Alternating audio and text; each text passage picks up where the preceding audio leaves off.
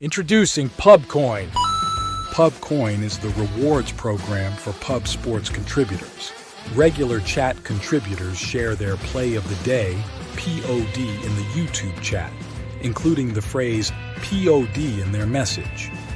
At the end of the week, the amount of units earned are converted into PubCoins. PubCoin can be used as reward points for prizes, shop discounts, and contests. Hey, what's going on, y'all? It's Mills here, Pub Sports Radio. Do you guys want to challenge the personalities here at Pub Sports Radio? Do you guys think you're better than them at entering in your MMA predictions and picks? Would you want to get paid for it? $100? Here's how you do it, man. You sign up right here at the link below. It's just this easy. PubSportsRadio.com. Enter your email. Pick your weekly picks.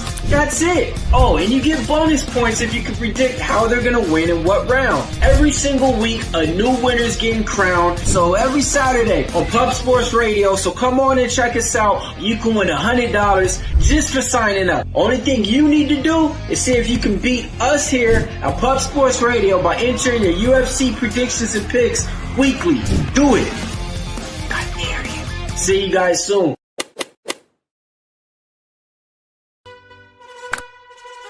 Your membership to Gold, you will be automatically entered in every horse race, every Wednesday and Friday. It is time to race horses.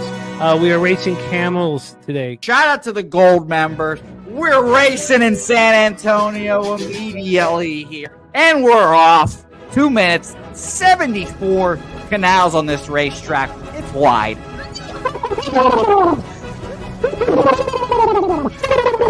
We're racing in San Antonio. Matt Wally moving forwardly. Jeff Slaughter in the mix as well. And as is Randall Sheffield, who's put that beautiful nose out front. But it's actually real grass here, Jimmy. Maybe Kentucky bluegrass. Oldie, no! Here he goes. There he goes. Oldie in the lead now. K. Wolf falls back. The horses love it. Sometimes they stop and eat it on the way to the finish line. That's why your horses start so far in the back. Here, oh, look at Nussflush Allen bursting out here. J-Dub in the mix. Rude Boy up here as well. Jimmy, take it away. There's Oldie. Oldie is moving to the front. We are past the halfway mark in our 2 mile. And there's Ricky Levy. Oh my goodness, he's in the mix here. Jimmy, take it home. This is our first dog race ever. 19 seconds left in the horse race here. It's Fernando Mendoza trying to find the wire. 14 seconds left. Can Fernando Mendoza take this home? Here comes Kenny Can. Kenny Can wants a piece of the pie. Put his schnoz up front. Ricky Bobby, 9 seconds left. Can Donut Silks make a run? Can Res Mall make a run to be $50? You son of a bitch! Here comes Tori Coker. Kenny Can Smoking Mirrors. Director 97 home. That is great. Here comes Jason Meyer, the other auto custodian. Billy Friedrich. Joe's one. They're all coming down to the finish. Coin!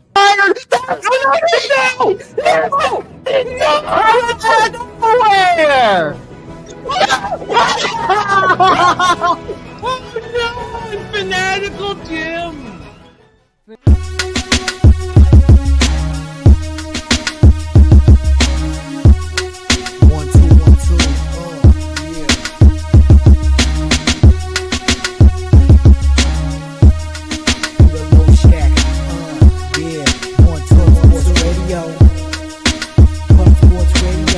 From the Corker Peter Low Shack, legendary sports handicapper, more dapper than a Dom. Father young phenom, known as Jimmy, who declared one day that the bag was here to stay. Information like a PSA, when we all PSR, Pub Sports Radio, bizarre. Is a man named Slaughter and he flipped the script. No competition in this they quit the trip. But we say we be pubbing, baby with the bag and you love it. You want a top 10, we above it. Let's check.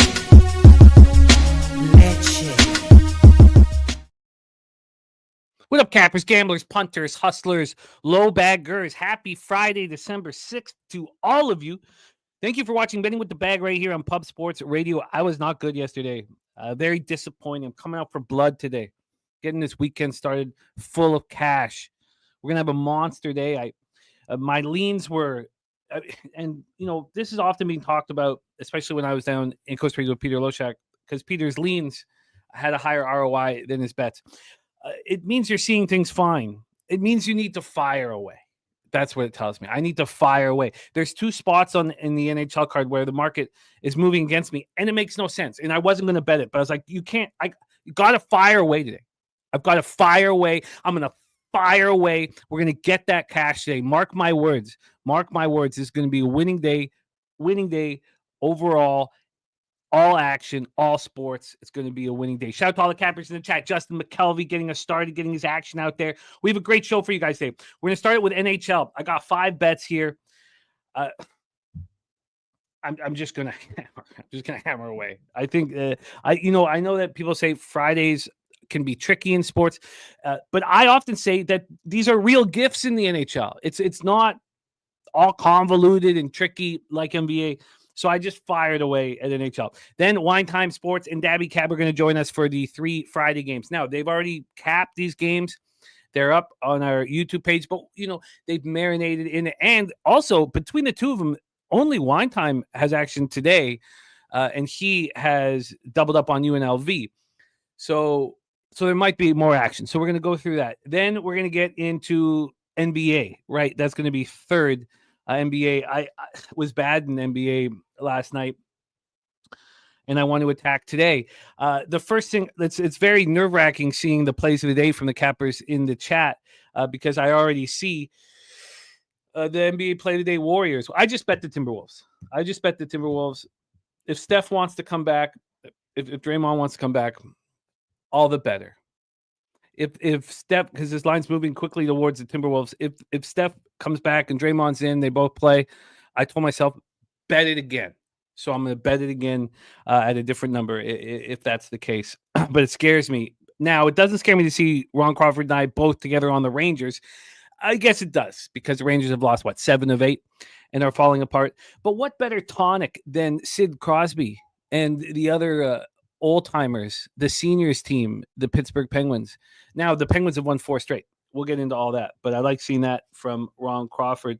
We have Justin McKelvey, 76ers over, or the 76ers game over 209, the Hawks game over 230.5 for Justin McKelvey. I got that copied and pasted.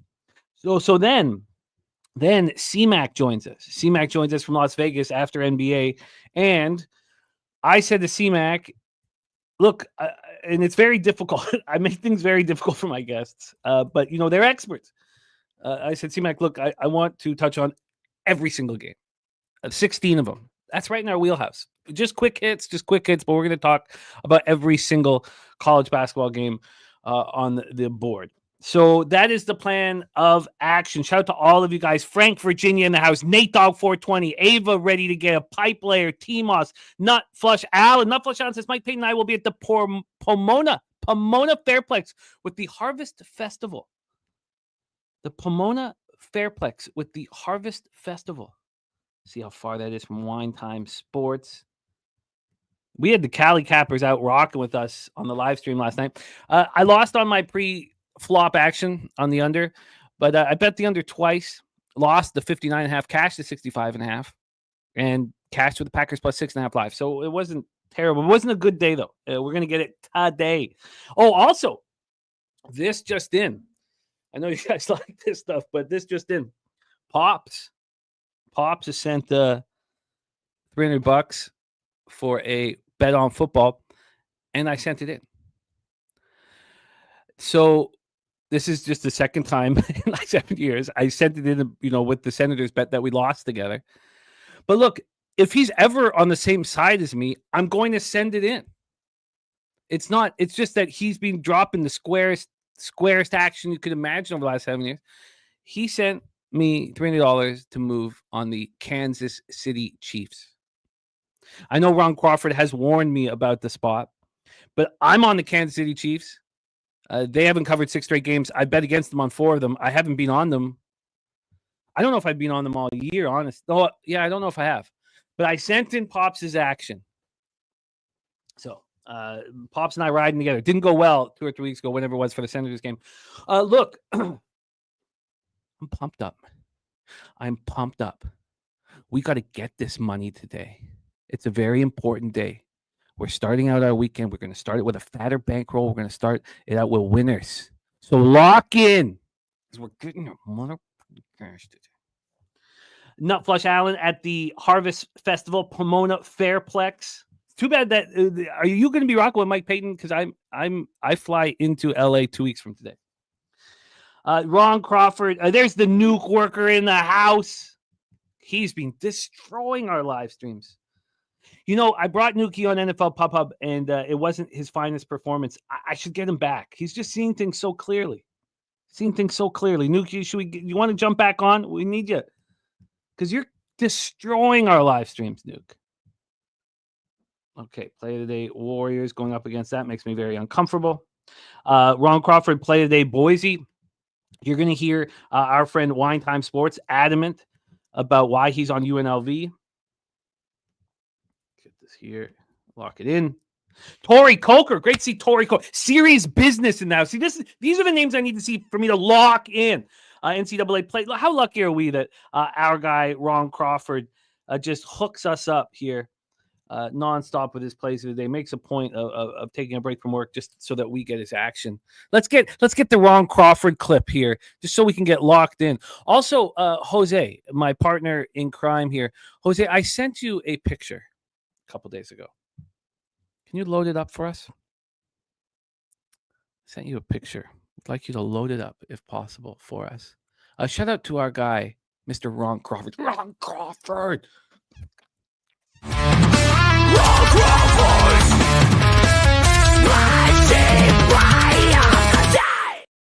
God, that doesn't pump you up, or the Vietnamese coffee. Then what does? What can, I ask you?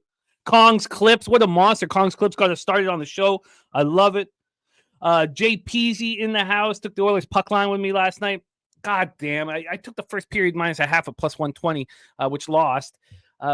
So frustrating. I should have just taken the team total over, I guess, or taken all three. It was such a slam dunk spot, and I didn't make enough money off of it. Crystal Craig in the house. Frank Virginia says Blues was the easiest NHL play last night. Frank Virginia, you won that game in overtime. If that was the easiest NHL play, stop betting NHL because it's too hard. If that was the easiest NHL play. 9 Legacy in the house play day. Orlando Magic. Devils minus 1.5. Isn't that a wild line for the Devils? I mean, just huge, huge favorites here. Get all of this locked in here. Okay. Let's get all of this locked in. Slatsy says very useful NHL trend. Wilder 16-1 last 17 versus Anaheim, 8-0 last 8 in Anaheim. Look, I've doubled up on that game, and it's the market is just confounding. For those of you guys who aren't watching these games, I can't wait to talk about it. We're going to talk about it here. Crystal Craig leading Devils puck line, but haven't bet it yet. It's just too expensive for me, but I get it. Chosen one ready to go. We Want Justice TV. Slatsy. Ron Crawford, T-Moss, D. Slatsy Devils Wild money line. Mike Wilkerson on the over in the UNLV game. Thank you, Mike. I will. Yes, Ron Crawford, you are needed. You swept the board. You are very much needed. Ron Crawford, you're already in. You're about to be promoted. Actually, I've been promoting you all week. Ron Crawford now in the top 5 NFL Pub Hub. We need you. We need you in. Okay, we got to get to work here. Let's just go over a couple more things here in the chat. T-Moss says Kelsey Mahomes going in business together caused a little tension between them too. I didn't know that. Chosen one on UNLV plus 4.5. Alex says Packers are now 13-0 on 7-point teasers, 12-1 on the 6-point. When are you going to make money with me, man? Well, I did bet them live at plus 6.5, but I don't bet teasers. And look, Alex, there's nothing wrong with betting them, but you know I track cappers very closely. And NFL Pub Hub, I track, of course, everybody very closely year after year after year. Teasers have the worst ROI of any single bet, and it's horrific. I'm not saying you guys can't win on it, but if my colleagues don't overall, why would it interest me? But Alex, you're saying you're focusing solely on the Packers. Look, I get that. It's great to see all of you guys. Oh, Sweaty Butcher, no worries, my man. Presidential Minded Kid, we got action coming in from everybody. Big Scott, Max, Griffin, and Choi. And Ron saying that goal should not have counted. It's, it was not an easy win for the Blues, man. Presidential Minded King coming in with his action. You guys know there's an angle that Bobano uses with great success. Teams who lose to the Sharks to back them the next week. I'm going up against that trend. I'm going to be fading the Capitals over and over and over again. I do not believe they're not even close to as good as their record indicates. I'm gonna fade them, and I'm gonna fade them, and I'm gonna fade them. Slatsy says watching the Habs win live and betting on it was glorious. We were all thinking about you. We were talking about you, man. Nate Dogg play of the day. Austin Matthews to score. Austin Matthews and Mitch Marner look spectacular together right now. It's the best I've seen the Leafs play. God, what are we going back to Doug Gilmour days? I mean, the Leafs are playing very, very good here. Ron Crawford says, can we change the pick? Yes, of course we can change the pick, Ron. This was a pick sent to me from our friend DJ Big Boss. Maybe you want to switch it to this. Is that what you're interested in, Ron? Just let me know. That was some material sent to me to inspire my capping. And it inspired many things in my life here. I replied in one word. I replied, hallelujah. Let's get to work, fellas. A lot of work to do. We start in NHL. There's BT in the house. My guy BT. Let's go. Look, it's Friday. We have a chance to cap together to lead us into the weekend. Let's get this money today. Let's lock in and let's get paid in full. Washington Capitals, Toronto Maple Leafs, how we get started, Scotiabank Arena. Look at the horrific record. Horrific. Gotta fix this shit here. Andrew G, Big Boss is the one that sent it to me. There's Joe Marinaccio, the Dapper Capper. How do you think I got it? Andrew G? Washington Capitals, Toronto Maple Leafs, Scotiabank Arena in Toronto, Ontario. We have Charlie Lindgren going up against Joseph Wall. Joseph Wall has been absolutely spectacular. There's my guy, Old E, in the house. Joseph Wall's been unbelievable. And, sometimes you have a really strong defense in front of you, which the Leafs don't. Now they're playing very defensive under Berube and playing very accountable under Berube, North Ender in the house. Joseph Wall looks phenomenal. He's in position at all times. He looks so in control right now. And Charlie Lindgren, I just look at the Capitals, 17-6-2, 9-2-0 on the road. So many people making so much money off of them. I do not, they're just not as good as their numbers indicate. And look, I will risk my future and I will risk my family's future fading the Washington Capitals. How about that? Now, this isn't the perfect spot, but you know what? If Washington shows out tonight, I'll fade them again tomorrow night in Montreal. If Washington loses tonight, I'll fade them again tomorrow night in Montreal. They're not that good of a hockey team. Leafs open up minus 143 right now. They're minus 145, 2-cent move towards them. This has been all over the place, this line.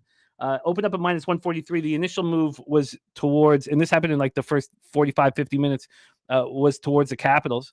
And then there was an 11-cent move at 10 at night back towards the Leafs. Been bouncing around right now. It's 2-cent move towards the Leafs. On the total here, we have a 6. The Leafs are playing a defensive, accountable hockey, and so are the Capitals. Maybe we should move on and under. Oh, Nate Dogg seeing Stolars. Can we get confirmation on that? Confirmation on that? I would like to know if we get confirmation. That's important. Stolars is expected. Okay, well, that's not great. Rem Most, it is risky. Rem Most. So that sucks that we don't have Joseph Wall. But it's not like Stolars didn't stand on his head to start the year, and he's being inspired by Wall. Both power plays, 21.8% and 20%. Both penalty killing, 82.9 and 82.8. Oh yeah, no, Frank, Virginia. I know nobody believes me that they're as bad as I think they are. That's fine. That's fine. And the market did, in fact, why don't we just quickly see? Oh, by the way, I did max bet the Dan Kelly future that he put into our chat yesterday. I max bet it this morning. Brooklyn Nets over 25.5 wins. I got minus 110. They already have 10. It's my first future of the NBA season. I'm not going to tweet it out because it's all Dan Kelly. So I'm just going to, it's just, I don't need it for my record. I just want the money. Let's go to the futures here on the Capitals. Let's get to their points here. Regular season points for the Washington Capitals. 101.5. Like the Capitals are going to go for $100 this year. What a joke. Okay. I'm going to add a future bet today after the show. Capitals under 101.5. Look, their free fall begun against the Sharks. There's Tim Montana BX in the house. Their free fall begins, or has already started. 101.5 points. Come on. Are you kidding me? Carberry, that good of a coach? Blow me. Capitals had their 4-game winning streak snapped in a 2-1 loss in overtime at home at San Jose on Tuesday. This is the beginning of a 3-game road trip, as I said. First of a back-to-back, they play Montreal tomorrow. Ovechkin, Sonny Milano remain out of the lineup. The Leafs come in. Yes, it's just nuts here. They're stripping the captaincy from Trouba Slatzy. We'll get into that. And I hesitated.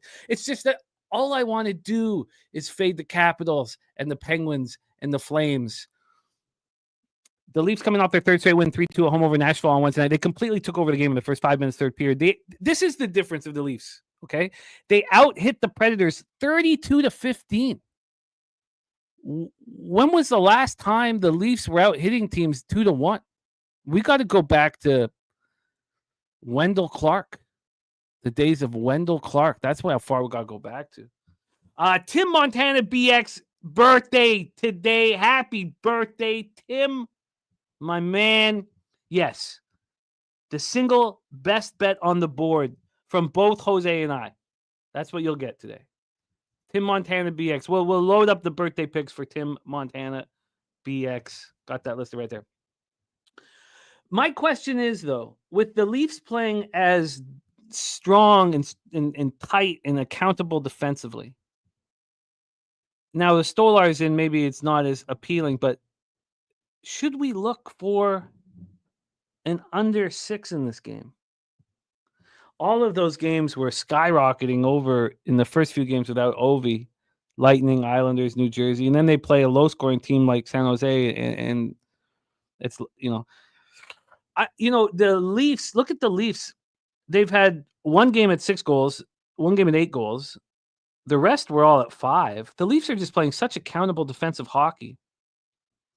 Kent Davies looking at the over. Okay, I'm on the Toronto Maple Leafs. I got the Leafs on the -1 line. I got it at -140 on the money line. I got the +170 on the puck line. Interestingly enough, everything that I bet was a better line at Bet365, which I found strange. I got the Leafs -1. I got +175 on the one puck line. I got +115 on the -1. I'll keep your note here, Kent on over. But I do have interest in the under. It's just for these types of spots. Now it's more helpful, I think, in basketball than in hockey. But who's going to dictate the pace? And that's the Leafs. And they're just playing extremely accountable defensive hockey right now. The best I've seen. Oh, you're not on. Okay. Okay. But you said you think. Okay. Okay. I'll put think in there, my man. All right. So I'm on the Leafs -1, and I will be on the Capitals under 101.5 points. Kent Davies says, not sure I can back the Leafs. Look, in Mark Sports Betting saying Stolarz is likely to start. I'm okay with Stolarz. I'd much rather have Wall, but I'm okay with Stolarz. He looked great to start the year, and that tandem is going well. A wager detected leaning to the over 6, so maybe I can stay off of the under. I'll spend a little bit more time on it. But this probably isn't like the perfect spot to back the Leafs. They're just rolling. They're playing very good hockey. It's not like, they're an angry group coming off a loss, which they haven't been very good in that situation either. But they're just rolling. They're coming off their third straight win. What have they won? 7 of 8. They're just rolling. So I lean to the under, and I may get there. I'll keep in mind Wager Detective here and Kent. WD. And Kent. Okay, but I'm on the Leafs -1. Let's roll. Next up for us, 7 p.m. Eastern, Seattle Kraken 12-13-1, 5-7-0 on the road. New Jersey Devils 17-9-2, 6-5-2 at home at Prudential Center in Newark, New Jersey. Philip Grubauer is in net. Can that be? Oh, and Leafs is a spreadsheet spot. I love it. Philip Grubauer is in net. Can anybody confirm Grubauer's appearance tonight? Because I just don't see how they could possibly go with the cord in the midst of this road trip. They've won 2 straight to start this road trip, but I just don't see how they could not go back to Grubauer, use Grubauer here, who's been horrific. 1-7, 3.62 goals against average, 862 save percentage. He's so bad. And look, Jacob Markstrom is a very average goalie. That's it. He's average. Might even be a little bit worse than average. Seattle power play 16.7%, penalty killing okay 78.5%. New Jersey Devils power play best in the league 34.5%, penalty killing 80.7%. So how in the world is this total not a 6 juice to the over? How? I just don't get it. This opened up at 6, a -116 to the over. Within 12 minutes, this was a 5.5. So obviously that's sharp money. Or the books are trying to trick us. And so I was like, okay, well, if the books are going to send this to 5.5, I'm not going to walk into their trap. And I was like, no. I got to stop doing this. I have to. How does this not go over? Seattle scoring at will. Did you see what Vince Dunn and Adam Larson combined for last night? Goal and 5 assists. They look excellent. Grubauer is the worst goaltender statistically in the National Hockey League. I know that Noonan would have something to say about that, but he looked a little better last night. The Devils coming off their second win in 3 games, 5-1 at the Rangers on Monday. They have an enormous rest advantage. Kraken on the second half of a back-to-back. Devils haven't played since Monday. There's going to be goals. There's got to be goals. Now, on the second half of a back-to-back, if you're a tired group, you usually just kind of keep the puck in deep, take short shifts. Mally Mouse says Leafs unders at home been going crazy.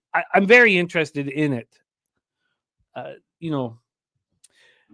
The Leafs, Berube picks and chooses when he puts Marner and Matthews together.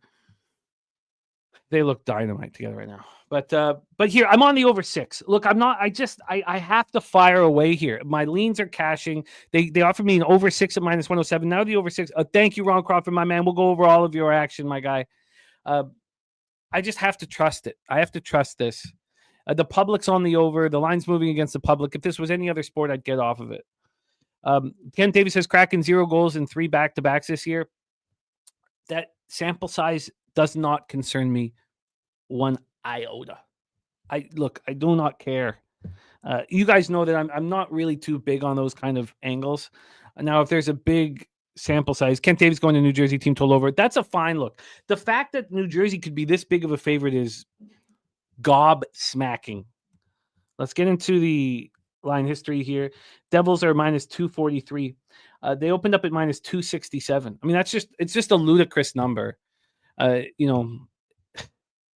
I had bigger balls or a bigger bankroll, if I was going really high volume in NHL, I'd probably move on the Kraken. It probably makes sense to have a Kraken in their pocket, but I'm on the over 6 at -107. This market is telling me it's a trap. This market's telling me that it's a mistake. Kent Davies going over the Kraken, not being shut out in their 3 back-to-backs. That doesn't make any sense. It doesn't make any sense. This team looks good offensively. I do not think that will continue here. And Markstrom does not scare me at all. Let's roll on. 7:30 p.m. Eastern, Pittsburgh Penguins 11-12-4, 4-6-2 on the road. New York Rangers 13-10-1, 6-5-1 at home. We're at Madison Square Garden. Oh, wow, Ava. That's wild. That's wild. Jose, go back to the last game if you don't mind. Let's just go back for a second and let's see if some other books have done that too. So we have here, the book we used to do our poker tournaments at minus 240 opener. And this got up to minus 270 at 8:42 in the morning. It's come back 18 cents to minus 252. The only book here I see with them juiced is another very highly thought of offshore that opened it at minus 270, and it's just still at minus 270. So interesting. All right, let's roll on to Penguins Rangers. So they're close to firing Peter Laviolette. If they lose this game tonight, I'm sure he's fired. They've stripped Jacob Trouba of his captaincy. Adam Fox, the great defenseman, who will be one of the stars on Team USA's Four Nations team, hasn't scored a goal in 40 games. This team is playing so poorly, and it makes no sense. It makes no sense. When we go over, who is failing this hockey team, it's Mika Zibanejad, who has a ton of character. He's a minus 14. It's crazy. 5 goals. Alex Lafreniere, not sophomore slump, but it feels like he had that huge year last year. He's just not falling. He's a minus 11. And then you got Filipino is a plus 9. Capo Caco is a plus 10. Their young players are stepping up. Their vets are playing terrible. Here are stats that make no sense. Adam Fox has 0 goals this year. Chris Kreider has 0 assists. How? It means that you're not around scoring chances. If you're not getting a second assist, it's absolutely shocking here. Absolutely shocking. So, with all that being said, I want to fade the Penguins. I want to fade Tristan Jarry. These guys, I don't know what the hell is going on. This is probably, if I wasn't angry about last night and all my leans hitting, I probably let this go. But I can't. I know these players, the Kreiders and the Foxes and the Zibanejads. I've followed them their whole careers. They have too much heart. Now, Jacob Trouba has heart. And I don't know what the hell's happened there. And I don't know how him not being in the room today is going to affect the Rangers. And yet still, I must fade the Penguins. Coming off their 4th straight win, 5-4 in overtime over Florida. Their power play's rolling. The Rangers have lost 6 of 7, and I must back them here. And, Ron Crawford felt the same thing. So this line's now moving towards Pittsburgh. This opened up minus 186. This was minus 203 at 7:30 in the morning. It's now minus 178. I took the minus 1 line. I just must be on them. Minus 1 at minus 121. I didn't get it at a great time. I got minus 185 on the money line and plus 135 on the puck line. Nate Dogg seeing Nedeljkovic. Well, that would be better for them. Can we get a confirmation on, is it Needles? Let's get Nedeljkovic here. Has he been any better? 3.31 goals against average, 883 save percentage. He looked good in that last game at home against Calgary, but if you go back a week before that, he's playing every week basically right now. A week before that, he allows 6 goals to Utah at home. Another thing about Needles here, he was a Vezina finalist and just given away for a 3rd-round pick by Steve Yzerman. He has not played in a road game since November 7th. It's almost been a month. And that game was a game against Carolina when he allowed 5 goals. So look, Needles, Jarry. Now, Needles does step up at times. Make America great again in the house. Great to see you, man. Slatzy says, Rangers are a very fragile team right now. Stay off from me. I completely understand that.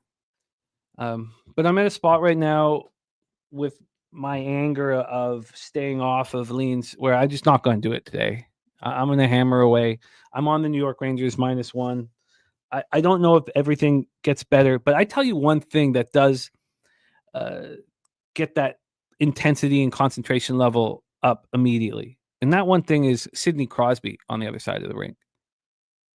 I just think the Rangers come to play. I don't know if there's a sickness, and I don't mean like a cold or flu. I just mean like a problem in the locker room that could really affect this team moving forward. But to fade the Penguins is a great joy. Let's move on. 10 p.m. Eastern, Columbus Blue Jackets 11-10-3, 3-7-2 on the road at the Vancouver Canucks 13-7-4, 3-5-3 at home at Rogers Arena, Vancouver, BC. Good news from JT Miller. Looks like he'll be back next week. I want to fade this Canucks team so badly, but not here. I just can't quite do it with the Columbus Blue Jackets. I find it they're just not good enough. So I thought about taking the Jackets first period because they're on the second half of back-to-back after falling 6-3 last night. And even that, they've been so bad on the road. They were outscored 9-3 in the Alberta portion of their road trip. They're playing without Igor Chinnikov, whom I like. The Canucks return home after a 6-game road trip, closed with a 3-2 overtime loss in Minnesota on Tuesday. They're playing better than I thought they would. The final 3 games of the trip all went to overtime. They now start a 6-game homestand. So they'll continue to be without JT Miller and Philip Hronek. So for me, then I was like, okay, well, if I'm not going to fade the Canucks tonight, when am I going to fade them? Tell me when I'm going to fade them. So I want to fade this team. So it looks like we get a beautiful opportunity on this homestand. And it starts on Sunday. They face the Tampa Bay Lightning. Then on Tuesday, they face the Blues. Thursday, they face the Panthers. Saturday, they face the Bruins. And Monday, they face the Avalanche. I would like to fade them on every single game of that homestand. I don't know if that will come to fruition, but I would like to fade. I think that they're overvalued in the marketplace. They're not as good as numbers indicate. Nate Dogg, first period over, and Quinn Hughes to score. Wager Detective talk about the under 6.5 Pens Rangers. Wager Detective, when you have all the question marks around the team like we do with the New York Rangers, it's not very comfortable to back a total or to expect the real accountability defensively, but we'll see. So I'm off that spot. Let's move on to the next spot. 2 games left in NHL before we get into the 3 Friday college football games with Daby Cab and Wine Time Sports. We have Dallas Stars at Vegas Golden Knights. So this was one thing that I could add here. Dallas Stars are 16-8-0, 6-6-0 on the road to the Vegas Golden Knights, 16-7-3, 10-3-0 at home. We're at T-Mobile Arena in Las Vegas, Nevada. Slatsy saying Canucks have scored 5-5, 4-2, and 5 last 5 versus the Jackets. Look at the Canucks team total over 3.5. North Ender on Stars money line. I'm interested in that. And the Sweaty Butcher says he's got a prime cut in NBA today. Wait for the NBA segment to share. That's coming up soon. We'll be in the NBA segment in probably 40 minutes. Let's roll. Jake Ottinger versus Aiden Hill. Let's get into the line history here for this one. We have Dallas at minus 119. And they opened up at minus 128, which was, how I don't understand. As much as I want to fade Vegas on the third game in 4 nights, and this is probably the spot to do it, I needed to talk it out to have the confidence to back to fade Vegas as a home dog. Okay, thank you, Irish King, my man. North Ender got minus 115. Yeah, there was times you can get minus 115. It got not you got it at the right time. This got up to minus 128 again at 5:42 in the morning. The Anaheim Ducks right now, and I've watched them pretty closely. They don't have Zegras, and Carlson is hurt. Zegras, I think, is done for the year. They haven't announced it, but that was horrible. They're playing horrific. They couldn't be playing any worse. Oh, great job, DC, my man. Those 2 spots I was against you cashed both, DC. Great job. So how much do we take of Vegas's win? Also, Mark Stone's now in a regular jersey at practice. So we expect him to probably be back. He's been out for 12 games. He probably is back tonight. Let me mention something about the Dallas Stars here. And shout out to Justin McKelvey gifting a Pub Sports Radio membership. Dr. 99, DR 99 getting it. Thank you, Justin, my man. Blessing our action. Here we go. The Stars just hit the lottery. Tyler Seguin his $9.85 million going to be wiped off the books. And just like Vegas has done to Dallas. Tyler said game will be ready for game 1 of the playoffs. And the Stars will have $9.85 extra million to build their hockey team. It's such a big deal to get this extra $9.85 million that the Stars, we should look at the Stars now in the future market. They're going to be buyers at the deadline, and not just minor buyers, monstrous buyers. Stars are 11-1 to win the Cup. To win the conference, they are 525. It might be enough to think about moving on Stars futures right now, because those additions are going to be huge. Wyatt Johnston also off to a tough start. I got him in Hockey Pool. If you look at his Corsi numbers, all the advanced metrics, he's going to explode at any moment. He has like a 4% shooting percentage. Like, all that's going to change here quickly. Ottinger versus Adin Hill. Dallas coming off having their 3-game winning streak snapped in a 3-2 loss to the Kings on Wednesday night. So just to give an idea of this market here with the Stars favorites here in Vegas. Stars are just 6-6 on the road. The Knights are 10-3 at home. It was the same fishy line with the Kings Stars game. The Kings were favorites. The line was, they were opening up their arms to Stars money. Excuse me. Now they're opening up their arms to Golden Knights money. Okay, so during this talk, I thought that I would get more interested in the under, because Vegas is playing as accountable hockey as I've ever seen, and this is gone to 6.5 at some books. So I guess I don't just want to add the Stars, which I needed to talk it out to feel bullishness here. Their 3rd game in 4 nights for the Vegas Knights. Maybe they get Mark Stone back, which doesn't always help, even though it really helped. It really helped the Oilers getting Zach Hyman back last night. I think this is a Stars and the under. But let's just take a quick look at what's happened with these teams when they have played this year and what's gone on the last few games. Because I'm watching Vegas playing so accountable. Just unbelievably accountable. You have the Stars coming in off a loss. Their last 3 games, 4 goals versus Winnipeg, 3 goals versus Utah, and 5 goals versus the Kings. When they get on the road, lower scoring games, happen. The Golden Knights just beat Edmonton 1-0. That's the way they're going to play. The Golden Knights have scored 1 goal in their last 2 home games. So I think I got to move on the Stars. I think I just got to absolutely attack this board today. So I'm going to think about the Stars futures. It's not going to be something I hammer right away while I hammer the under 101.5 points for the Capitals. But Stars and under is probably going to move on to my card. Let's move on to the final spot on the board before we have Wine Time and Daby Cab in college football. We are Minnesota Wild 17-4-4, 10-1-3 on the road. The Anaheim Ducks 10-10-3, 5-7-1 at home Honda Center in Anaheim, California. Honestly, with Minnesota already out without Matt Zuccarello and now without Joel Eriksson and Jonas Brodin, 2 great players, I would like to not back the Wild. In fact, I would like to find spots to fade them. The Anaheim Ducks are about to lose 10 straight hockey games. They look horrific. Now, can Leo Carlsson come back and change that? That's possible. They're young stars.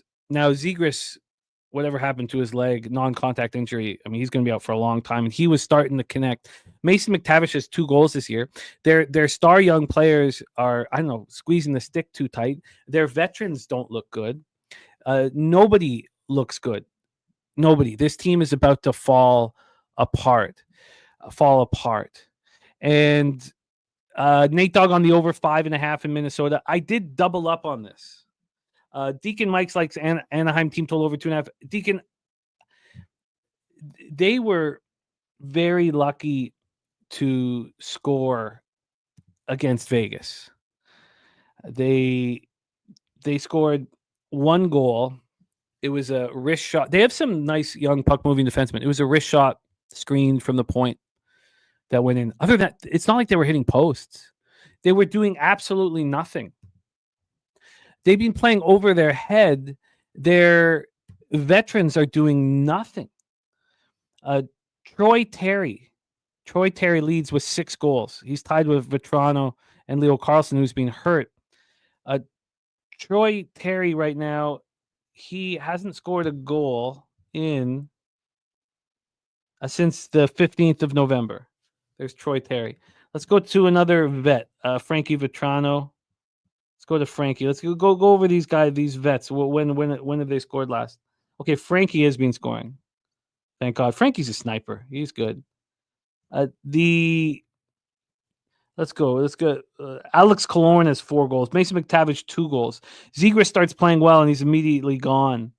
So I thought of taking under 2.5 in regulation is interesting. Philly Eagle Flyer. I looked at the team total under 2.5. I probably should even bet at -140. Instead, I took the under 6. I do not know how this is going over. And even if the public and the market's moving this to the over, I'm not going to. I'm going to trust the cap here. Lucas Dostal is a phenomenal goaltender. It doesn't matter that Marc-Andre Fleury's in net because the Ducks do nothing. They do absolutely nothing. And they're beat up. This is a beat-up squad. Now, if Carlson comes back, that's huge.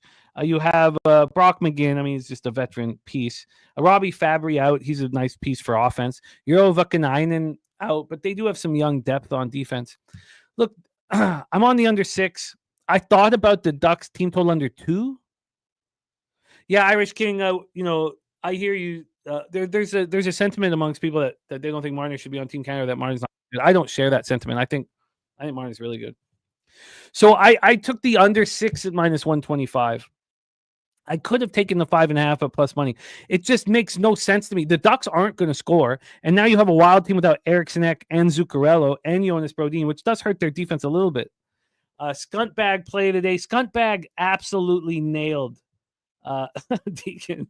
Scuntbag absolutely nailed that Seattle game last night, and he's on the Vegas Knights at plus 105.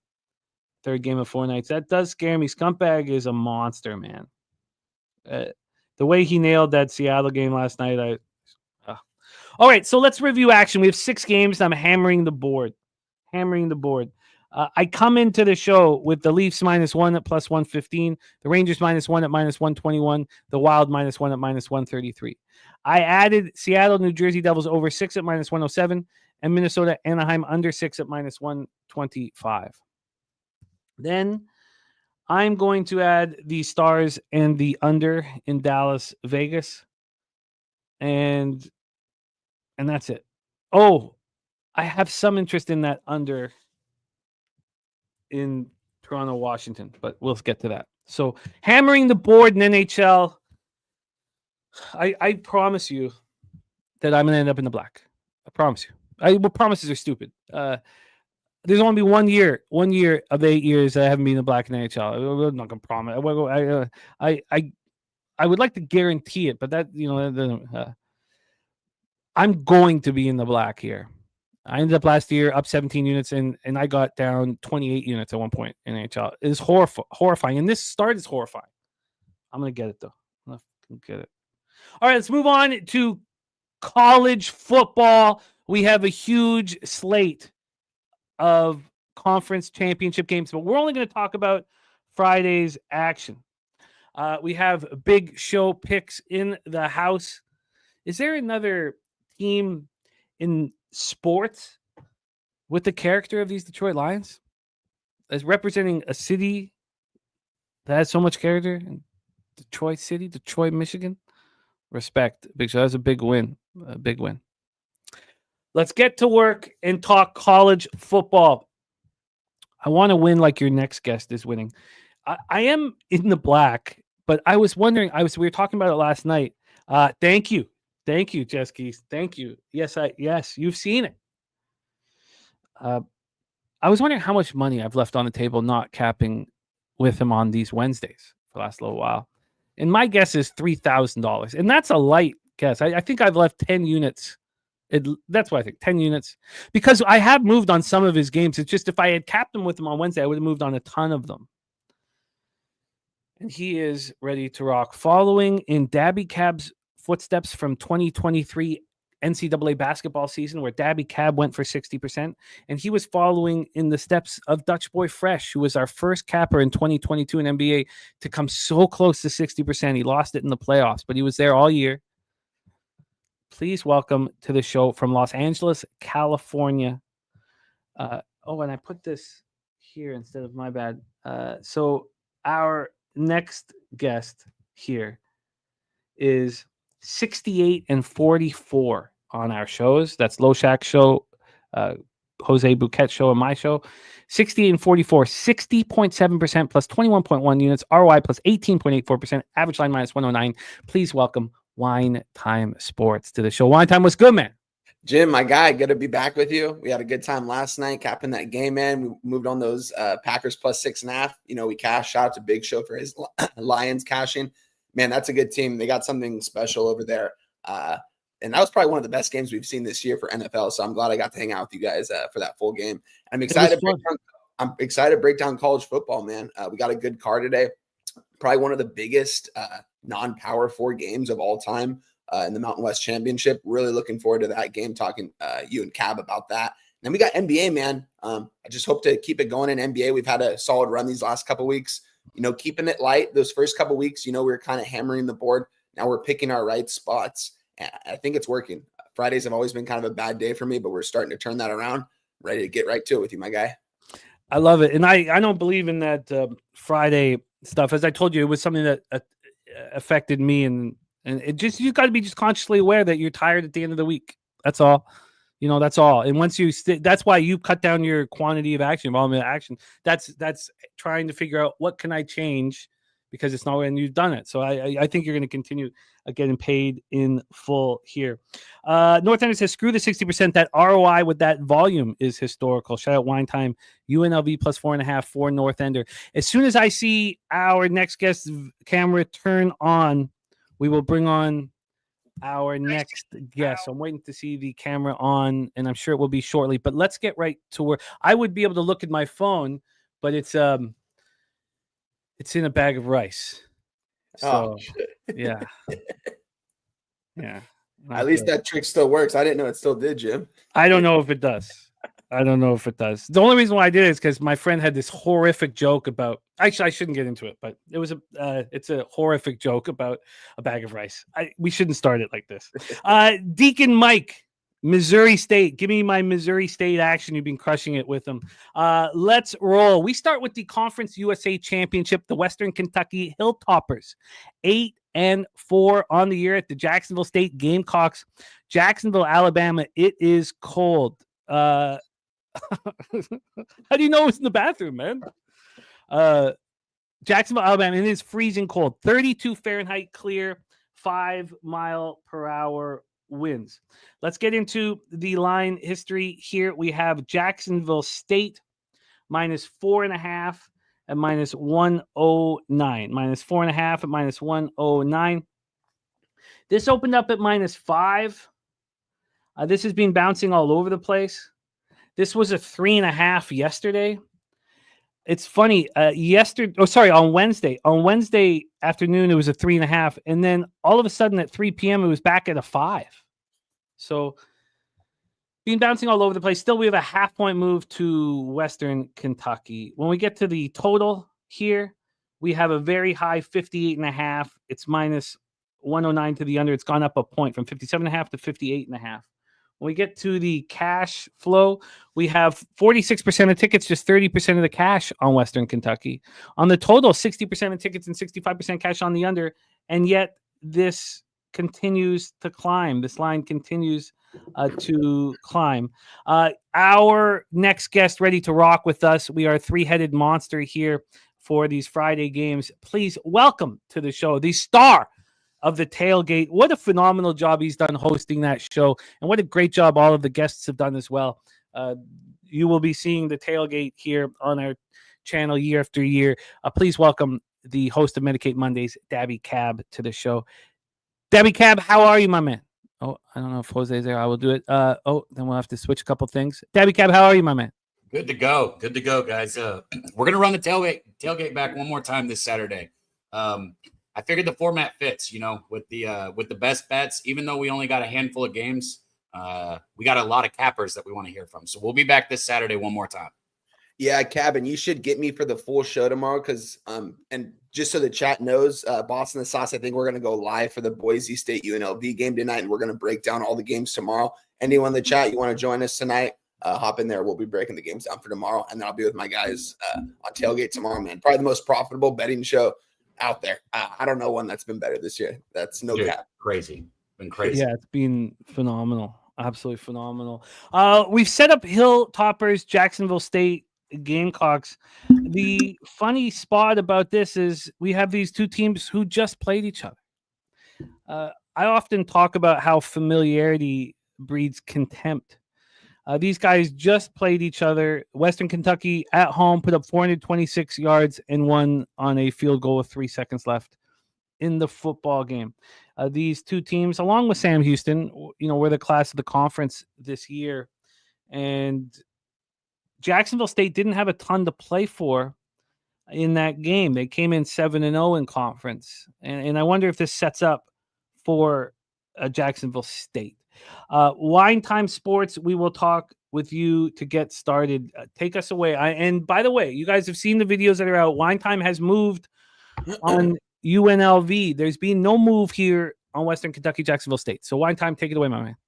Yeah, this should be a good game right here, man. Jacksonville State, their head coach, Ridge Rodriguez, he's kind of been everywhere now, every major program, and he's at a program like Jacksonville State.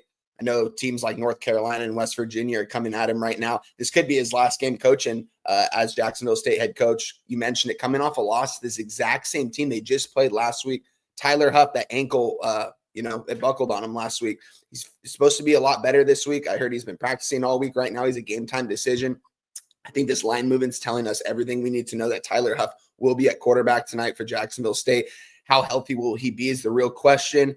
I'm guessing he should be out there rocking and rolling. This is a conference championship game. This is pretty much a home field advantage for them. This isn't actually at Jacksonville State, but I believe this is in Alabama.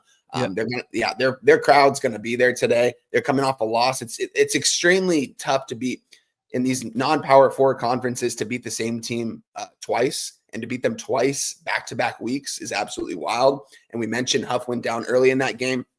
They like to run the offense completely through him. So they are going to need him healthy for this one. But I think the line movement's telling us everything we need to know here.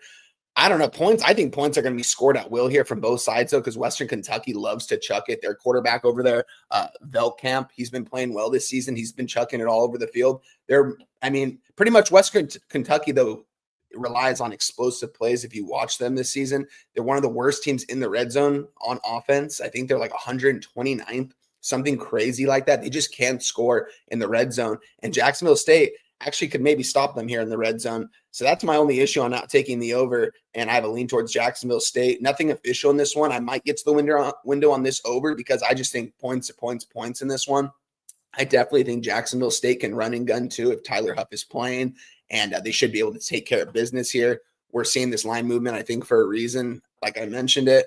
So I'm gonna stay off it for right now, but I definitely have a strong lean towards this over and a lean towards Jacksonville State in Rich Rodriguez's potential last game as the head coach.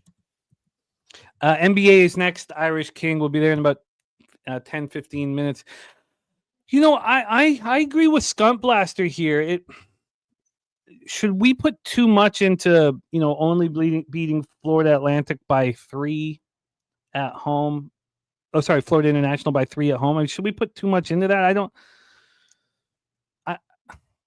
I think they turn it on here and beat up on the Hilltoppers. Let's hear what Daby Cab has to say. Hilltoppers, Jacksonville State Conference USA Championship game. You're muted, my man. I don't know what Western Kentucky is going to do to stop Jacksonville State from running the football here, honestly. And like Wine Time said, they're going to, the more they're able to run it, the more they're going to open up the field to pass also. But Jacksonville State, they're a team that runs the ball 66% of their time. One of the better ground games out there. And like I said, I don't think Western Kentucky is going to be able to stop them. It's going to be, one of those things where Western Kentucky's defense is going to be on the field too long, right? Because Jacksonville State's going to run the football and they're going to score points. They're going to move the football up and down the field. I think there will be points. I agree with that. And then Western Kentucky is going to get out there and they're going to throw the ball, and there's a couple things that can happen. One, you go 3 and out, you put your defense right back on the field. 2, you throw the ball down the field, you get a couple big plays. Well, you put your defense right back on the field, right? I think Western Kentucky's defense is going to be on the field here too long. I like Jacksonville State. I just haven't bet it. Nice. I like Jacksonville State too. I think what Wine Time was saying, I mean, from a market standpoint, I love Daby Cab's X's and O's there, but from a market standpoint, Huff is in. This line's going to keep moving. It's a 4.5 now at some very sharp books. Not only is it a 4.5 now, but it's juiced to Jacksonville State, which means 5s are coming. Yeah, maybe even 5.5 by game time. If you're going to take Jacksonville State, guys, move on it right now. I might move on. I might even look at their team total. Shout out to Nutflesh Allen if he's got anything for me on a team total in this one. That actually looks like a good spot for Jacksonville State as well. By the end of the show, I might give out something on this game. I want to give out something because I feel like we have some value in this game, especially seeing these teams. They just played. They just saw each other. I know I'm kind of hoping for the opposite result, the over and Jacksonville State because the under and Western Kentucky won last week. But I just think back-to-back weeks, these teams facing each other. Jacksonville State, they want to win this game. They want to go out on a high note, being the conference champion. Western Kentucky, I'm actually surprised they're here. This isn't that good of a team by any means. And I mentioned their struggles in the red zone. That's what's going to haunt them today if they continue to do that. So we'll see. Jacksonville State's definitely the play, in my opinion. Well, I'm going to bet it right now because there's a 4 with regular VIG at 365. I'm going to bet it right now. I'm going to bet it right now. I love the fact that these teams just played. Western Kentucky wins a game that means nothing to Jacksonville State. The public sees Western Kentucky win. Jacksonville State clearly with the plan. Let's show them nothing. Yeah, I'm moving on it with you, Jim. I got a -4, -110 with my local right now. So lock me in. I'm going to move on it with you guys because I do think Jacksonville State can beat these guys by 10 plus easy, honestly. So yeah, lock me in Jacksonville State -4 or -110.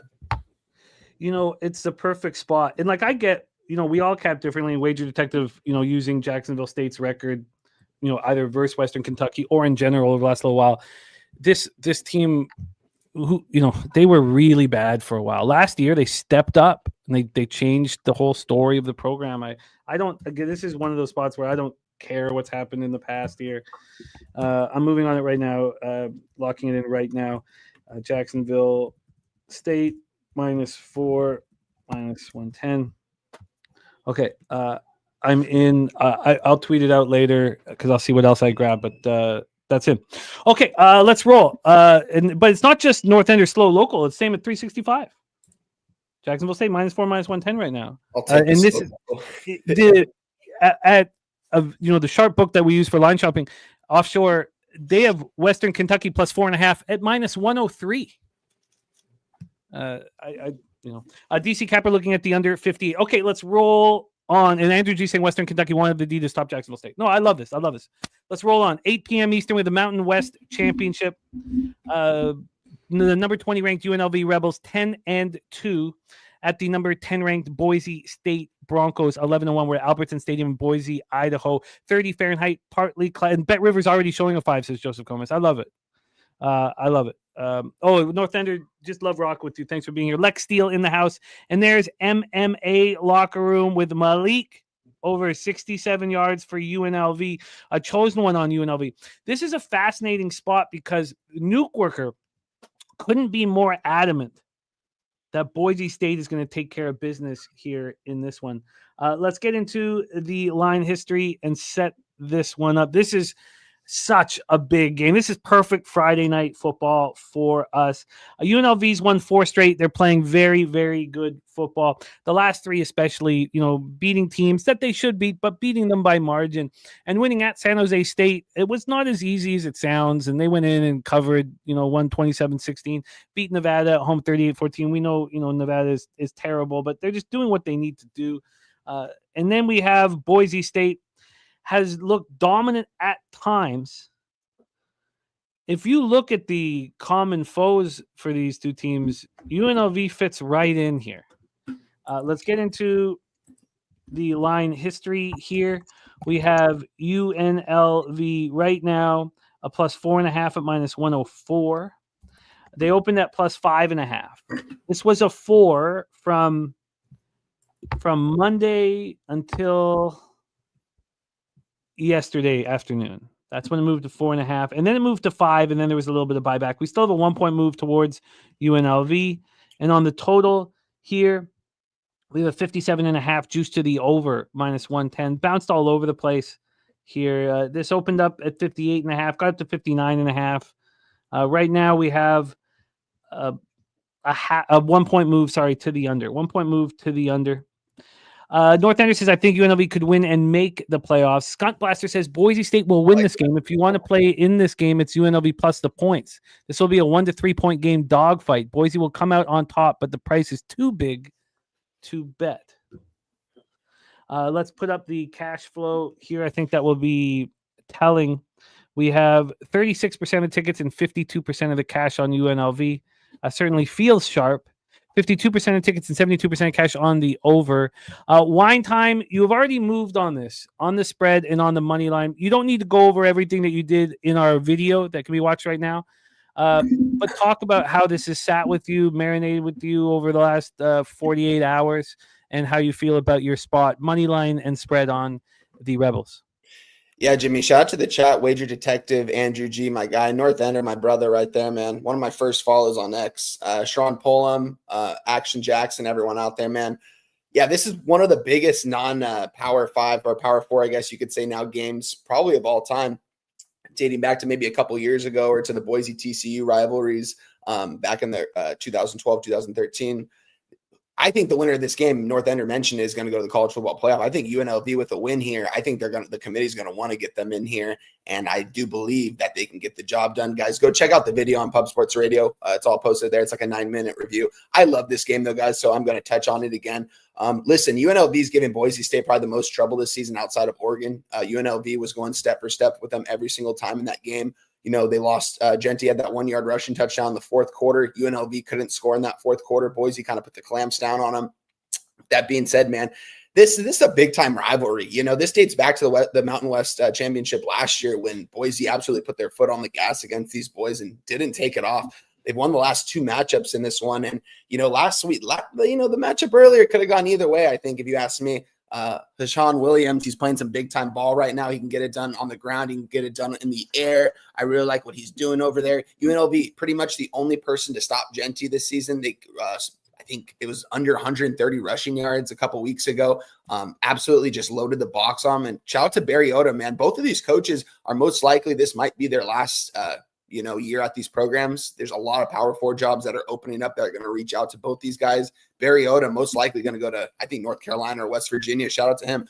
But with that being said, they built something special with both these two programs in the Mountain West, and it's really it's really cool to watch, to see a Mountain West team potentially have a shot at the college football playoff. I think UNLV, the writing's written on the wall right now for them. This is a big revenge game. When we broke this game down a couple weeks ago, I think it was with both of you guys too. I'm not sure if this was a Friday night game earlier this season. I think it was, though, if I'm not mistaken, crazy enough. But I said UNLV is going to lose this game, and when they face each other in the Mountain West Championship, because I knew these two teams were going to be there, they're going to get their revenge and they're going to get it done. I'm on the +4. You can get a 4.5. Before I got on the show, my book was giving me a 5. It's back down to a 4.5 right now. Kind of worried me a little bit, but I mean, the sharp money is definitely on UNLV. And I just think the general public, they love Ashton Genty. I mean, what can you not love about the guy? You know, he's going to be a first-round draft pick. He's getting the ball 30 to 40 times a game. And if UNLV can hold them to, under 150 rushing yards, there's no way that their quarterback Madsen's going to beat them through the air, because this UNLV defense is pretty good. These two quarterbacks, Williams is by far the better quarterback, if you ask me. And he's got that guy, Ricky White, wide receiver, get the ball in this guy's hand. He's got over 1,000 receiving yards this year. He's a dog out there. Watch him get involved in this one too. UNLV is going to run the ball as they have been all season, though. UNLV, main game plan, shut down Ashton Genty. I just added this play, so we have 3 plays in this game. Give me under 173. 170. What's your number? I think you can get more than that. Let me pull it up for you. Give me best number available. You can get 177.5. Is it being just climbing? Yeah, because I mean, it's all over the place. I see 173.5, 174.5, 176.5, 177.5 is the best. I see it all the way down to 170.5 at some places. It's everywhere, man. Yeah, I'm seeing 173.5 for me right now. I have 176.5. Yeah, if I can get a better number, lock me in for the best number available. Because, yeah, I think Genty's going to get 30 touches in this one. But UNLV, I mean, their whole game plan has to be to shut down this guy, load the box, exactly what you did last time, limit the explosive plays. Because Ashton Genty, I mentioned, he gets these 35 carries, but it's only like maybe 3 or 4 runs where he just goes for 20 yards plus. Limit the explosive plays by him, and you're going to win this game outright. I think they have the talent to do it. I think they know if they win this game, they're the Mountain West champs, and they're going to go to the college football playoff, which is wild. So give me UNLV in every way, shape, or form here. You think UNLV gets in if they win this? I believe so. I think the committee is going to want to get a non-Power 4 program in regardless. So I think the winner of this is going to go. And UNLV, they've had a good schedule. You know, it hasn't been weak by any means. I mean, it'll be interesting to see. I think they have to. Yeah. I don't think it's a choice. I think they're going to say, look, the winner of this game has to go into the college. Yeah, that's what I was thinking too. Yeah, and for the whole conference, like you have, I think it's just whoever wins this game is in to the college football playoffs. This is gonna be a fun game though. In Boise, Idaho, on the blue turf, guys. You know, primetime matchup, a big matchup here, guys. Like we're not going to see one of these non-Power 4 matchups like this again for probably a couple years to come. So keep watching this game. I really want to hear Daby Cab's thoughts on that prop as well, because I've only moved on that one prop and we lost it. Newkirk says UNLV couldn't beat Syracuse. Syracuse beat Miami. That was a terrible spot, right? We were all on Syracuse. Yeah. That was just a horrible spot. They played their first game with Malik. They dominated. They won by 50 points. Everybody was slapping each other in the ass for no reason. I say this all the time. Wins and losses are not transitional. Matchups are, but wins and losses are not. Yeah, perfectly put. So I don't think, Nuke, that game should be in our head here. But you know, there's a lot of people who have a true faith in this Boise State Broncos team who haven't, been putting it on right now. And you're definitely like no one's saying, Nuke, this is a mistake or anything like that. You being on Boise State and your bullishness on Boise State is completely legit, and it's the reason why I haven't already bet UNLV. But I want to bet UNLV. So let's hear what Daby Cab has to say. And Daby, touch on the prop as well. Yeah. Nutflush says the under is screaming at me. The team that gets the lead leads the clock with the run. Let's just look at that total once more before we get to Daby. So it's gone down from 58.5 to 57.5. Yeah. It's gone from 58.5 to 57.5 with 52% of tickets and 72% of cash on the over. This is fascinating. Okay, take it away, Daby Cab. I'm all ears. So now, correct me if I'm wrong, but UNLV is 0-7 in this matchup, right? That's what I got right here in front of me. They have not beat Boise State ever in this matchup. Check me real quick if you can, Wine Time. But I think Boise State, they have lost the last. I have the last 5 right here. They have lost the last 5 matchups. Okay, so I'm pretty sure 0-7 is the number. Then that rings true. And you look at it and you say, okay, Boise State covered this number earlier this year. Boise State covered this number, and it was 4. It was last year in this championship game. It was the same line. It was a -4. They covered it, last year in the championship game. Boise State's got a Heisman contender. Everybody, even though Boise State's a non-Power 4 school, everybody knows Boise State. Everybody knows Gentry. Everybody can see that Boise State, gets in the playoffs if they win this. There's no question mark like there is with UNLV. And you're telling me the number's a 4 at home for them? I mean, come on. You think about all those things that I just said. Are they not begging us to bet on Boise State right now? I swear to God, that's what it feels like. And as far as that rushing prop goes, UNLV held him to, I think, 129 in the first game. Wine Time said it earlier or something like that. It's because both teams run the ball, all right? And it's funny to say that 129 yards is his second worst performance on the season, but that's the second least yards that Gentry's got. And I think it tells you, enough that his prop is 20 yards down from where it usually is every week. I think it goes under, honestly. It's a weird thing to bet on somebody that's, a Heisman candidate, and the prop is so high. I know it's a weird thing to bet, but honestly, I think it goes under. Especially if the game goes under. If both these teams are running the football, bleeding the clock, I think 177 yards is a fuck ton to ask for. I love this. So what? Okay, I know you haven't gone to the window with anything at this point. What would the first thing you would go to the window with? Would it be Genty under 177.5? Would it be the under 57.5? Or would it be UNLV plus 4.5? Probably Gentry. rushing prop under. Action Jack says, are they begging you to take Boise with that number? I mean, Wager Detective, we read that market very different. Bigger bets on the over and the total dropping a point. But again, you have complete autonomy with how you want to read the marketplace. Troy Torrance, Western Kentucky +5, UNLV +4, Miami of Ohio -1.5, Arizona State -1.5, Texas -2.5, and Penn State +3.5. Leonard Portuguese says, after watching 4 quarters of Boise versus Wyoming, I don't think Boise's very good, but it was on the road, I guess. Still not impressed. It was a very strange game where they did nothing. Ava looking at Boise first half. Okay, I'm going to copy and paste Troy's actions. Well, you know what I'm going to do? I told myself after all the leans cash yesterday that I'm just going to fire away. I'm going to bet all 3. Gentry or Gentry? I don't know. Whatever. It's all good. I'm going to bet all 3. But I'm not going to put 300 to pop. I'll make it 200 to pop. So I'm a little not as, so I'm going to bet all 3. I'm going to bet all 3 right now. I'm getting the under 176.5, so I'm going to bet that. From a total spot, let me just hook this up. I've already given you that 177.5 here. The book that we use for line movements isn't offering any Genty props, so nothing there. And then the total here, 57.5 here at 365. What can I get here? Same 57.5, just 4 cents different. I'll cover the 4 cents to not send it in. Then UNLV +4.5 -104. The +5's -111. I don't think it matters much between the 4.5 and 5, but I will take the 5. So I'm going to move on both. Robert Franklin joining me on the under. I'm going to lock in here. Oh, I moved on Jacksonville State. Troy, it was a very enjoyable breakdown. And I'm moving on Jacksonville State. So anything going to make official for you? We have Millsy MMA locker room on the over 67 yards rush yards. Anything for you, Daby Cab, to make official at this point? No, but I real quick, Genty is not Barry Sanders. Come on, don't put that in the chat. You're no. He's more like what was that guy's name for the Buffalo and the Mac? Patterson. What was that guy's name? Oh yeah, he was where is he now? God, he's not exactly my point. He's more like him. Don't compare him to Barry Sanders, bro.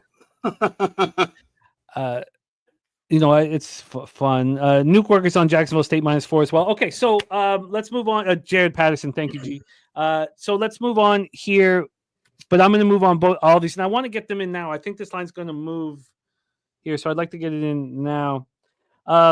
Troy Torrance says, I have some inside scoop on Western Kentucky. They have some trick plays, new looks for red zone situations. Well, they better. Because their red zone is being atrocious. One of the worst red zone offenses in all of college football, man. They rely on the explosive plays. If they don't hit the explosive plays, they're going to be in big trouble.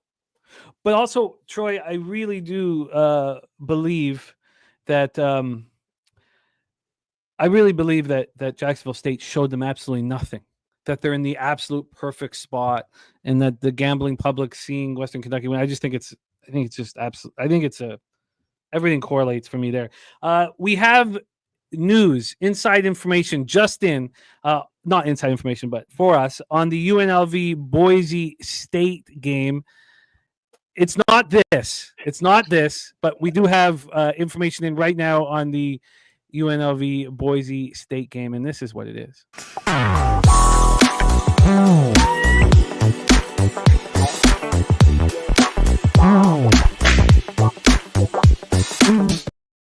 The taint play of the day is the under 57.5 in UNLV Boise State. The under 57.5 in UNLV Boise State.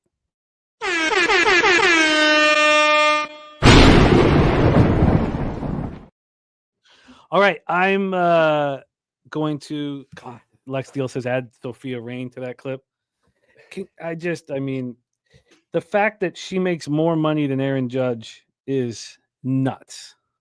Okay, let's move on. Here, we move on to the AAC Championship. The Tulane Green Wave, 9-3 at number 24 ranked Army Black Knights, 10-1. We're in West Point, New York, 26 Fahrenheit, mostly cloudy. 6-mile-per-hour winds. Let's get into the line history here. We have this total at 45.5 at -112. Opened up at 47. We have a 1.5 drop here. From a point spread situation, we have Tulane -4.5 at -107. This opened up at 5. It's dropped a half point towards Army.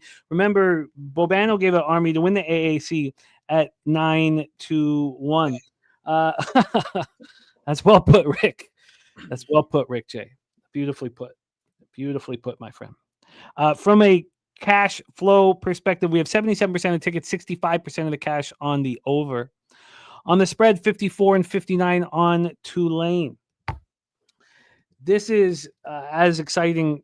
This is going to be such a fun night. I can't believe both games have to go on at the same time, but, we can just flip back and forth. Tulane didn't have anything to play for and showed it against Memphis. Looked terrible, but who cares? Just put a line through that. Who cares? Army lost badly to Notre Dame. Was that a sign of what happens when Army plays against elite competition? Do you consider Tulane to be elite competition? Maybe not. Maybe they're just good competition. Who does Army, who have they played that can compare to Tulane other than Notre Dame? Nobody. It's a pretty weak group. Lehigh, Florida Atlantic, Rice, Temple, Tulsa, UAB, East Carolina, Air Force, North Texas, UTSA. UTSA, they beat them by 5 at home. This is a fascinating spot here.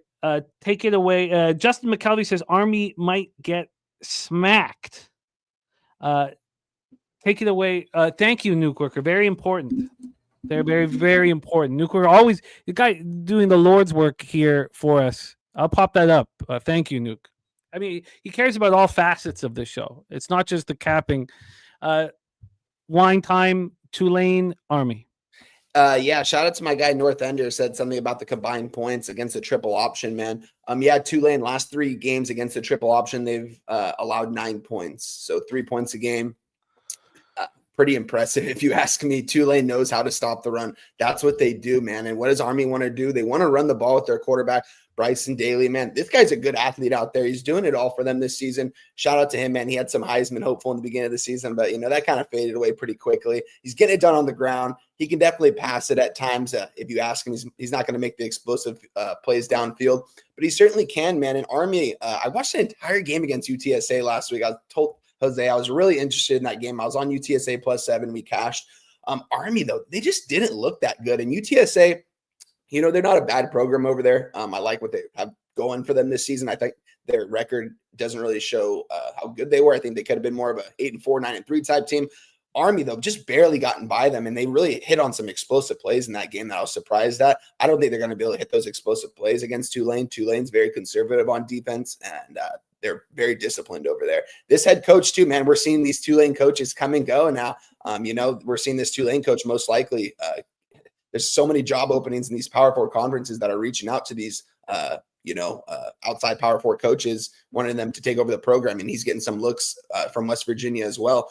So we'll see about that, man. But I could only take Tulane, but I'm going to make it simple, guys. There's no way Army can score 3 touchdowns in this game against this Tulane defense. We're going to take the team total. Shout out to my guy, Nutflesh Allen. I never take team totals. I'm taking this team total after looking at this all morning long. Team total under 20 -110 for Army. I don't think they score 3 touchdowns in this game. I don't think they score 2 touchdowns in this game. I think they're going to get shut down completely. They're one-dimensional offense. If you know how to stop the triple option, you know what to do. That's the key to success in this game for them. Unless Daly can show me that he can pass for 200 to 300 yards in the air, which, he hasn't thrown for all season, I'm going to take the under 20 total points for Army. If you're on the under total points, are you close to Tulane -4.5? I am. I'm pretty close there. I just got a good amount of action for this weekend. I didn't want to force anything. I don't want to risk. I'm just going to trust the fact that Army can't score 3 touchdowns in this one. Tulane, they most likely can, but 4.5. I'm going to stay away from this side. I definitely have a lean towards Tulane. I would never take Army in this spot. There's no. The more I'm talking about this, the more I want to take Tulane. So I might. Tulane is the number one thing that I want to bet today that I haven't bet. Yeah. So Take it away. Let's hear Daby Cab get us to get to the window. Take it away, Daby. I mean, I'm going to echo some of the same things that he just said, but Tulane's the top lean on my card that I want to bet, and I might do it. And honestly, I might just, get that 3 or under 3 in the first half, which is crazy because this is sitting at 4.5, and I don't even know if you can get under 3 in the first half. It shows that they don't want to give you that line. This is a Tulane team that, I know we saw them give up 34 points against Memphis last week, but they gave up the second fewest points among ACC teams. 18.4 points per game. Like I said, there was a little bit of a bad taste left in your mouth with that last game against Memphis, but on the season, the defense has been great. And you look at the offense too for Tulane. I mean, this is a Tulane team. Let's not forget that came into the season ranked number 17 in the nation. Okay. This was a team after what they did last year. There were very high hopes for, a lot of positive things going into this season, and they've scored at least 24 points in every conference game this year. And they were averaging 39.1 points per game in conference. And that's complete and utter dominance. If you think about the points allowed that I talked about, the defense and the points scored for the offense, they're going to look at this season and they're going to be frustrated that they swung and missed with what they had and where they started and where they could have been. That being said, you win a championship right here, and it sure feels a little bit better than it did if you don't, right? It feels a lot better blowing that 17th rank and the potential. So I like Tulane, Jimmy. I like Tulane. I like them first half here. Wow. Shit. I almost want to just let you go ahead and make it official, I guess. Well, let's just go over a couple more things here. The book that we use for line study, this was one of the big tells for me when I started doing much better in college basketball. I was like, look at these bets that they don't want you to make. This book, right? For the team total for Army, they're only offering it at 21.5, and it's minus 159 to the under. Wow. They don't want you to bet it. Yep, that's exactly right. Wow. Okay. Well, I'm moving on both. I said today I was going to fire. I was pissed off. You know what I think? I can't wait. Look, I love NFL so much, but I'm kind of excited for it, honestly, to be over just because I want to get back to Tuesday, Wednesday, Thursday, Friday. Because I just feel like when I start Thursday with you guys, I'm so focused on NFL. I'm just not as sharp. I'm just not well-rounded, sharp, firing away. And then Friday, I'm like, okay, I'll go because I've got the Thursday under my belt. I'm moving on all these games with you guys. I love the breakdowns here. We got Auburn and Duke playing on Tuesdays and Wednesdays, and fucking Siena and Dick Lick State playing on Fridays. I need you, Jimmy. Come on. It won't be long. Okay, I am betting this right now. So why don't you take it over, Daby? Is this a move that you're going to make, or are you going to hold off? What are you thinking? Yeah, I'll take that first half, man. I know we got the bowl games that we're going to cap here too on betting with the bag, but we're not going to just sit here on the sidelines through these championship games. Fuck that. I'll take Tulane first half. I'm not going to have a bunch of action today, but I'll take that one. Yeah, shout out to our guy Kong. I know he's big on Army. He's got Army here. He's made money on Army all year, all season. Yeah, all season. So shout out to him. He's been on daily. His props also. Army's quarterback been good for him, but man, I got to take Tulane here. I got to do it. Yeah, I might end up moving on Tulane. I'll tweet it out if so. I mean, it's definitely the right side to be in this one. Tulane, man, if they win last week and they win this game, are they potentially in the college football playoff? I don't know, man. They've had a pretty good – I don't know because, they're probably not. But that was a big loss for them last week. They should come out here angry, wanting to win a conference championship. This is probably their coach's last game coaching at Tulane, even though he's only been their head coach for 1 year, I believe. But, yeah, and shout out to my guy Dutch Boy Fresh in the chat, my guy right there. Says the tailgaters, what a B, fellas. Good to see you. Tailgater too, Dutch. You're tailgater too, man. You killed it this season on the tailgate, man. Okay, I'm going to if you guys can I just want to get this out and done with. I'll use this for another chance to tell you guys we're going to be back this Saturday. I know we kind of made it sound like we weren't, but we are. We're going to be back this Saturday for the tailgate championship weekend. It'll be wine time. Kong, Dutch, me, Moose, I think he'll be back also. We didn't have Moose last week, but we'll get Moose back. Guns, you know what the deal is. Our guy Stacks, hopefully Stacks can jump on. Last week, Jimmy, if you didn't know this, and if you guys in the chat didn't know this, we had 5 people on the show, and not one person went negative. Every single person gave out at least 3 bets and went positive. I mean, that's awesome. That's huge. That's not easy to do, man. Like that's not easy to do. And we've been doing that all season long. It seems like, I mean, majority of the cappers coming on there, and even the losses, it seems like the information the cappers give out on them, you still have to back the play no matter what. Man, it's crazy. I've tailed some of Guns' plays, some of Moose's plays, some of Cab's plays this year, and the ROI is definitely up because of it. When I go through after each show and I go through the bets that everybody made, I'm like, God damn, these are some sharp motherfuckers. Yeah. I mean, dude, it's a blessing that we have this group, man. I mean, you put the group together on Saturdays, Cab. Shout out to you, man. You got a good group of guys, man. Dude, it's funny. Me and Moose, man, you should see our text messages back and forth these last couple of weeks talking about these games, man. Just paragraphs, just like information on different stuff, man. It's so much fun talking ball with you guys, man. This is a good community that we got here. Moose is the man. Jimmy, you should subscribe to that Moose Dive that he offers everyone. Just send Moose your email. Guys, he writes you up like pages of information on each game, regardless of if you want to take his bets. A lot of information, just guys. Analysis, just pages of information. And he puts work into it, man. It's what he loves. And he gives it to everyone for free. So, guys, let me get a refill real quick. I'll be right back. Okay. Do you want to, Daby, just take a second here while I'm just getting this out here and let us know your best bet or your favorite spot on tomorrow's card? Yeah, for tomorrow. Okay. And I've seen a lot of people going back and forth on this one in the chat. And the market, okay, the market on this game tomorrow scares me. I'm not going to lie about that. But I'm talking about the Penn State Oregon game here. Market is screaming Penn State. I get it. But I've said this. Wine Time said it. We've talked about it. Penn State is the worst number 4 ranked football team in the nation that I have seen in a long time. They're the worst team since last time they hit number 4 this season, right? I don't think Penn State's a very good football team. I just don't. And I think Oregon probably is the best team in college football this year. I don't think that number 1 is like a wrong. And even though people are talking about motivation, Oregon gets the bye in the playoffs anyways. What are they playing for? What do you mean, what are they playing for? They're playing for a conference championship, okay? Like, if this was the last game of the season and if they lost it, it didn't really matter. They still get in the playoffs. That's one thing.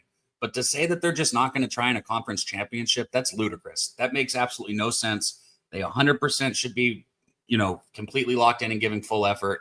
And with that being said, I don't think Penn State has a chance. So I got Oregon. And then another one I'm high on, Jimmy, is Arizona State. I like Arizona State a lot. I think they keep this momentum rolling into this weekend. Some people say, oh, they got here. They did it. They didn't do nothing. They got to win this weekend. They got to keep going. And they win this weekend. Guess where they're going? They're going to the playoffs. So shout out to Arizona State. I would much rather see them than Iowa State in the playoffs. So Arizona State and Oregon are my 2 favorite bets this weekend. Yeah, Cab. I mean, I've been touching on this Arizona State team these last couple of weeks, man. I mean, people are starting to ask me if I'm an ASU fan now, man. Kenny Dillingham, what he's building over there is something special. Troy, if you're in the chat, man, go watch the breakdown that me and Jose did on Wednesday. You're going to love it because I know you're on the ASU side with me as well. It's a clear-cut ASU spot, man. It's crazy to think that this might be a coaching advantage towards Kenny Dillingham. Don't get me wrong. Matt Campbell's a great coach over there. What he's doing, what he's built for that Iowa State program, first 10-win season. And I think in program history, they're going to compete for a Big 12 title. Just all the momentum, man. ASU, like how can you not, man? Like, who's going to stop Cam Scatterbo on Iowa State? I mean, That secondary, very disciplined. We talked about on Wednesday. It's a really good secondary. You don't want to attack that secondary. Number 1 receiver's out. That's fine. We don't need to we got a couple other playmakers. You get the ball in their hands and work in open space and not have to do too much. Let Cam take over, and Levitt too, man. He can run with the ball too. He's a really good athlete over there. And I just think if they win this championship, man, this is like so big time. And I did move on them plus 350 with Jose to win the Big 12 title a couple weeks ago. So I hope they do take care of business. Slowly become an ASU fan just because I love what Dillingham's doing over there. He's 33 years old, guys. His special teams coordinator was his high school football coach. Like, how crazy is that, man? Like, it's nuts. So he's been around a lot of good minds in college football. I don't know how long he'll be in Tempe for because he is from there. I hope he stays there for a while, but other schools are going to be signing some checks to get him to go there. Excellent work, fellas. It is time to move on to NBA here. Daby, what did you get on the first half? I haven't bet it yet. I was hoping you were line shopping for me. Let me pull it up real quick because I got to bet it as soon as we're. Well, I'll bet it right now. Hold on. Let me pull it up. Okay, we'll get that pulled up. We have Wine Time and I going to move on to NBA. I've moved on 6 spots on today's card in college football. Jacksonville State -4, -110, got that at 365. UNLV +5 at -111 from Penny. Oh, sorry. I won't say that. UNLV Boise State under 58, -113, same book. Genty under 176.5 rushing at 365. Tulane -4.5, -107 at that book. And then Army team total under 20.5. I had to pay a lot for it. I had to pay a lot. It's very expensive, -125. But are there? It looks like I'm probably going to have to take a -3. You guys don't see any 2.5s out there for the first half. Let me check right now. For which game, Cab? Sorry, for the Tulane game? Army. Let me check right now. Sorry, guys. See, no worries. First half. I mean, it's a good sign if there's only 3s, honestly. Yeah, there's just 3s across the board. Just 3s, -110 for me. But the 3 is juiced at some books, and sharp books. Well, I got a -105 on the 3, so there we go. Nice. Okay. All right. Daby is locked in here, and then Wine Time has made moves on UNLV +4, UNLV moneyline +160, Genty under 177.5 yards. He's moved on Army team total under 20.5. What did you get for that? -110. Under 20. No, Jim, it's under 20, I believe. I didn't get 20. Oh, okay. Yeah, I got under 20. Yeah, 20. I was -1, cost me -125 here. Did you get the 20.5? Yes, but it was cost 15 cents. I would have paid up if I could have gotten that, honestly, but that's what I got, so that's what I'll give out. And I did move on. I moved on Jacksonville State with you guys, -4, -110. I added that play today. I might end up getting to the window on Tulane, guys. We'll see. I don't know. I hope I'm not too late by the time it kicks off, but that's definitely the side I'm leaning towards. And Daby Cab, do the first half. Tulane first half -3, -105. All right, we are in business. Daby Cab will be joining us for our final game here on the program, so he's got some time. Illinois fighting Illini at Northwestern Wildcats. We will see you then, my friend. Good shit. There he is. Cadabra. Great work. That was a lot of fun. Let's get into NBA here, Wine Time. And you have almost climbed out of the hole you dug yourself in early in the year. And I, after going 0-3 last night, I apologize. I know I had a lot of my friends rocking with me on the Alper and Sengun.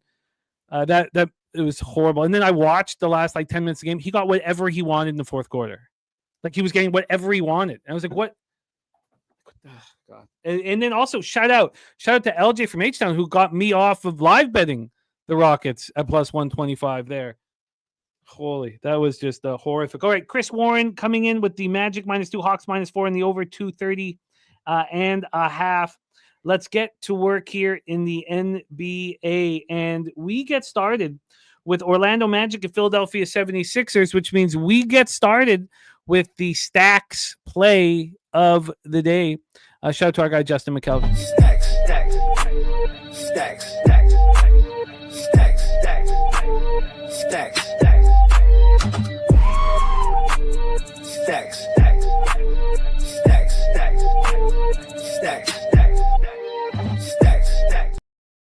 All right, let's roll. Orlando Magic 15-8, 6-8 on the road. Sixers 5-14, 2-7 at home. Wells Fargo Center in Philadelphia, Pennsylvania.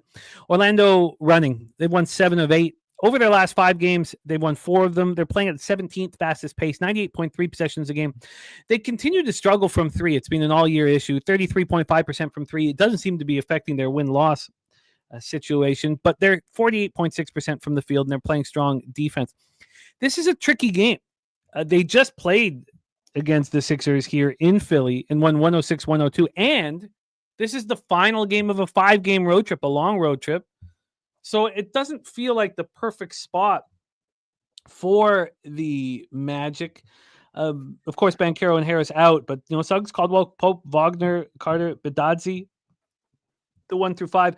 Of course, Embiid out for the Sixers, and then Andre Drummond is a game time decision listed as questionable.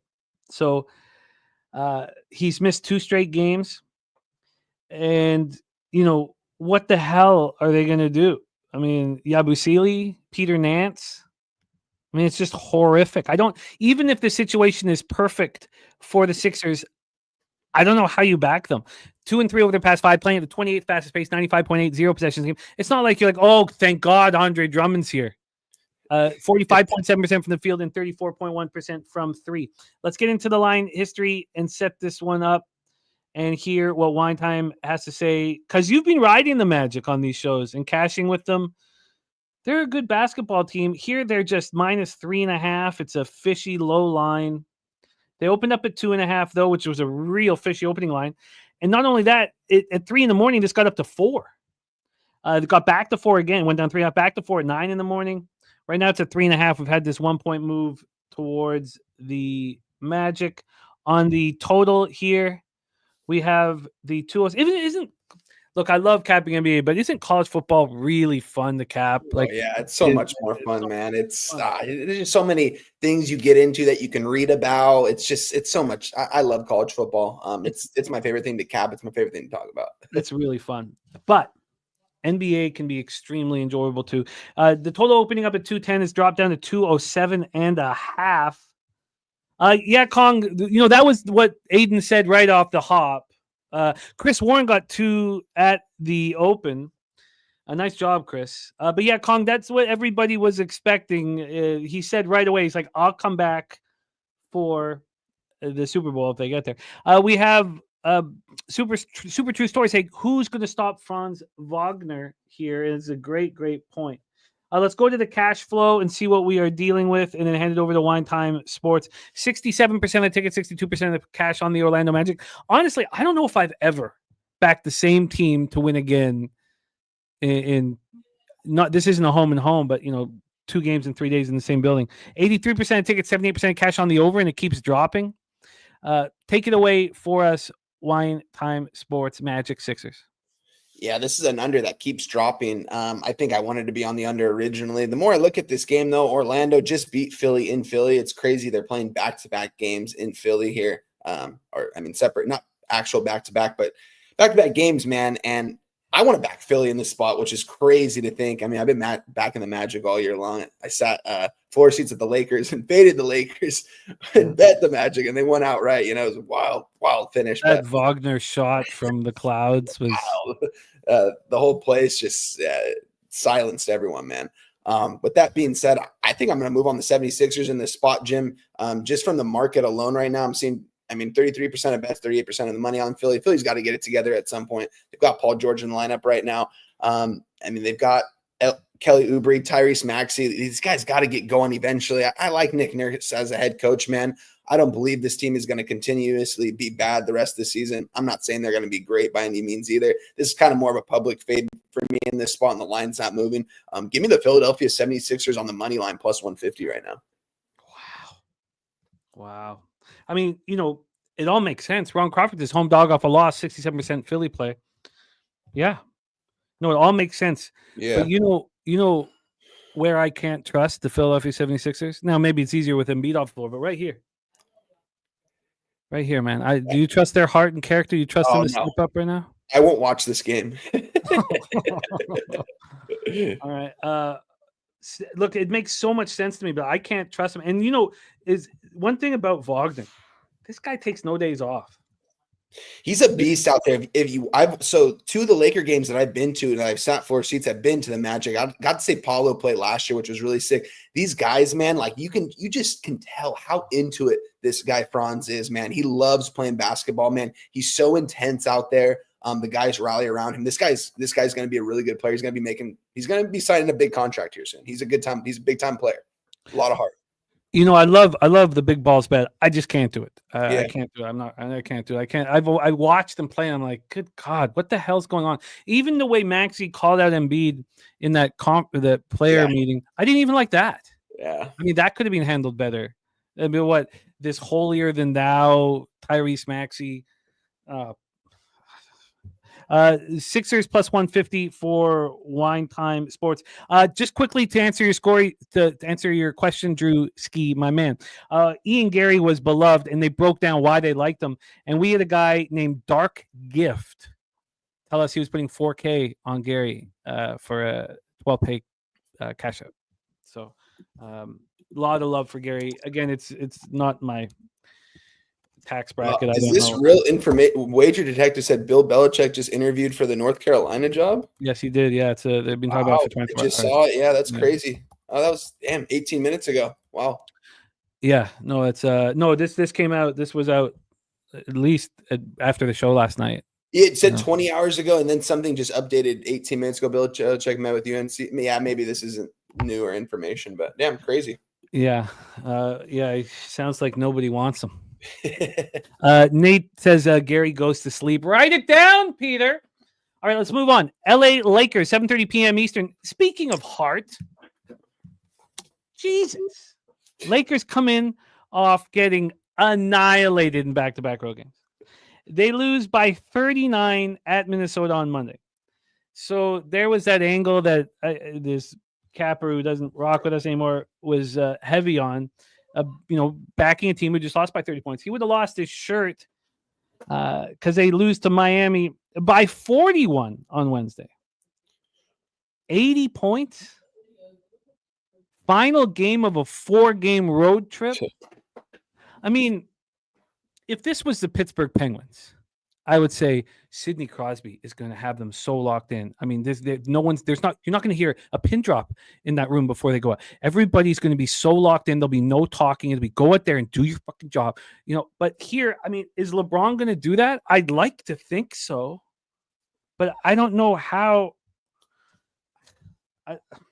State Farm Arena in Atlanta, Georgia. Hawks running nice right now. Coming off their 5th straight win, 119-104 at Milwaukee on Wednesday. Over these 5 games, they're playing at the 5th fastest pace. That's regular for them. They've been running fast. 103.3 possessions a game, 48.5% from the field, and 35.2 from 3. In this 5-game run for the Lakers, where they're 2-3, they've shot 26.6% from 3, and it's LeBron who can't hit any of these baskets here. Let's take a look at the latest injury report from this morning. And, of course, it's the Lakers, so it's an absolute mess. LeBron here is a game time decision due to left foot soreness. Wow. In danger of missing his first game of the season. Yeah, this line's jumping. Someone's not playing, Jim. This is 5.5, man. Open at a 1.5? Then you have AD here listed as probable. Maybe this is what the Lakers need. Get LeBron off the floor. Make sure his son is not allowed in the facility.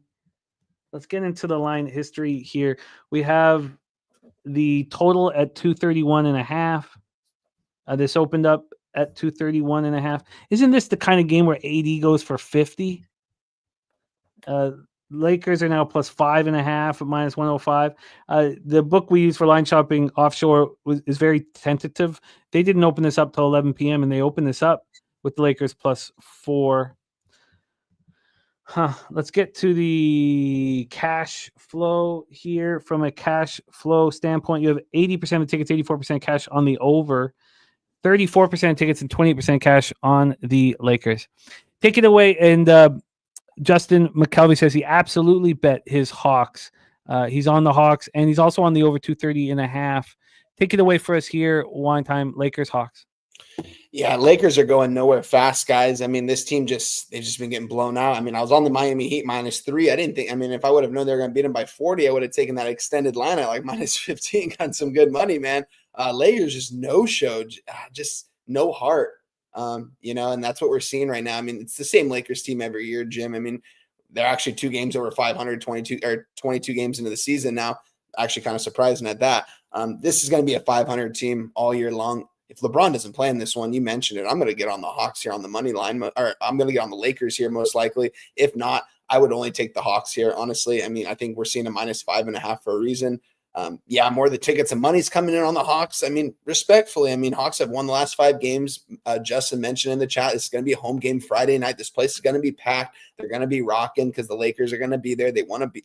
Whenever the Lakers come to town, it's always going to be a rocking show, man. And the Hawks are going to want to put that on display here on a Friday night, I think. I'm nothing on this game for me, but Friday night in Hotlanta, man, sold out for this. Yeah. Even when they were the worst team in the league, this Friday night Lakers was must watch. That front 100%. Row filled with every all the stars that we listen to.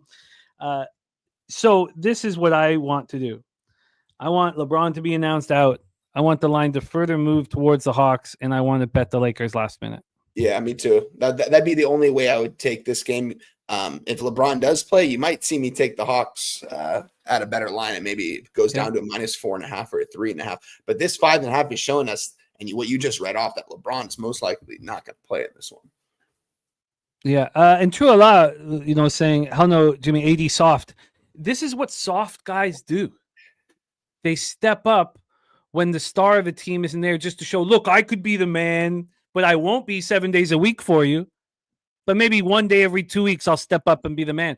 Like, if he goes for 50 tonight, that doesn't mean I don't think he's soft. It's just what players do that want the star thing, Before we move on to the next spot on the board, we have, without question, one of the top NBA cappers that we work with here in our chat, our friend Saturated. He just went to visit. He was not visit. He was at Vandy with his mom, for more tests for her as she's been dealing with cancer and the cancer in the brain. And he says that no new tumors, got a thumbs up from the doctors. Saturated had moved back to be able to take care of his mom through all these tests, to get her to the hospital, to cook for her, to look after her. And Saturated, you lead by example. And we think of you often, especially when you're not with us. But so much respect for how you're handling this extremely difficult situation with the family. And we love you, man. I love you. So yeah, shout out to Saturated, man. Good dude. Dude. I've been on cam with him a couple times. Love him in the chat. Prayers for you and your fam, you and your mom, Saturated. Shout out to you, my guy. You're doing God's work right now by taking care of your mom. That's good work right there. Yeah, no, so much respect, Saturated. Thinking of you. All right, we roll on. 7:30 p.m. Eastern. We have the Milwaukee Bucks, 11-9, 3-6 on the road to the Boston Celtics, 17-4, 8-2 at home at TD Garden, Boston. Milwaukee 4-1, Boston 4-1 over their past 5 games. Milwaukee had that 7-game winning streak snapped in that loss at home versus Atlanta on Wednesday. Boston comes in off their second straight win, 130-120 at home over the Pistons on Wednesday. They're both playing at a very similar pace, just a little bit over 100 possessions a game. T-Moss is going through the exact same thing. Saturated. You guys should actually connect. I think that would be really, really nice for both of you guys. T-Moss at the hospital constantly right now with his mom and stepdad. So the thing is, when you guys are going through that, it's so important, when you're sitting alone at the hospital, to know that you're not actually alone. It's so important, because that can feel awful. You're just sitting there and just like, it can just feel awful. You feel like the weight of the world's on your shoulders, and that the life is unrelenting. It's just helpful to know that not only are you not alone, but you have a friend that's going through the exact same thing you're going through. So I'm going to make sure that I can get you guys just connect. I think it would be really helpful for both of you guys just to know that your capping colleague is going through the exact same thing. So I'm going to make sure that happens here. Okay. And thoughts to you, T-Moss. So tough, so tough. Yeah, but thoughts to you and prayers to you as well, T-Moss. Just know you're not alone, and you have friends thinking of you. It's so important to know that. Back to this Bucks Celtics spot.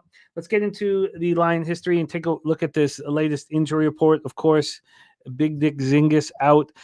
Middleton making his he's probable making his season debut. He missed 21 games. This is a real fascinating angle here, because it's not the star coming back. The star, Giannis Antetokounmpo, is probable to play. So he's dealing with this knee injury, this right patella injury, but he's going to be in. And then they have Chris Middleton back. Do you count this as superstar returning to the team, or is this a little different? I think it's a little bit different. I mean, he hasn't played all season long. I mean, he is a superstar. I mean, shout out to Chris Middleton, man. I mean, he's the reason why they won an NBA championship. He was making some crazy step back threes in that NBA finals, man. This is going to be a fun matchup, Jim. We have the 1 point move towards the Celtics from 7 to 8. From a total side of things here, we have 227. Come down from 230.5, but it went up immediately. It went up to 231.5 before it started dropping. Here. Oh, that's so funny. Look, Saturated says, I didn't feel alone while my dad and I were watching the NFL Cappers Contest show yesterday in the waiting room. Isn't that so cool? You're such a big part of that show, Saturated, and coming off a 5-0 week, man. little bit of hope. Satchel, what did you think of the action? Because I feel responsible. I am nervous. So we have 35% of tickets, 41% of the cash on the Bucks, but this is moving towards the Celtics. On the total, we have 88% of tickets, 88% cash on the over. And now we just need to hear from our guy, Wine Time Sports. Bucks, Celtics, take it away.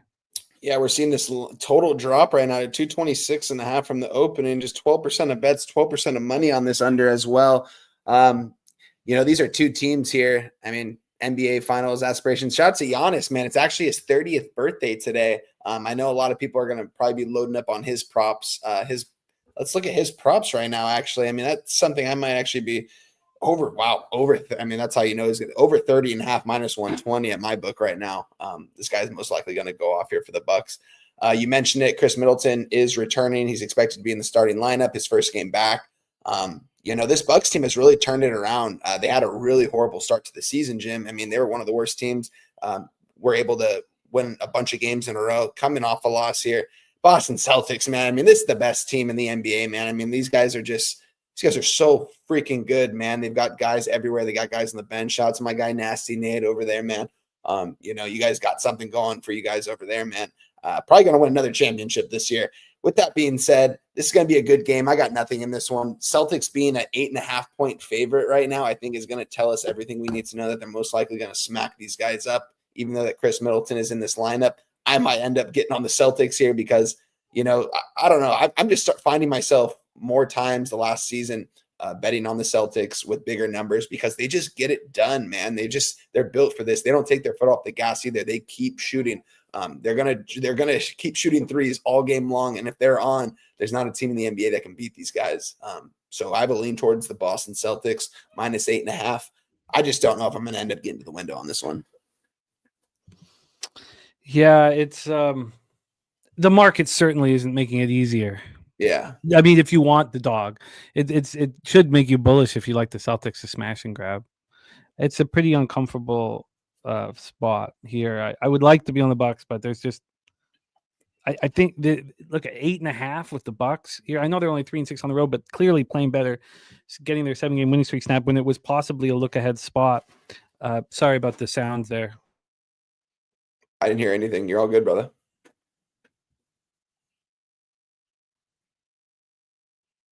That's fantastic. Okay, Bucks Celtics here. I'm going to stay off of the spot at this point. I thought I was going to be on it.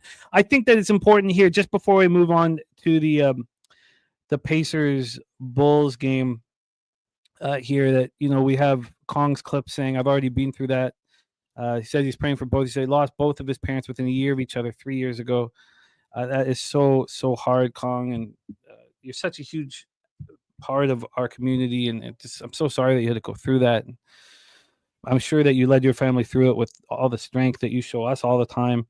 I'm so sorry that you go through that. And then Pipe Layer saying, "I lost my mom to brain cancer 3 weeks ago." So, I mean, it's so Pipe Layer coming in here just to get away from all that. Pipe Layer, I'm so sorry.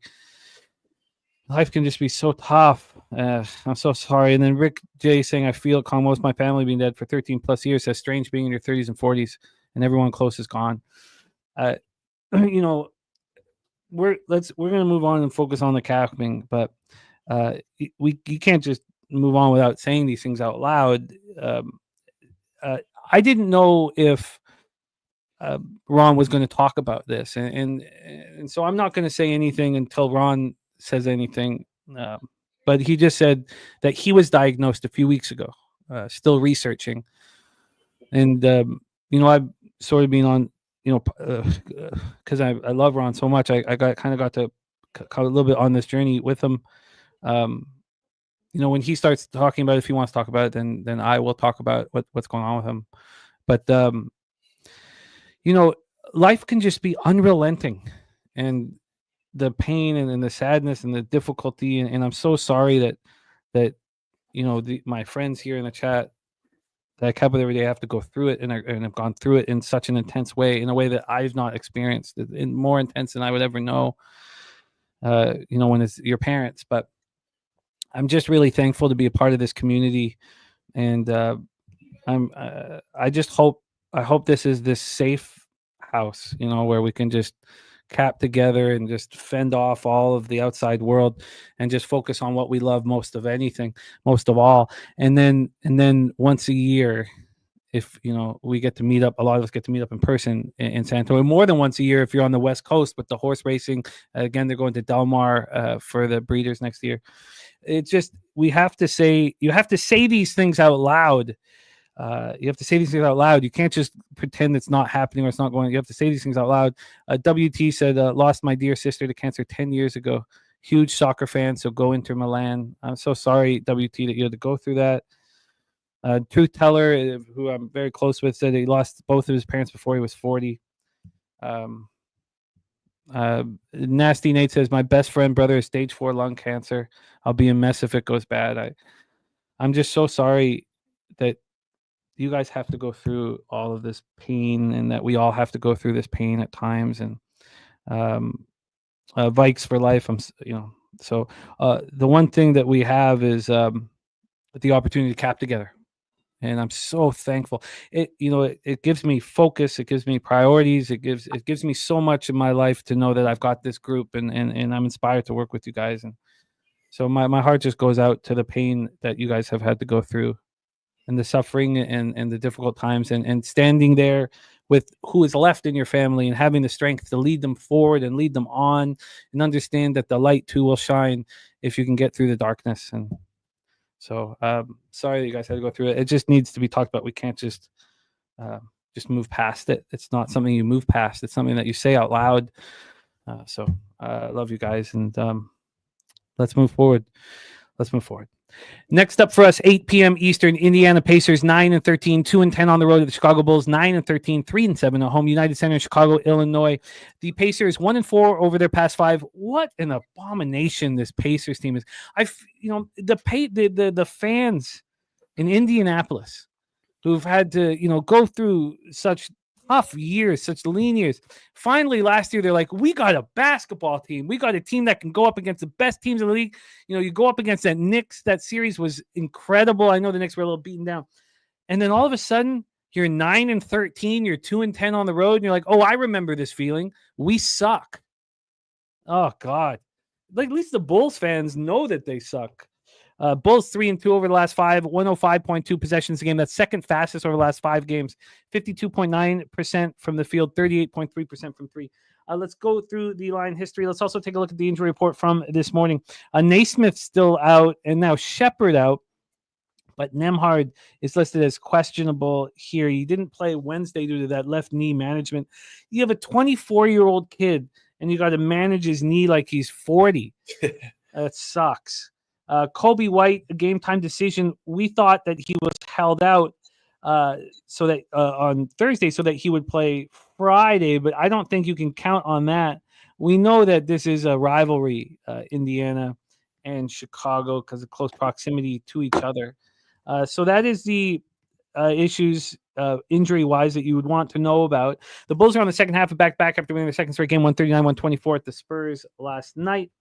From a total perspective, we are sitting here with a 248 flat. This opened up at 246. We've gone up 2 points to 248. And then on the side, we have Chicago +3 at -108. They opened up at 3, moved to 3.5. This line is nuts to me. 51% of the tickets, 48% of the cash on the under, excuse me. So it's 50-50 basically on the total. And then on the side, 28% of the tickets and 34% of the cash on the Pacers, just 28 and 34. The Pacers are 2-10 and they're 3.5-point favorites on the road. Come on. Yeah, we know what to do in this one, Jim.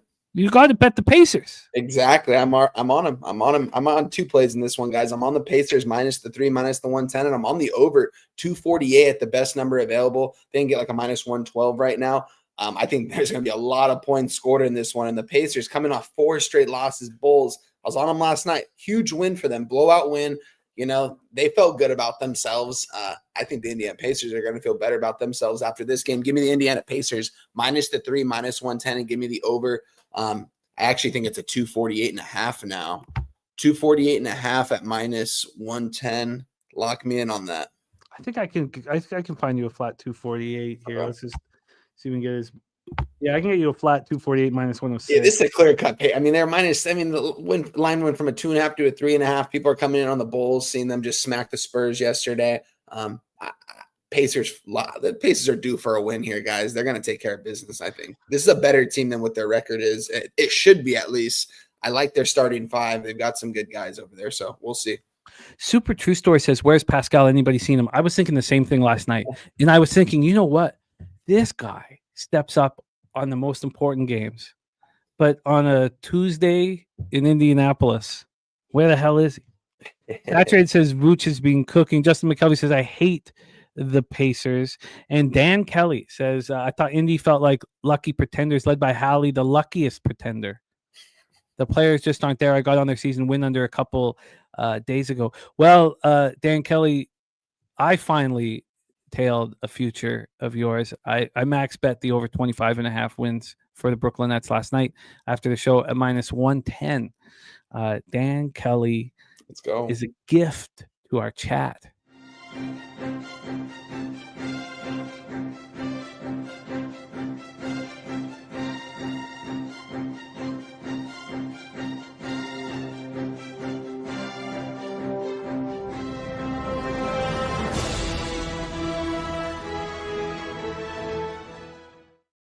How do you not bet the Pacers here? And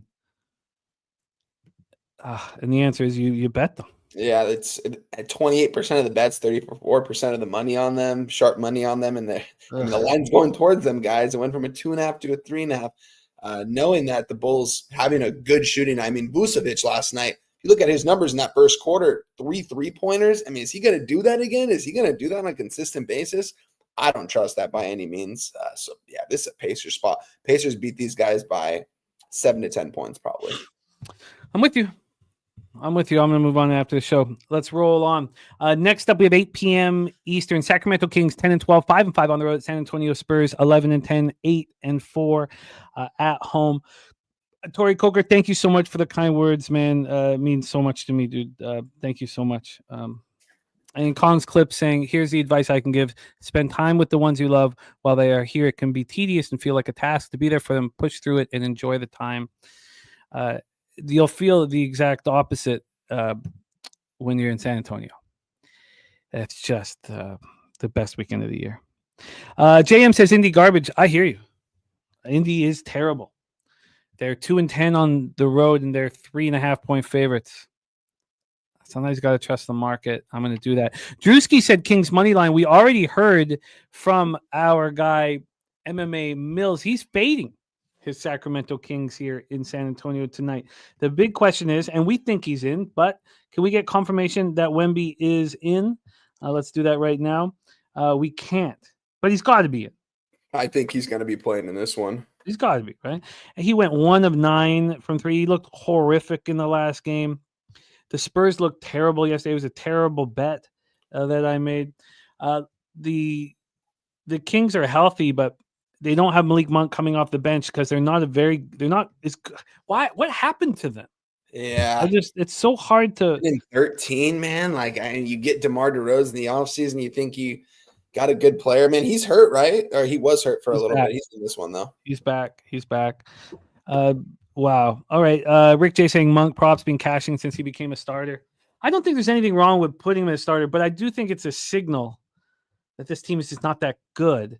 We have a total here at 228.5 minus 102 to the over. This has come up from 227, a 1.5 move to the over. On the spread, we have San Antonio +6 at minus 105. So something's up.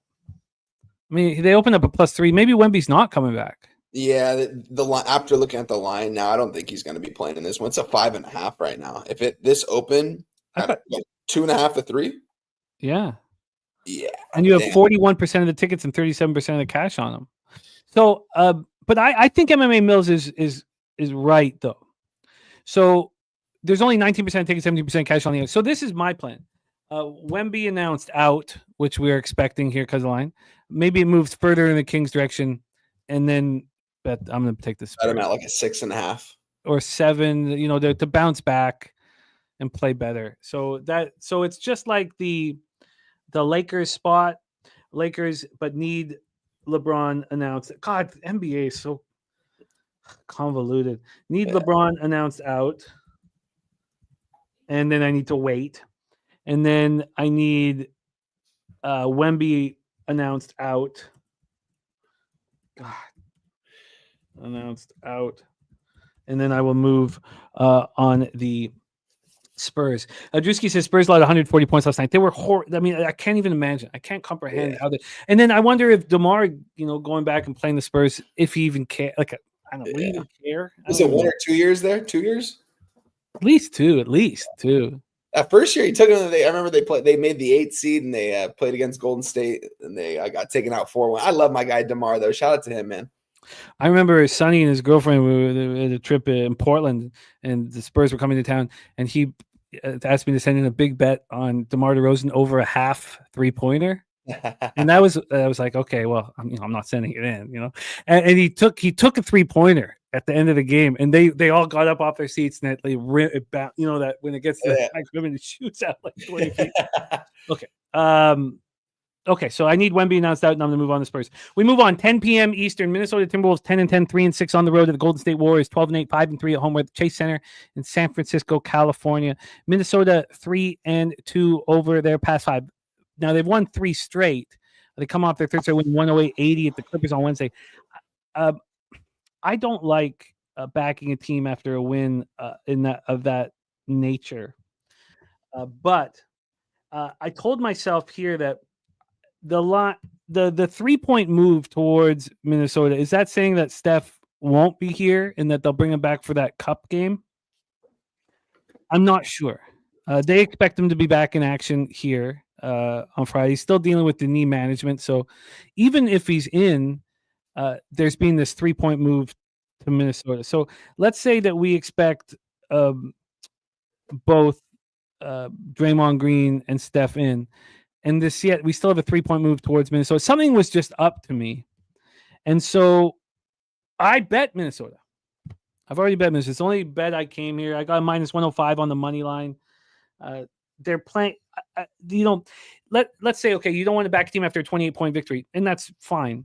But you know what snaps you out of that and gets you focused is seeing Steph Curry in pregame warmup, shoot 40 straight threes from the logo. Minnesota playing at the 24th fastest pace, 97.67 possessions a game.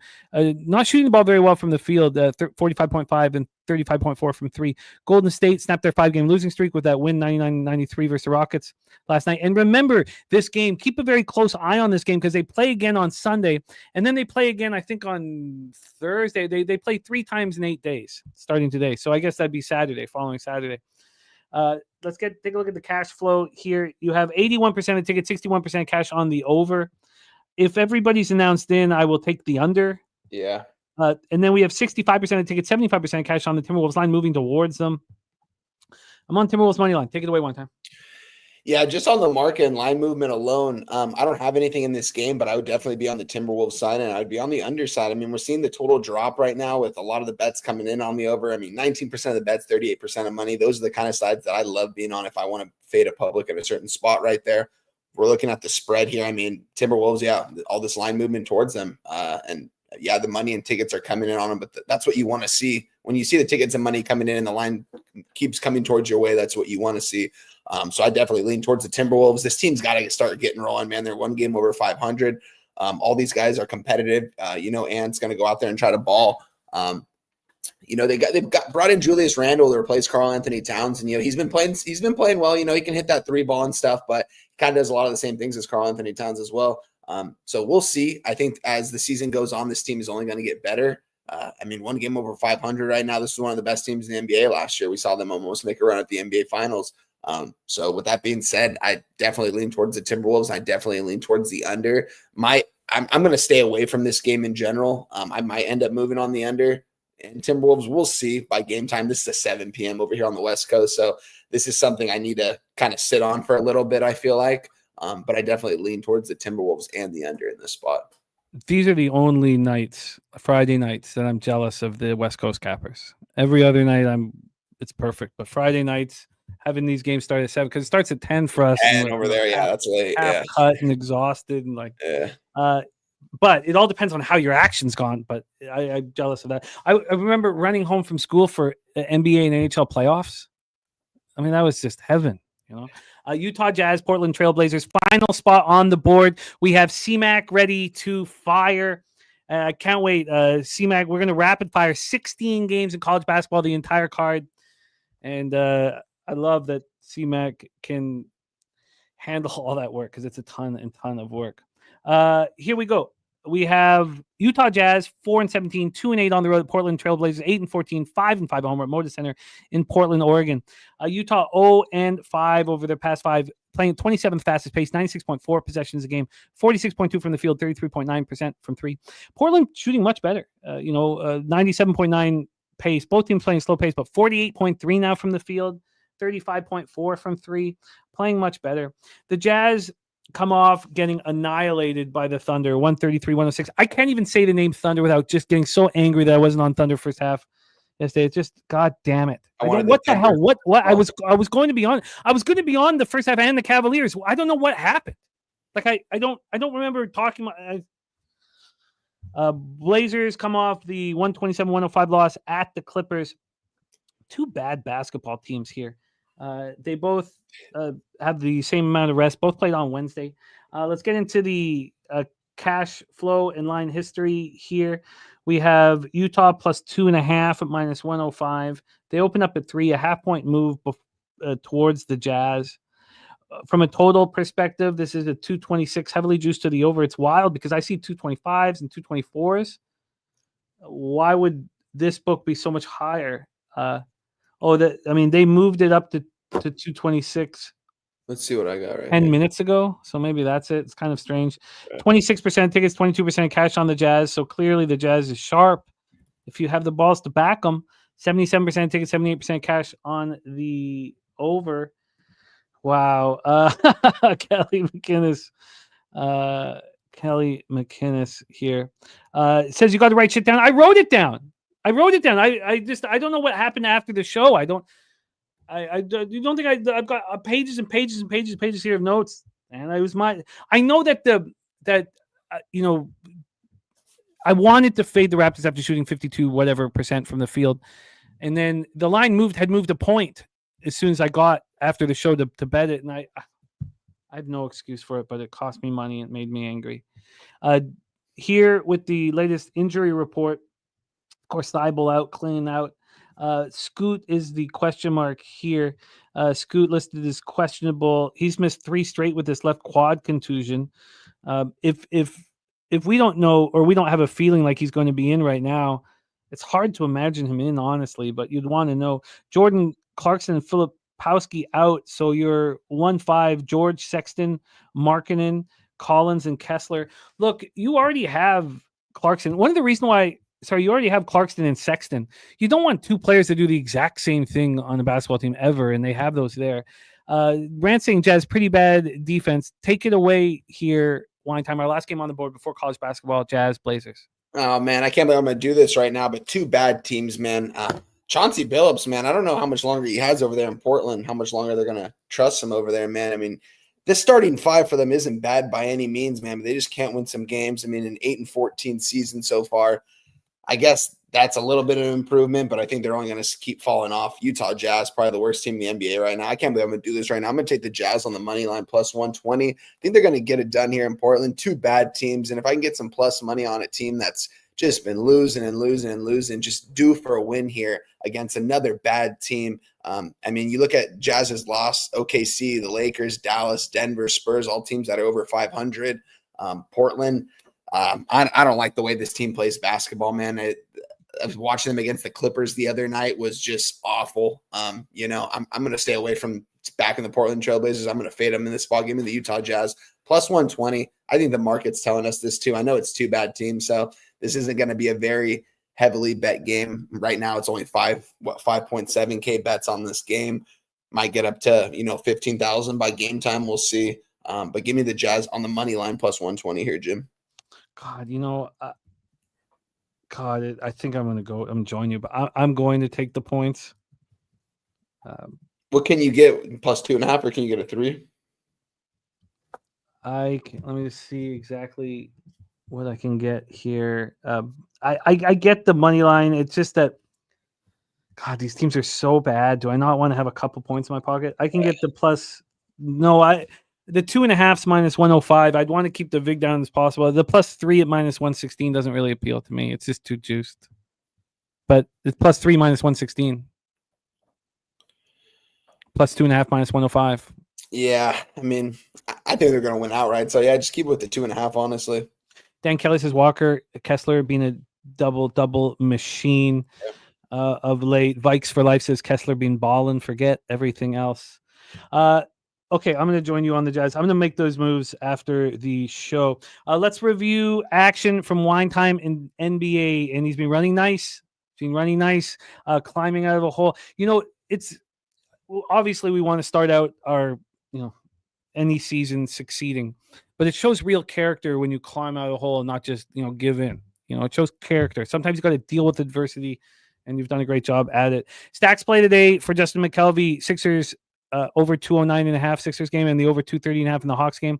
Also, Chris Warren on Magic -2, Hawks -4, and the over 230.5 in the Hawks game as well. So Chris Warren, Justin McKelvey on that. Wine Time gets his card started with the Sixers +150. I need LeBron announced out, and then I'm going to move on to Lakers. Bucks Celtics, no action for us. Wine Time on the Pacers -3 and the over 248. I will be on the Pacers, and I'm going to bet that after the show. For Kings San Antonio Spurs, I need Wemby announced out.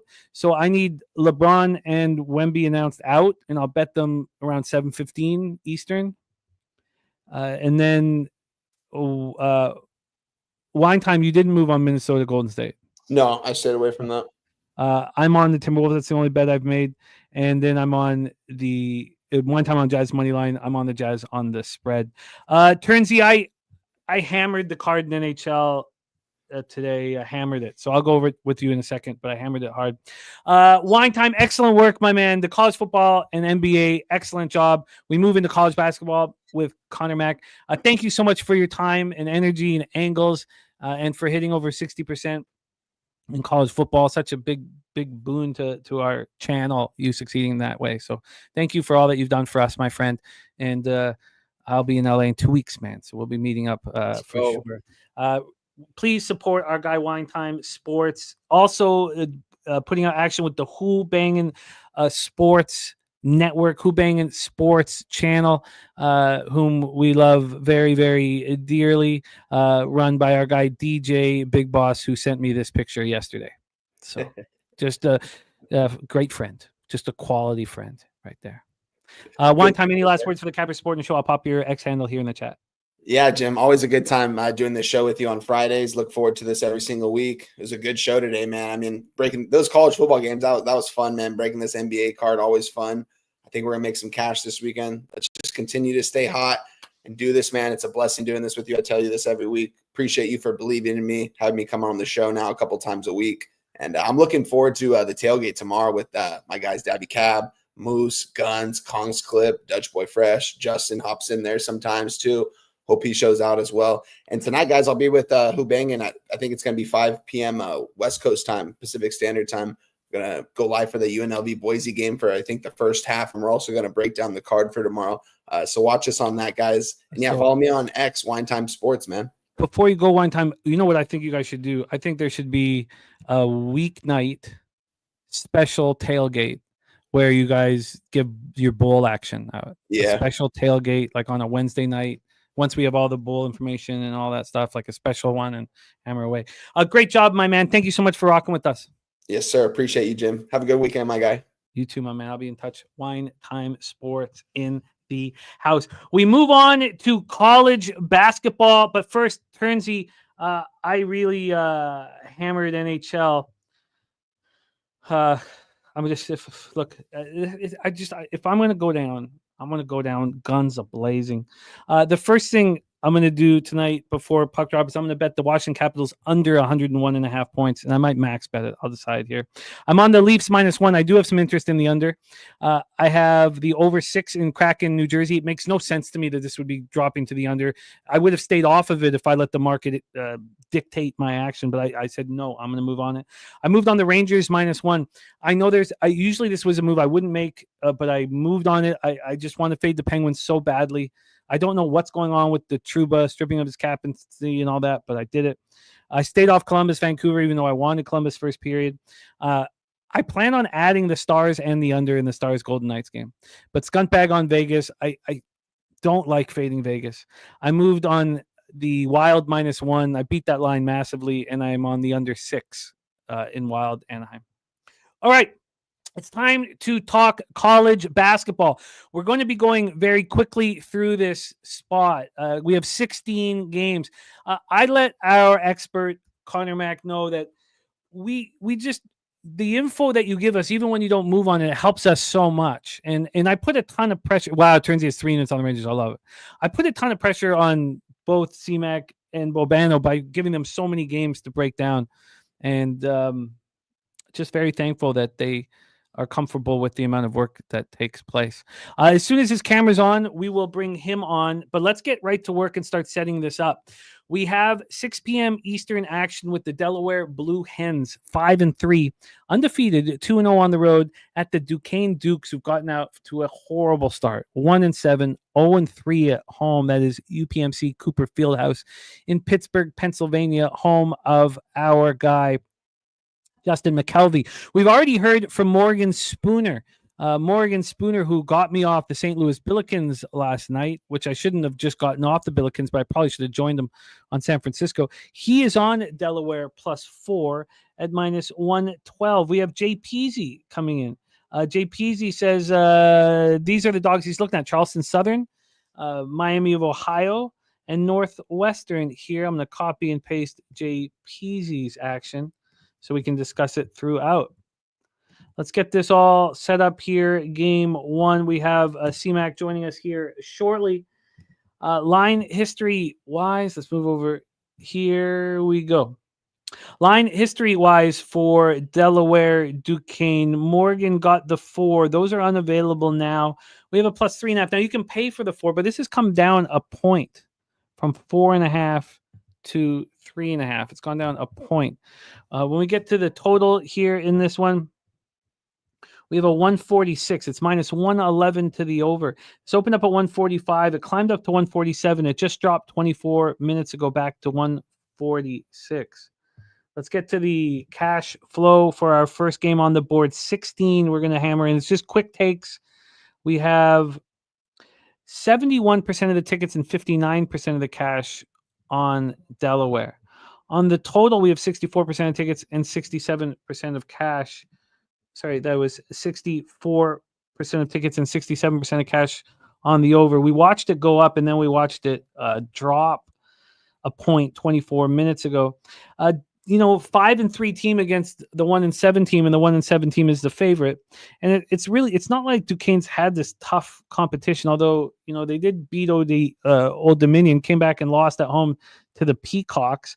They lose 62-59 to the Peacocks on Tuesday. But all these teams played on Tuesday. In that game, they were 4.5-point favorites, and they lose by 3. With Delaware, Delaware just beat up. No, that was a great game against Yale, winning 194. Then they beat Ryder at Ryder, 72-66. And then they go up against Delaware State. Delaware State 0-6 on the road this year. They were 12.5-point favorites, and they covered it by a half point. They were in control that whole game.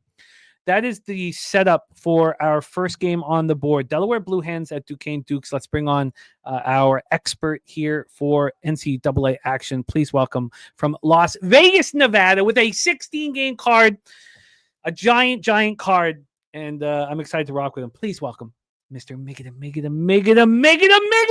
Daddy in the house. C-Mac, what's good, man? How are you? What up? How we doing? Friday night. I'm excited about this card across all sports. This is just a massively fun Friday card. And we start with the Delaware Blue Hens, Duquesne Dukes. I mean, it's not often you have a 1-7 team at home against a 5-3 team, and the 1-7 team is a favorite. They open up at 4.5. It drops to 3.5. But I'm not comfortable backing Delaware here, even though Morgan's on it and the line's moving towards them. Take it away. We're in UPMC Cooper Fieldhouse, Pittsburgh, Pennsylvania, home of our guy Justin McKelvey. Delaware Blue Hens, Duquesne Dukes. Take it away, C-Mac. Yeah, this line to me just doesn't make really any sense at all. This Duquesne basketball team hasn't really won any games or covered any games, even dating back to last year. They just haven't been very good. And even at home in these spots, they've lost, pretty easier to Milwaukee, South Dakota State, at which I was on St. Peter's just a couple days ago. So it's a little weird because I thought this would be a pick 'em in this spot. And everything that you look at this, Delaware's playing a lot better than them. One thing, they've been red hot from three here. Like, I don't know if that continues. They're shooting 40%, 15th in the country. One thing, Duquesne's three defense, 352. They're giving almost 39% from three. So how much does that continue? But this Duquesne team is not good. I mean, every category you look at, they've just been the shits. They only score 64 points a game. That's 341st. They shoot 59% from the charity stripe. Jimmy, this team's just not very good. They're 1-7. They're 1-7 ATS. Delaware's the only play here in this game, if you want to move on it. I get Duquesne's at home, but they've showed zero against teams like Hampton, St. Peter's, that they can win and cover. But they put out a line where everybody's going to bet Delaware. Of course, I know. The line was, that's why I said this. I thought would be a pick 'em or Delaware favored by 1. But is that Are you just saying?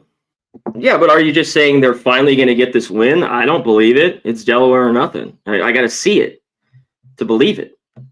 I agree. You know what I mean? But a line coming out like this, we've been in the game a long time. A line coming out like this, I mean, the books are just saying, hey, you want Delaware as a dog against this shit Duquesne team? Come over here and bet it. And that makes me not want to bet it, right?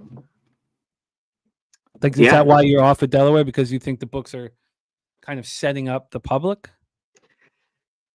Yeah, but it doesn't bother me too much in college basketball.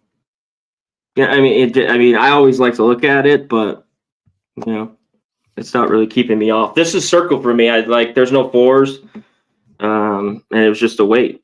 Like I said, it's Delaware or nothing. All right, we're going to roll on. We have Ivy League Brown Bears against the American East Conference Bryant Bulldogs. Let's get into this. Brown Bears 5-3, 2-1 on the road. Bryant Bulldogs 5-4, 1-1 at home. We are in Smithfield, Rhode Island for the Bryant Bulldogs. Not far away from our guy, Nasty Nate, in the house. Bryant Bulldogs lose to Chattanooga 84-76. And then they come back on Monday and defeat Drexel at Drexel 78-73. They were 1.5 point dogs, and they shot just 23.5% from three, but they only turned the ball over 6 times, and they win on the road.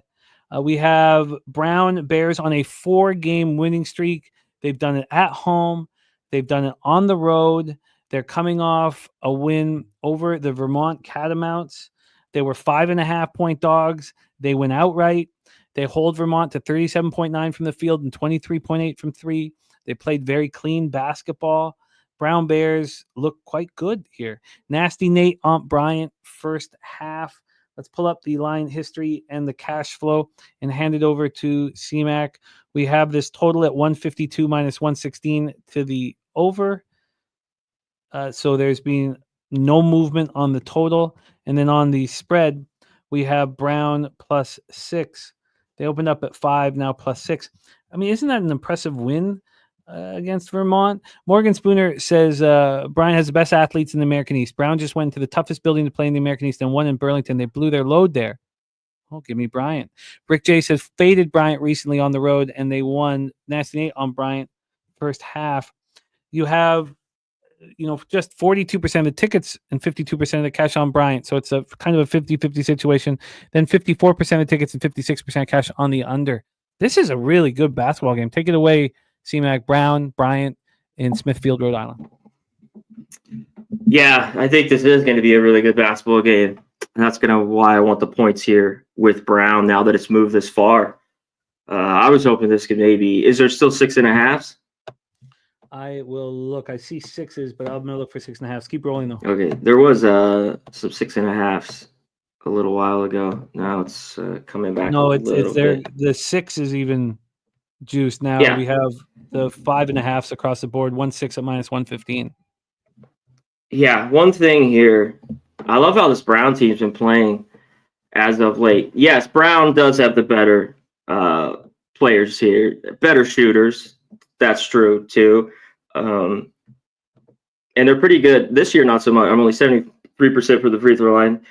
They want to shoot some threes. They've been pretty good. That always could bury someone. They're 37% from there. But Brown's been scrappy, and this has been an opponent. It's with Bryant. It's a little bit like some of these teams, Toledo, they really just got to outscore you to cover because they just can't defend. This team consistently does not defend at all and can give up points. So when you're laying points with Bryant, it's always been a bad recipe for me. And some of the numbers, though, look pretty good this far. Some of the other, the overall ranking is 133. It's just in the points. But I think Brown here can hang tough. They got a great point guard, Keno Lilly. Little 6-foot guard. That guy's been really good. He almost averages 20 points a game. He's been there too a couple of years. I think he keeps him in this. I don't trust Brian at all unless they're red hot. So give me the +6 with Brown. Brown +6 at -115 for Conor Mac. We roll into the Metro Atlantic for the next spot on the board. Siena Saints 4-4, opening up their Metro Atlantic season here at the Niagara Purple Eagles in Niagara Falls, New York, the Gallagher Center. I'd like to go down and see a game there this year. Let's get into the line history and the rest situation and hand it over to CMAC. Siena just snapped their 4-game losing streak with a 71-58 win over Bucknell. They were 3.5-point dogs in control the whole game. Bucknell shot 13.6% from 3, while Siena shot 47.1% from 3 and took care of business. Niagara's won 2 of their last 3. They're also coming off of a victory. They took out the Long Island Sharks 60-52 as just 3.5-point favorites. Shot 48.8 from the field and 30.5 from 3. So both teams have similar rest situation. Niagara played on Sunday. Siena played on Saturday. Both fine and rested. Let's get into the line history here. We have Niagara -2 at -114. They opened up at -112, or -2 at -112. So just 2 cents of movement towards Niagara. And when we get to the cash or the total, just a 127.5. Very low. Opened up at 127.5. At 8:53, this got up to 129. Now it's right back at the 127.5. When we get to the cash flow for this one, we have 38% of the tickets and 41% of the cash on Siena. You have 83% of the tickets and 84% of cash on the over, and this has dropped. Fascinating. Take it away for us, CMAC. Metro Atlantic action. We're going to stay in Metro Atlantic for the next game as well. Manhattan, St. Peter's. Take it away. Yeah, with this total, this thing is just too low. But this number's set there because how both these basketball teams play. Super, super slow. Siena always a team I want to look to play an under as they cash for me a ton. But Niagara as well this year has been playing at a slower pace. These defenses aren't great. So that scares me a little bit with this total. So, at times they can give up a bunch of buckets, and some of their games, even early on, they did, whether they play Bryant, like we just talked about them, and some other teams, it could get over. This game was tough for me. Niagara, they just covered. Was that last Friday? Was that game? Was it Binghamton? They were 1.5-point favorites to 29th. Just slipped it. That was one of the games that I didn't play that I really, really liked. They're just not a team I even want to lay 2 points with at all. I think this is going to be a defensive struggle, but can it stay under this number? I don't know, because when you get these two together, you get this number, but both these teams, like Niagara, have been consistently in the 135 range, Jimmy, like their last 6 or 7 games, 136, 135, and I was looking to that here. I knew I wasn't going to get it, but these are the things I'm trying to take advantage of to win in college basketball. So I didn't see it, lean under, and off the side here. I think Siena could keep it tight. It's just, we got a small number. I kind of lean under as well, but I can certainly understand the trepidation. I'll have to see how much action I have in this college card. I kind of like having the action popping off before 7 7 p.m. A little, taste before 7 p.m. But I don't know if I get there. I lean to the under as well here. Let's roll on to the next spot on the board. As I said, we stay in the Metro Atlantic. We have the Manhattan Jaspers opening up their Metro Atlantic season here. They're 4-4 on the year. 3-4 on the year. At the St. Peter's Peacocks, 4-3 on the year. We're at the Anatelli Center in Jersey City here. Manhattan with back-to-back losses. The last one at home against Lemoyne. They lose as 5.5-point favorites. Shot 36.5 from the field and 25.8 from three. Just a disaster for the Jaspers. They played Virginia pretty tough at Virginia. They beat Army by a point.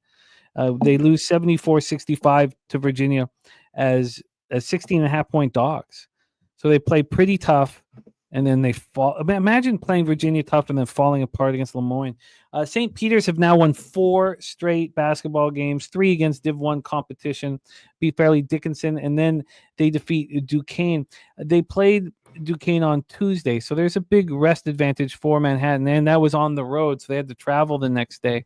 We talked about this game already. They didn't shoot the ball well, but they played clean basketball, handled the boards, and they won outright as 4.5-point dogs. I wonder, it feels like a chance for Manhattan to bounce back, but let's hear what CMAC has to say about the spot.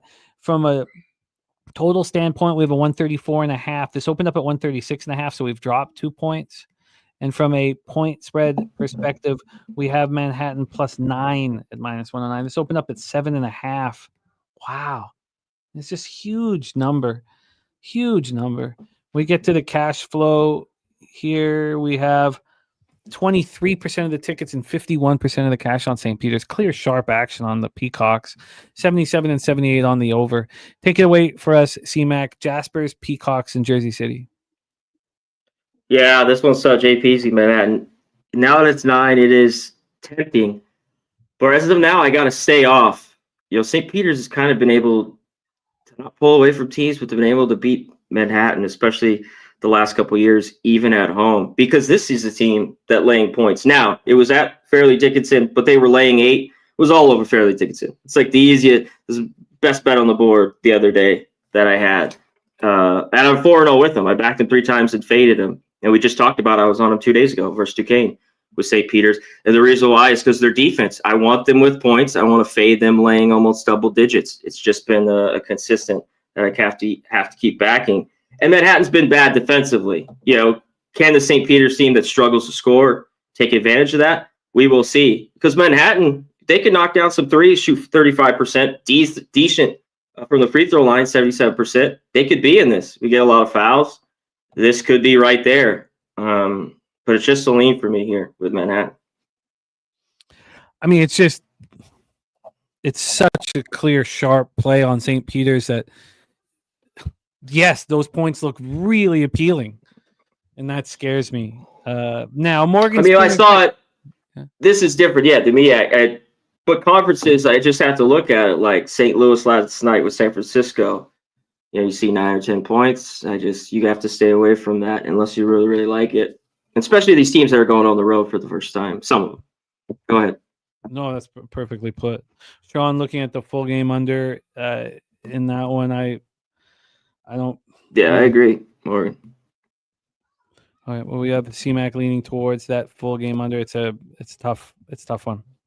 Let's roll on. Next up for 7 p.m. Eastern, we head to Kent, Ohio. Portland Pilots 3-5, 1-1 on the road at Kent State. Golden Flashes 6-2, 2-0 at home. That was as horrific a basketball game as you can imagine when the UC Irvine Anteaters took out Kent State in Lethbridge 51-39. I mean, this game, just to show you how horrific this game was, it was 10-9. It was 10-9, 15 minutes into the basketball game. I mean, good God. Kent State shot 22.6 from the field and 14.8 from three. They only turned the ball over 6 times. I mean, it's just it's amazing how Kent can just completely stop scoring. Now, do you call that a bounce back, beating up on Kennesaw State, in the next game in the Western Slam? They were 5.5-point favorites and they won by 7. Is that a bounce back? So they haven't played since that Western Slam in Lethbridge. Portland coming off a 101-90 win in double overtime over the Denver Pioneers. That was at home. They shot 48.4 from the field and 34.5 from three. They turned the ball over 16 times and still managed to pull out the W. The opponent only turned the ball over 6 times. So let's take a look at the line history here for this one. We have, sorry about that. We have Kent State minus 13. They open up minus 12.5. We have a half-point move to Kent State. Just an enormous number for a team that I don't know if it can be trusted here. This total at 139, opened up at 136.5. So we've shot way up on the total. When we get to the cash flow here, we have, I really thought that a lot of these spots would open up where I could attack it. And I don't know if they have. Kent State's getting all the big bets, 47% of the tickets, 80% of cash on Kent State on the Golden Flashes, 77% tickets, 78% cash on the over. Take it away for us here, CMAC. Portland Pilots, Kent State Golden Flashes. Yeah, JP's the other day against Denver, going to OT and then just kind of kicking their ass and winning by 11 was a little bit nuts. 101-90. You don't want to talk about Kent State. I want to be on the under. I saw Dave put it, moved on the under. And I get it. That means Kent State's going to hold down Portland. I think you look at their team total a little bit more if that happens. And I think Kent State takes care of business. Just not a team that struggles to shoot it. Like you talked about, Jimmy, that could go in lulls. Now, this is a team you could take advantage of. It's just so bad defensively. This Portland team gets beat consistently. Not very good on the boards and turnover a lot. They turn the ball over like crazy.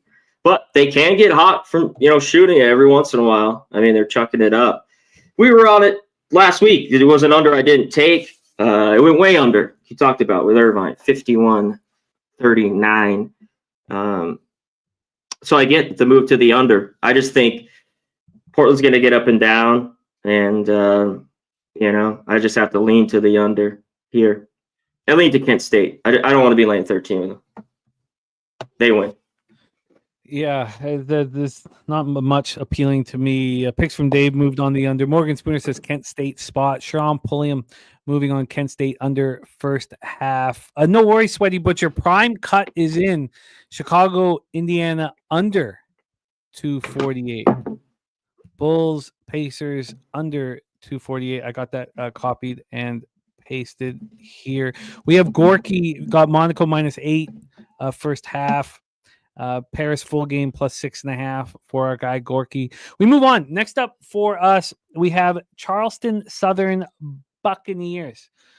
Charleston Southern have not looked good at a Big South Conference, going up against A10 Davidson Wildcats, 5-2, 3-0 at home. John M. Belcarina in Davidson, North Carolina. Charleston Southern had that win at Miami. Of course, that blew everybody's minds. 25.5-point dogs, and they show out. Beat the Hurricanes in Miami, and they didn't. A lot of people thought there was going to be a dud after that, but no, they took out UT Martin Skyhawks by 15. They did that as 4.5-point favorites. It was another spectacular shooting performance: 53.6 from the field and 45.8 from three, and didn't turn the ball over. I mean, are we seeing a team really coming together? I mean, they played LSU tough, lost 77-68 there. They got destroyed by Georgia Tech. They got destroyed at home by Furman, but 2 really impressive wins back to back. You have Davidson, who got beat up by Arizona. This was such a tough tournament they were in. I mean, the battle for Atlantis. They finish it by losing to Gonzaga in the 5th place game, where we talked about this, 60-95. They lose by 25 points as 18.5-point dogs. We're down 11 at the half, and that carried over. So they come back. So Charleston Southern just played on Tuesday. Davidson hasn't played since Friday. So for a week, Davidson hasn't played. Let's get into the line history here for this one. We have on the total, we have, sorry about that. Here we go. Total is 146. It's juiced to the under. This opened up at 145 and got up to 146. Now 145.5. So we have a half point move towards the over. And on the spread, it's wild. All these games are starting at 7 p.m. It's just wild. Oh, by the way, C-Mac, we're going to be joined by Daby Cab on the final game, Illinois Northwestern. From a side perspective, Davidson minus 14.5 at minus 112. Opened up at 14. It's moved a half point towards Davidson. When we get to the cash flow here, we have, let me get it here. We have 41% of tickets, 69% of the cash on Davidson. Again, it's this line that looks so appealing, but it's pretty clear that the sharp action is on Davidson here. 71% tickets, 71% cash on the over. Take it away for us, C-Mac, Charleston, Southern, Davidson. Yeah, I think this game could really go either way. Charleston Southern looked pretty awful. Kind of before the last two games, and they have not been great defensively. 344 overall. Really, on the flip side too, Davidson 271. I know they played Arizona and Gonzaga, but hey, they gave 100 points, and 90 whatever to them. So I don't think they're very good defensively. So on the side, I think this could go other way. I love that this number's at 145. This was 150. It'd be a little bit different. I see a ton of value on this over. These teams just want to get up and down. That's one thing with Charleston Southern, 8th fastest team in the country. They're gonna get up and down, get to the line, and they're just gonna score. Now they might not get to their team total, but I think Davidson gets to theirs. Playing a little bit quicker. 181. But they've been bad defensively. So I think like Charleston Southern, can get here, get points, and get this game over. I love it at this number. Give me the over 145. Minus 108. The over here for C-Mac. Charleston Southern's not deep. They're only playing a couple of guys off the bench. But Johnson, Kelly, these guys could score, well. And I think it's a good game for Davidson to get back on, to get up and down. And they're going to go to the pace at Charleston Southern here. They just are. They're just flat out. And I haven't been impressed with them kind of defensively. So at this number, I love it. Do you have a flat 145? So I can only find 145.5. Yeah, hold on. I thought I just saw it. All right, Lucky Lefty, loving it, loving the spot there.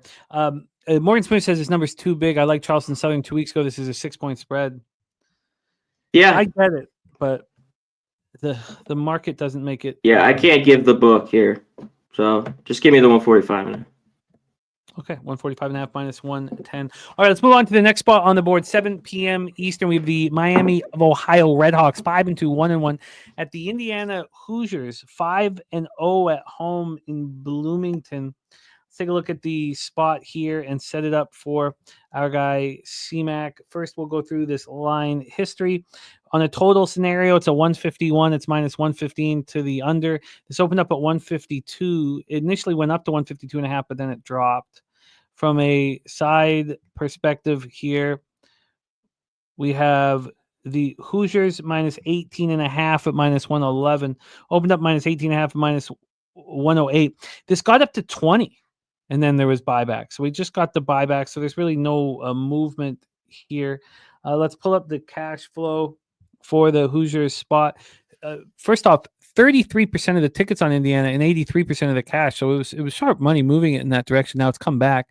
62 and 62 on the over. And we have these Red Hawks of Miami of Ohio on a 3-game winning streak. They really look quite good after losing badly at Michigan. Beat Air Force 73-60. That was on Monday. And Indiana took out Sam Houston State 97-71 on Tuesday. And that came on the heels of beating up on Providence. Those 2 wins came on the heels of losing at home to Louisville 89-61 and losing at home to Gonzaga 89-73. Take it away for us here, C-Mac, Red Hawks, Hoosiers in Bloomington. Yeah, I think this could maybe be a little bit of a repeat like at Michigan here for Miami, Ohio. They just don't do enough good things, at least against teams like this, just upper echelon a little bit. I want them and back them a little bit more with some of these other teams that they're playing, Siena and stuff like that. But this is a massive number, catching 20 points.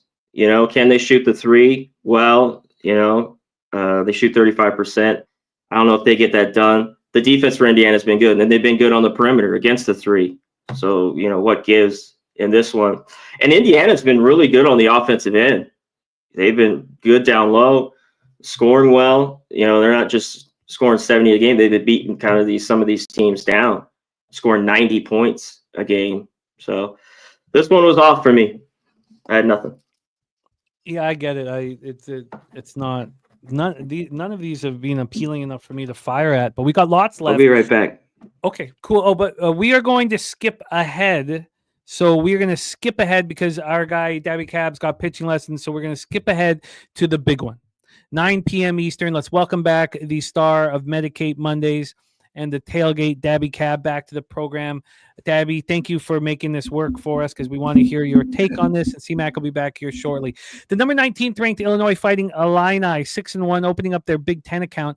Northwestern Wildcats already opened up their Big Ten account. They're 6-3 overall, but they lost their first Big Ten action. And what a game it was, 80-79 at Iowa. I mean, that's just what a game that was. They were 5.5-point dogs. They were in it all the way until Josh Dix hit that game-winning three.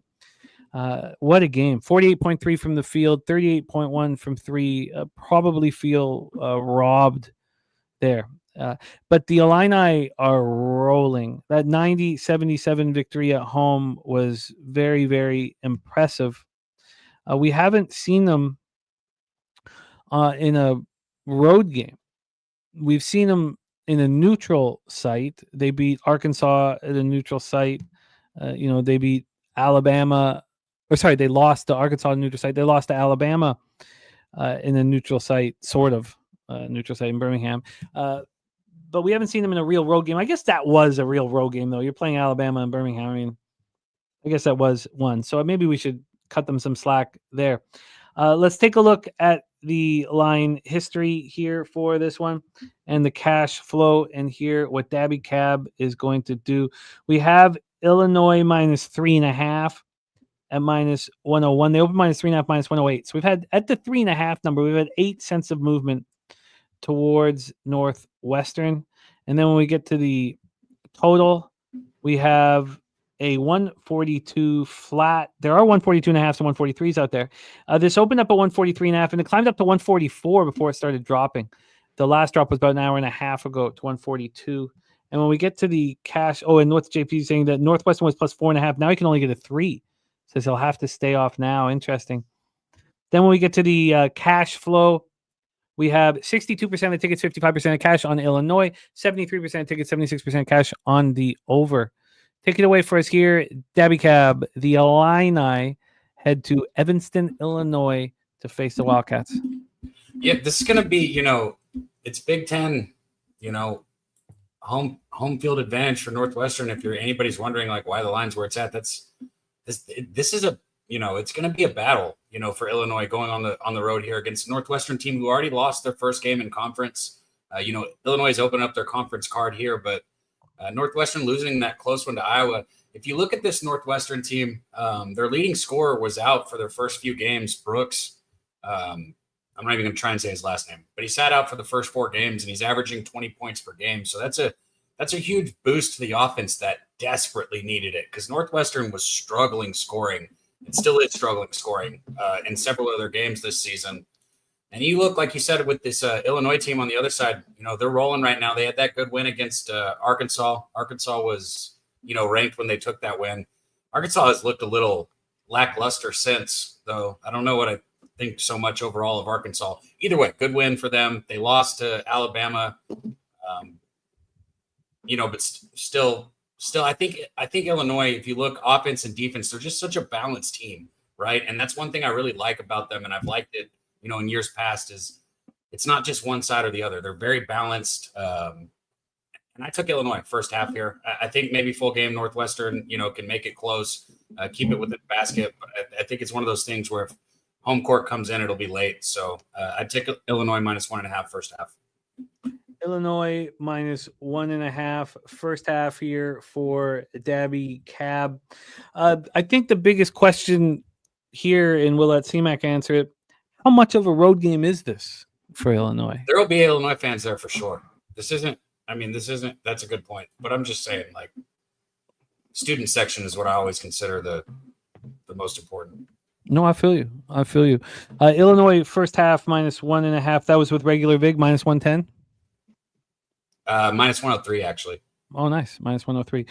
Take it away, CMAC. Evanston, Illinois for Illinois Northwestern. Yeah, I didn't have a lot in this game. I mean, I think Illinois is really, really good. They're young, they're raw, but they got some really, really good players. They just consistently kind of beat Northwestern. I know Northwestern played them tough and went to OT last year and got a win, but it's kind of, they've kind of kicked their ass regularly. Yeah, and you talked about Barnheiser is the guy you're talking about, Brooks Barnheiser, Cab. He is back. He's the guy they have to rely on. This team is slow as Northwestern, which was a little bit different. What's up? He's a freshman, right? No, I don't think so. For Northwestern? Yeah, Barnheiser. Is he? I don't know. My bad. I'll check while you go. Keep going. I'll check. Look it up. I have no idea. But there's a great freshman all in Illinois, and I think they're going to have success. Northwestern, I don't know what to make of them. They want to play the game slow and in the half court. Can they get that done? They do not want to get up and down, but they got up and down with Illinois in the past, and even in that game last year. Because when I think of these two teams, I want more conference play later on, because I think the defenses are a little bit tighter, and you could look to this. I'd look to an under, but I don't know here. We're just getting into it. This game could, if Illinois dictates the pace, this will go over, and they could cover here. But it's just too early for me to back anything with him. Exact opposite. He's a senior. He just didn't really. Yeah, I didn't think he was a freshman, but his last couple of years, 20.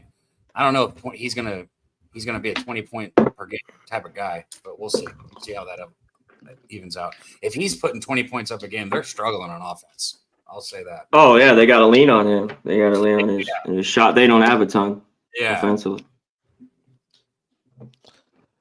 Wow, yeah, God, these are really tough games. I thought a lot of these would open up for me, but I guess the market is indicating that Northwestern is alive, but you have Saturated, loving your look. He's taking the alt line. Daby Cab on Illinois first half -1.5, -103. It's going to be a stay off here. Going over Morgan's action. And Jay Peasy says that he's looking at Northwestern at +4, but then, as he said, it dropped down to 3. He's going to stay off it. All right, Daby Cab making a move here. So Daby Cab moving on Illinois first half -1.5 at -103. Daby, thank you so much for making time for us, man. Go crush it today. Can't wait to see you guys all rocking on the tailgate. I don't think it should be the last tailgate of the year. I think you guys should find a midweek special tailgate night where you do bowl games. Well, yeah, I'm always up to cap the bowl games. That's for sure. And I'm sure everybody else will be down too. So that's a good idea. Yeah, we'll definitely hit that. But tune in Saturday, everybody. CMAC, Jimmy, I love doing this with you guys. Sorry, I got to bounce early. I don't usually have lessons this early, but it's all somebody come on. I got to get the money. Hey, so. Yeah, I know. Go get the cash, brother. Yeah. Respect. All right, we roll back to 7 p.m. games. We go right to the Big 12 Big East battle. Georgetown Hoya 7-1, first road game of the year at West Virginia Mountaineers 5-2, 3-0 in Morgantown. Georgetown's look good, albeit against weak competition, beating teams by margin. We just saw them on Tuesday beat up on UMBC, the Retrievers. They were 16.5-point favorites. They won by 24, and they did that while only shooting 15% from 3. So you're dominating despite going 3 of 20 from 3. Very, very interesting. Over to the Mountaineers, coming off 3 straight overtime games. over at the Battle for Atlantis. Closed out by beating the Wildcats 83-76 as 6.5-point dogs. 3 overtime games. Pretty wild start to the year for West Virginia. So let's roll. Let's get into the line history here for this one. We have a coin moving on the under and Georgetown team total under. There's my guy Drew in the house. Great to see you, Drew. Thank you for joining us. We have a big one here. Georgetown, West Virginia. This total's at 143.5. It opened up at 143. It climbed up to 144.5. This last move to 143.5 was about an hour and a half ago. And then on the side, we have, blew past that. On the side, we have West Virginia's 8-point favorites. Opened up at 8, got up to 10, and then it's come right back to 8. So no movement there. When we get to the cash flow for this one's going to be very interesting. I really want to know. Oh, wow. And Georgetown's kind of public. Interesting. It's funny, C-Mac, so far with these bigger favorites, it feels like the sharp action's on those bigger favorites today. 39% of the tickets, 52% of the cash on Virginia, 73% of tickets, 71% of cash on the over. Take it away for us, C-Mac. Big 12, Big East battle, Hoyas, Mountaineers. Oh, I think we have a frozen C-Mac there. We'll have him back here shortly. I was hoping that the public would be on the Mountaineers here in this spot. How could this not be a letdown for West Virginia after the magic that they provided? But then the next question is, how can you back Georgetown, who haven't played on the road this season? I mean, they haven't even played neutral games. Well, if you ask Morgan Spooner's whole cap on that Billikens Dons game was to fade the team who hadn't played on the road. So I don't think either team's in a real good situation. And another thing with Georgetown coming off a 3 for 20 performance from 3, you can imagine they'll shoot better. We'll hear from C-Mac, but I don't want to be involved in that one. We're going to go back to the Metro Atlantic, and we're going to stay in the Metro Atlantic here for 4 straight games. So let's move to the Metro Atlantic. Oh, we got C-Mac back on business, so let's get C-Mac up here. C-Mac, that was nuts. I don't know what's going on. Maybe Cox is that just was out cold. It just went. Oh, your money. Don't worry, you're all good. So just in review, West Virginia kind of feels like a bit of a letdown spot. After that magic tournament, 3 overtime games and all the pressure and all the intensity, and then they come home. Now, they had enough time off, but then the Hoyas haven't played a road game all year. I don't know how you trust them. Now, you could say that there'll be a bounce back from their 3-point shooting fiasco against a horrible Retriever team. I don't see the angle here. Maybe you do. Take it away. Big 12, Big East battle, Hoyas, Mountaineers. It is kind of a low spot. I can't back Georgetown here. West Virginia is just a way better basketball team. I'd lay it. I've thought about this, since last night. I've been looking at it. It is a little bit of a letdown, but I'm impressed with this team. I was kicking myself. You talked about the overtimes. They kind of blew it to Louisville, and they played great against Arizona. There's problems with Arizona. We talked about being on that. That was kind of the only one last Friday that I was upset that I didn't take was West Virginia versus them because I thought Arizona are frauds. I still think they are until things change. They're just not very good defensively. That's how Georgetown is. I don't know how they cover. First true road game here. It's just the layoff here. We've had a week off. What do we get back from these kids from those tournaments, Jimmy? But I'd lay it here, nothing. Yeah, unfortunately, it's not going to be anything for me. DC Capper said if someone gave you 1,000 for one play, you mean across all? Let me know if that's across all sports here, or what, and then I can help. Let's move on to the next spot on board. 7 p.m. Eastern so 4 straight games in the Metro Atlantic. Let's get our focus on that conference. All these teams opening up their conference play. Iona Gales at Sacred Heart Pioneers, while William H. Pitt Center in Fairfield, Connecticut. Let's get into this one. We have the Gales off back-to-back losses. The last one was at home against Rice. They lost 77-66. They were 4.5-point dogs, so they covered. They didn't shoot the ball well, but Rice was 15.8% from three. We've seen Iona on the road. They went into West Virginia and lost 86-43. But it's not all been horrible. They opened the year with 2 road games. They lost by a point to Princeton and then lost by 14 to Hofstra. So, they've lost all 3 of their road games thus far. Sacred Heart coming in off back-to-back wins. They just on Saturday beat Boston University. They were 5.5-point dogs, beat Boston University outright, shot 46.4 from 3, and got the job done. Let's get into the cash. Oh, okay, DC. I'll take a look, man. I'll take a look. Because we also have birthday bets here as well. We've got to deliver our birthday action for our guy Tim Montana BX. So that's so that will basically be the birthday bet here.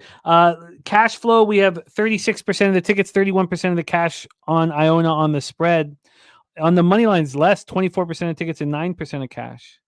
So public on Sacred Heart here, 74 and 76 on the over.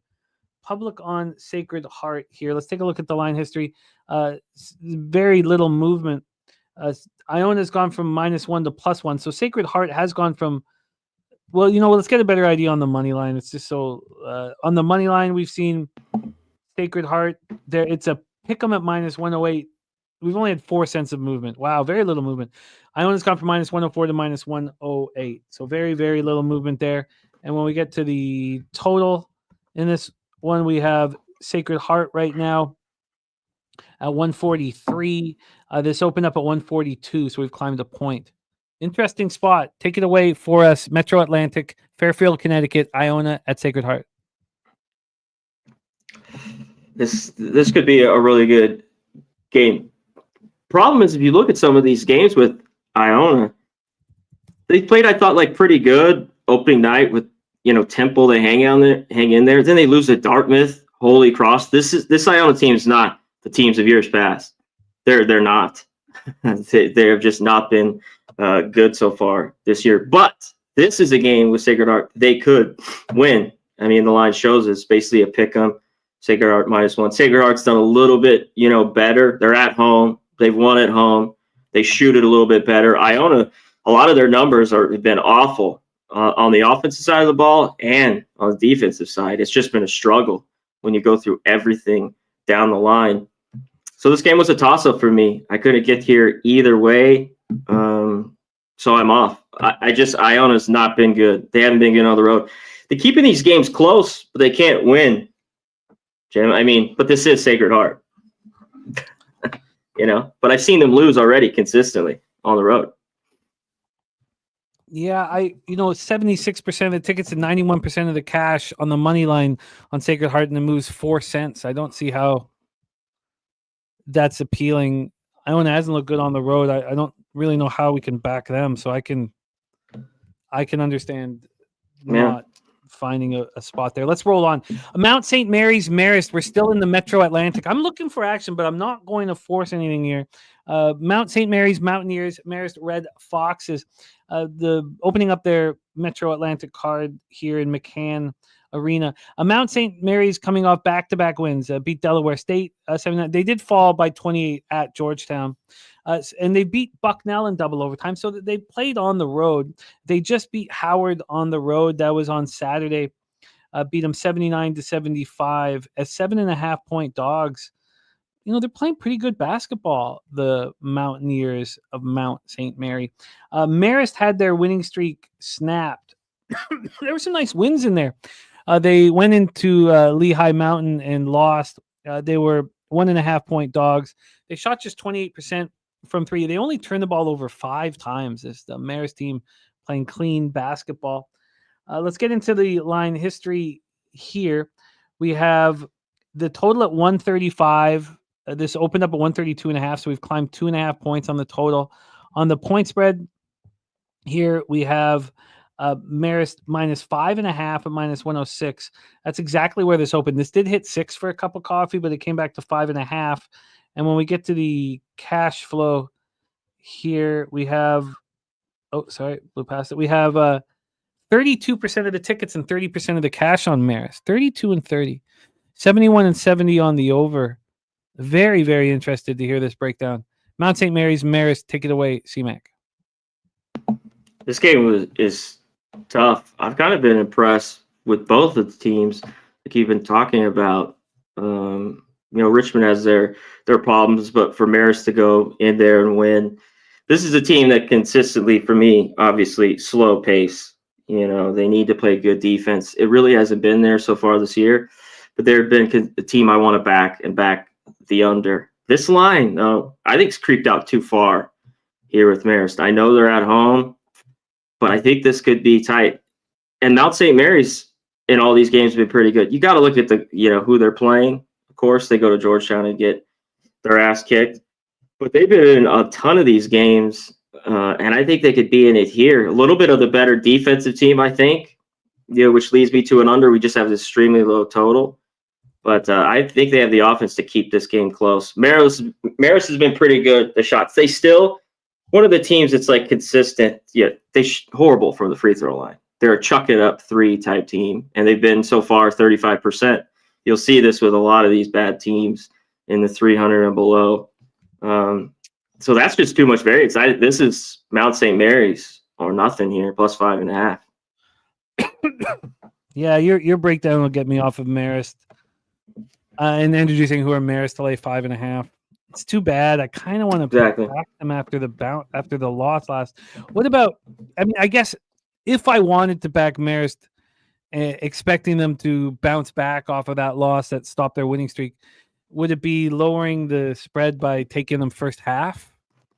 Taking them. Yeah, but when I was going through it, they haven't looked great in their home games. Well, I guess they were up 12 against Dartmouth.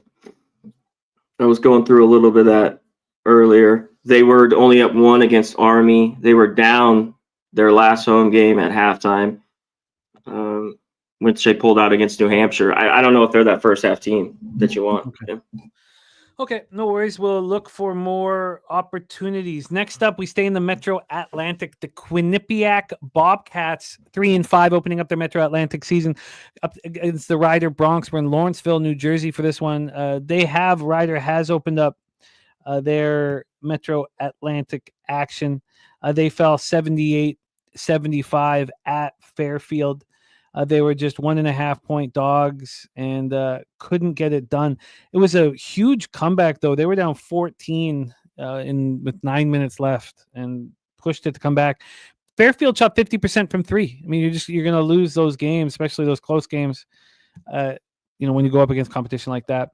We have Fairfield playing on Wednesday. Ryder playing on Wednesday at Fairfield.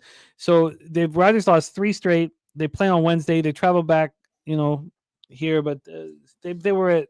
It's kind of tricky. A rest advantage for the Bobcats. Bobcats have lost 3 straight. Lost at the Billikens by 14, then lost at the Skyhawks. That was ugly. 6.5 point favorites. They go into Stonehill and they lose badly. I mean, talk about both teams going up against hot shooting teams. Stonehill shot 54.2 from 3 in Quinnipiac's loss. So both teams on 3-game losing streaks. This is a fascinating one. Let's get into the line history here. We have Quinnipiac -1 at -105. They opened up +1. Not only that, but when this came out at 6:08 p.m., they were +1 -114. At 9:30 p.m., they're -2. We flipped 3 points. They become favorites. They still have gone dog to favorite. We'll get a better idea if we look at the money line. Now, the money line will have come out later at some books. So on the money line, we have a Quinnipiac right now at -111. They opened up. Because the money line came out so late. So money line came out at 8:09 a.m. this morning. So since the money line came out, there's been 5 or 6 cents movement, towards Ryder. But we know that the line opened up at +1 when the spreads became announced. From a total here in this Quinnipiac spot, we have a 143 -113 to the under. This has climbed all the way up from 140, so we have a 3-point move on the over.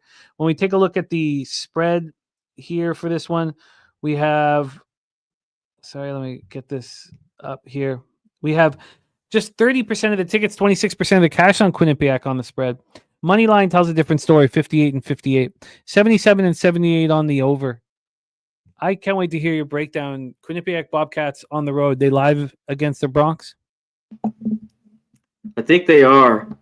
This has been tough. I think Ryder consistently has improved a little bit last year. Even beating Quinnipiac, this team regularly got their ass kicked by them. Every time these come up, especially on these Fridays we get to MEAC, they would lose. But Ryder's been a little bit better and competitive. Both teams off 3 straight losses, like you mentioned. And that one, some of these games, Quinnipiac, who was a little bit higher. This was one of the top teams, in the conference to start the year, off to 3-5 and 3 losses. Like Stonehill, I mean, just shut the lights out. 54% from the field, 53% from 3. I mean, they were just raining shots left and right. And when these two teams get together, there can be points. But I want to back, when I look at these two teams, the under. I just can't get there. See, they struggle to score against other teams, but when they kind of get together, we see more points. They know each other. It's kind of just been that way consistently. So yeah, I'm off here. There's no real advantage for me in this one. I believe I was on Ryder last year. They finally beat them. Were they at home? Yeah, 88-78. Yeah, there's been some high scoring games. But you like Quinnipiac? Is that here? It feels too coin flippy to move on it. Exactly. I'd love to. I want action, but I'm gotta make smart decisions here. So let's roll on. Stay in the Metro Atlantic. A couple of spots I'll revisit if I have no action. Metro Atlantic Athletic Conference, Merrimack Warriors, who snapped their losing streak with a win at Troy last weekend on Friday, going up against Canisius. Hasn't played since last Wednesday. Canisius in the throes of a losing streak.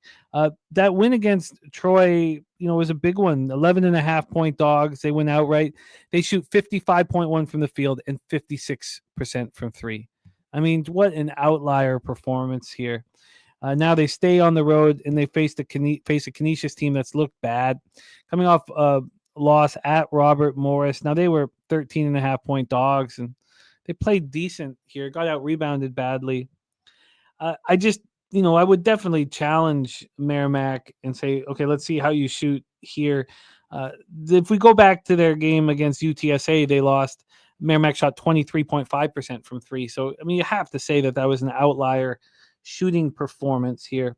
When we get to a total here, we have let me get this Canisius spot.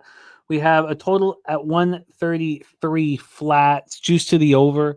This opened up at 135. We've dropped 2 points. And when we get to the spread, we have Merrimack -7 at -107. This has not moved. Oh, wow. Hopefully the public's on them and I can fade this and get in the game. They're not. The public's on Canisius. 68% of tickets, 70% of cash. Line not moving. I'd like to see some movement here. 80% of tickets, 77% cash on the. I mean, maybe I'm asking for too much, wanting all of this to correlate. JP says Merrimack, but I don't want to trust them to win 7 on the road. Take it away for us, CMAC here. Warriors, Golden Griffins. Yeah, that's the problem here with Merrimack. Even though they're super slow, this is one of the teams I always look for. This year not as great. I mean, but they're still I think 310 I had over here. I mean, there's just played a real snail's pace. So that'd be difficult. They are a little bit on both sides of the ball. But man, these teams are bad. Canisius has been awful everywhere. They haven't looked good against really anybody. And to start the year 0-8, it's not been good. And one thing I go back and look at these home games. They lost to Brown by 7, and was that St. Bonaventure? Yeah, by 11. This is where they play better. They've really got their ass kicked on the road. That's why when I looked at this, I wanted it to be a little bit higher because Merrimack shouldn't be laying these points, but they are better. We've seen it. For them to just, but lose to UTA UTSA close, beat Troy. This team's definitely the better squad. And in the end, I think can score. But, man, when I see how they've played kind of on the road, no way lay 7 points. I take Canisius or nothing. It's a little weird they're public, a team that hasn't won. It's so weird. I wish they weren't, but I think I have to pull the trigger on this here. This line opened up? It's just not moved off of the number. Got an 0-8 team at home.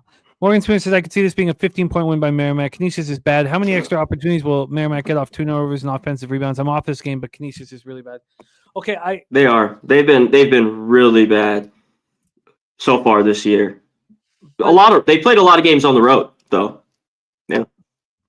But I mean, you're going to have this Merrimack team coming off this incredible shooting performance, going up against a team that's 0-8. They just might feel too good about themselves here. Well, for sure. I mean, there's no chance in hell you catch me laying this with Merrimack. I might get to Canisius. I'm definitely going to make some moves here on the card. I'm not just so. See how it goes. Let's move on to the next spot on the board here. We leave the Metro Atlantic, and we aren't coming back. Just 3 more games on the board here, all non-conference games. We have Kennesaw State Owls, 6-3, 0-1 on the road at Georgia State Panthers, 4-4, 3-0 in Atlanta, Georgia for this one. We have Kennesaw, losers of 2 of their last 3. That happened all in Lethbridge. We talked about that loss to Kent State, 67-60. Towson, they played the UC Irvine Anteaters, losing 17 to start out that tournament. That came on the heels of beating Rutgers at home. Kennesaw State, not a bad ball club. Going up against Georgia State. Georgia State lost to Austin P at home, embarrassing. Came back and beat Tulsa 74-71, and then went to Kentucky on Friday night, last Friday, and got lit up and smoked. But they were 30.5 point dogs. They lost by 29, so they covered. And the thing is that they had to shoot 52.4% from 3 to cover. They got outboarded. They turned the ball over 18 times. They tried their hardest and stepped up, against Kentucky. Will they do it here? It kind of feels like a letdown spot, although generally you like to back teams after playing stiffer competition. They also shot the lights out in that. Chang Kim in the house. Great to see you, Chang. We have best bets coming in for Tim Montana BX's birthday here shortly, so we will definitely keep you involved. We're almost done the show. We just have 2 more games after this, so and then we'll go through best bets. So, one from CMAC, one from me, and one from Jose Snips Bouquet. Let's get into the line history here for Kennesaw State. We have Kennesaw State +2. They opened up -1.5. Wow. A big move to Georgia State. Dog the favorite. A very profitable angle. From a total standpoint here, we have a 157.5, -109 to the under. This opened up at 155.5, and it's just climbed up to 157.5. So we climbed up 2 points. And then when we get to the cash flow for this one, we have... Where is this Kennesaw State start? Sorry. We have 59% of tickets and 84% of the cash on Kennesaw State. That's on the spread. Only 16% of the cash on Georgia State, and they've gone from dog to favorite. On the money line, Georgia State being getting hammered. 75% of tickets, 98% of the cash. Wow. By the way, Morgan Spooner says Merrimack blew out Vermont by 15 tonight. Merrimack shot 39% from the field. These teams are in different swimming pools. No, that's true. My man, Tim Montana, on your birthday, still rocking with us. Respect. We're going to get it for you. And Chang, love having you rocking with us. Do we trust the market here and back the Panthers? Take it away, C-Mac. Yeah, I get the move. Real quick, it's different with these smaller schools, Voodoo Ranger. I mean, I take it a little bit different with college basketball to like the NFL, Jimmy, where it's a little bit more to me, especially when these books can focus on those games all week. But I think that they're going like this in all these schools. It's not that big to me in my handicap. Here's the deal. I get here Georgia State and the move. Kennesaw to me is just the better team though. Here, flat out. But yeah, someone mentioned Georgia on Georgia. Yeah, good little rivalry here with these two, and they're better defensively in this one spot. Georgia State's been better at home. Jimmy, I think that's why they're seeing the move here to them. You want to back them at a place where they play a lot better than they do on the road. I've kind of just been impressed all year with Kennesaw. You know, with Towson, the Rutgers win. I mean, they played some good teams. They lost by 7. Kent State that last one. Like, when it comes down to it, I just think they're better because everything else screams Georgia State for the spot here when you look at this. And I think the total's too high. I lean to this under. There should be some points with Georgia State at home. They want to get up and down, but I'm at almost 160 here, 158. I lean heavy to this under.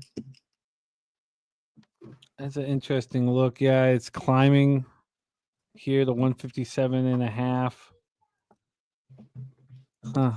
42 and 42 on the under. You know, I think so it's funny. Generally speaking, I would want to back Georgia State after facing Kentucky. The problem is they shot the ball so well, but why would I take that as a detraction here? It means that they tried their absolute hardest against Kentucky and played as best as they could possibly play and covered. Why would I think that was an outlier performance here? Let's just go to the game before that at home against Tulsa. They shot 18.8% from 3. Yeah, they won the game. And they won, yeah. You know, they beat Ball State opening night. I just think you're going to get their best effort here. That's why I think this could be close. But overall, I've been impressed with Kennesaw so far this year. Okay. After what Jim Duwigger and Morgan Spooner said about the Merrimack Kenesha spot, I'll cut it. But Georgia State now on the short list. Let's move on to the next spot on the board, and that takes us to Prairie View A&M Panthers. 1-6 this year, 0-6 on the road, going up against UAB Blazers in Bartow Arena, Birmingham, Alabama. The Blazers just 3-2 at home. Let's take a look at this Prairie View squad, losing all these games here on the road.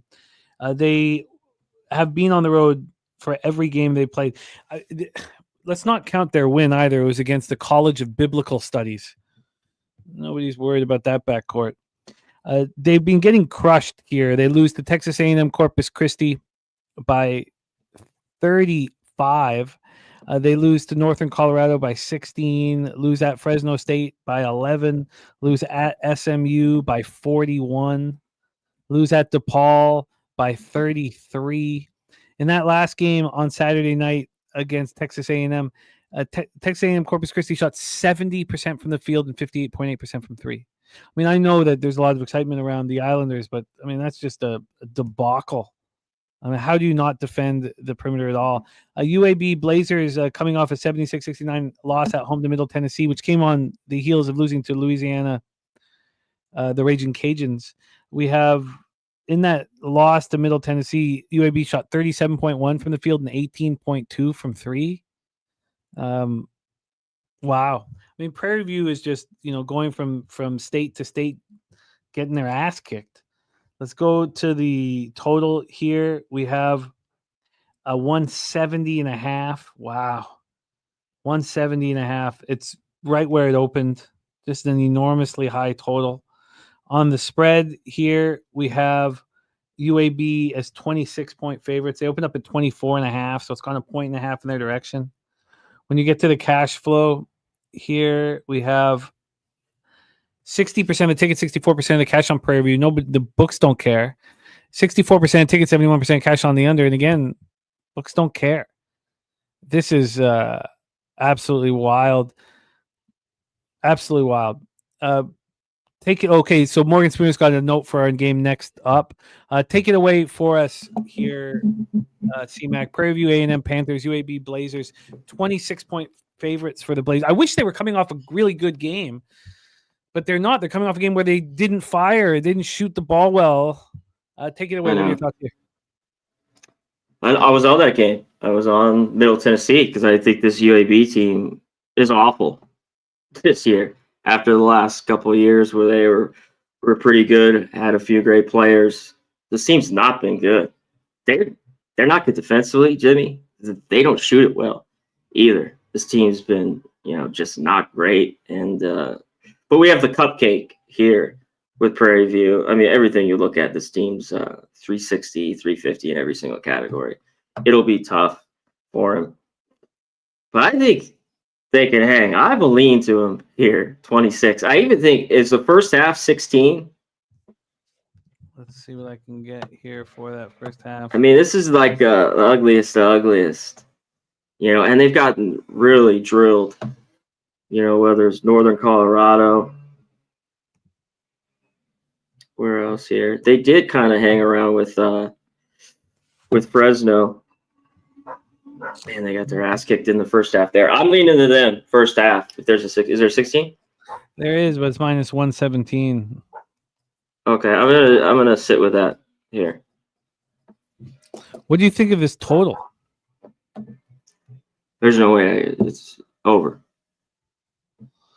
It feels But Prairie is not the team. Like, UAB is consistently going over with teams that I could look more to an under than they've gone over. Like, Prairie View's that bad, though, Jimmy, defensively. They really are. Like, SMU 110, Look at the last game. They gave up 109 to Corpus Christi. Yeah, that was ridiculous. Morgan says UAB's had massive scoring droughts in all their losses. This is too many points Horrible. for a team that can go 5 minutes without a field goal. Shout out to Ole E in the house. God. Yeah, I might move on them. Yeah. Okay, so CMAC is leaning towards Prairie View. I'll let you know. Like I did. I'll put it out like with Arizona State last week. Let's move on. We head to High Point.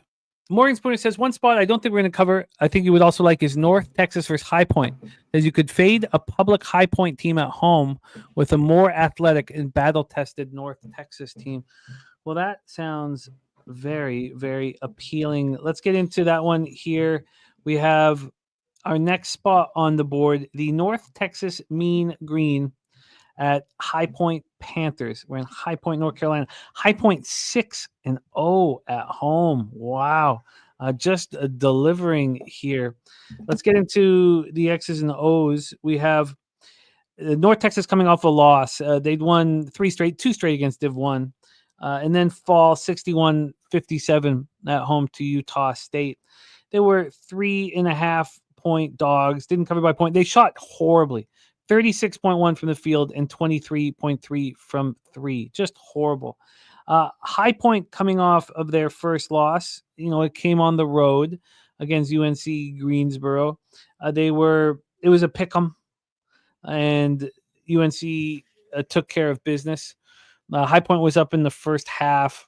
High Point doesn't have really any excuses. They played very clean ball, didn't shoot the ball great. But I wish they weren't coming off a loss. Both teams coming off of a loss. Let's get into the line history here. This total is at 127.5. Opened up at 128. We have a half-point move towards the under. And on the spread, we have North Texas +1 at minus 119. It's not giving me the story, but I can tell you that North Texas opened up at minus 2.5. Oh, wow. There was just a move 2 minutes ago back to North Texas. So they're back at -1. Still, that's a 1.5 move towards High Point. I think we'll get a better idea if we take a look at the money line, even though the money line would have come out later. We have North Texas at -117. They opened up at -133. So, from High Point, it's gone from +110 to -104. So 14 cents of movement. When we get to the cash flow, 38% of tickets, 39% of cash on the spread on North Texas. But on the money line, North Texas being backed heavily, 68% of tickets and 99% of cash. There's 78% of tickets and 81% cash on the over. This total's not moving. Lucky Lefty looking at the over here. Take it away for us. This is our last game on the board because we've already capped the Fighting Illini. God, I did not expect this to be such a hard college basketball card. Take it away for us here. Our last game on the show, Mean Green versus the Panthers. Yeah, it'll be all right. Sometimes Fridays we'll get, but I think there's going to be salvos to be made throughout the year. Yeah, when I look at this, both teams off losses. I like this North Texas team. they're just gritty. Of course, we've seen them the last few years, and I love the defense that they play. I just love it. We've seen it consistently. And a team in Utah State that I'm high on, I don't think that's a crazy loss that they had, and just snuck in and covered as 5-point dogs in that win, especially to hold a team like that with Utah State that's so good, especially from the inside at scoring at a high rate. High Point. Problem here, initially when you saw the 3.5, people wanted to jump on them being at home.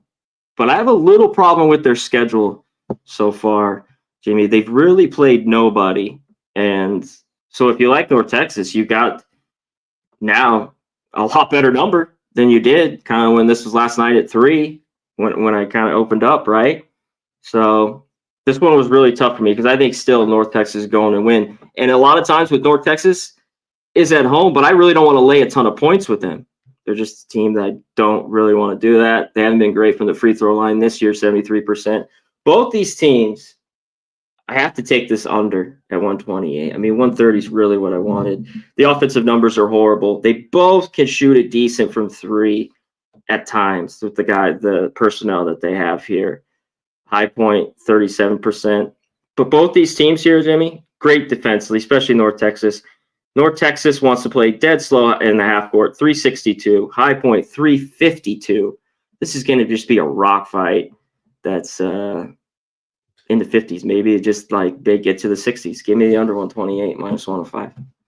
Under 128 at minus 105 here. Skunk Blaster on High Point money line.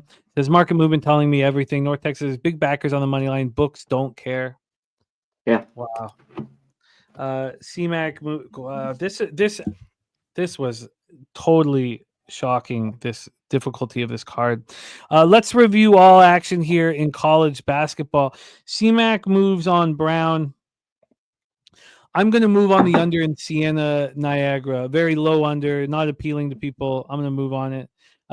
We have no action in Manhattan, St. Peter's, or Portland, Kent State. CMAC moving on the over 145.5 in Charleston, Southern Davidson. No action on Miami, Indiana. No action on Georgetown, West Virginia. Then we went through those 4 Metro Atlantic games, and I couldn't find anything. Like, I'm not just going to. We're betting these, it's not just putting on a pick. So, yeah, that's why I know we're going through the games. That's why I thought we were going to not have. just I thought we were throwing going to them have out. a ton of action here. A shout out to Random Bozo says, shout out Jimmy, caught you on the first break, lunch now, last break. The grind is real. Thank you, Random Bozo, my man. Wow. Okay, so CMAC on the under 128, North Texas Mean Green, and Cab on Illinois first half minus 1.5. I'm only going to have 2 bets. I'm going to have Georgia State Panthers, and I'm going to have the under in Siena Niagara. The over 145 is minus 108. The over one in Charleston Davidson? Yeah. Okay, is that with the hook or no hook? Yeah, that was with the hook because I couldn't get the 145 wasn't with the legal book. All right. It is our guy Tim Montana BX's birthday. Chang Kim and DC Cap are also wondering what best bets we have out there. Take it away for us, CMAC. Is there a spot? It can be on any sport too. It doesn't have to be here in college basketball if you don't want it to be. Is there anything that you think you like the most here today? I might move on Delaware. God damn, that line's just so fucking weird. Yeah, if you want the side, is that what they wanted? +6. Brown, +6. Okay, we have Brown +6 here for CMAC as his best bet. It's not that I don't have faith in your Illini. I just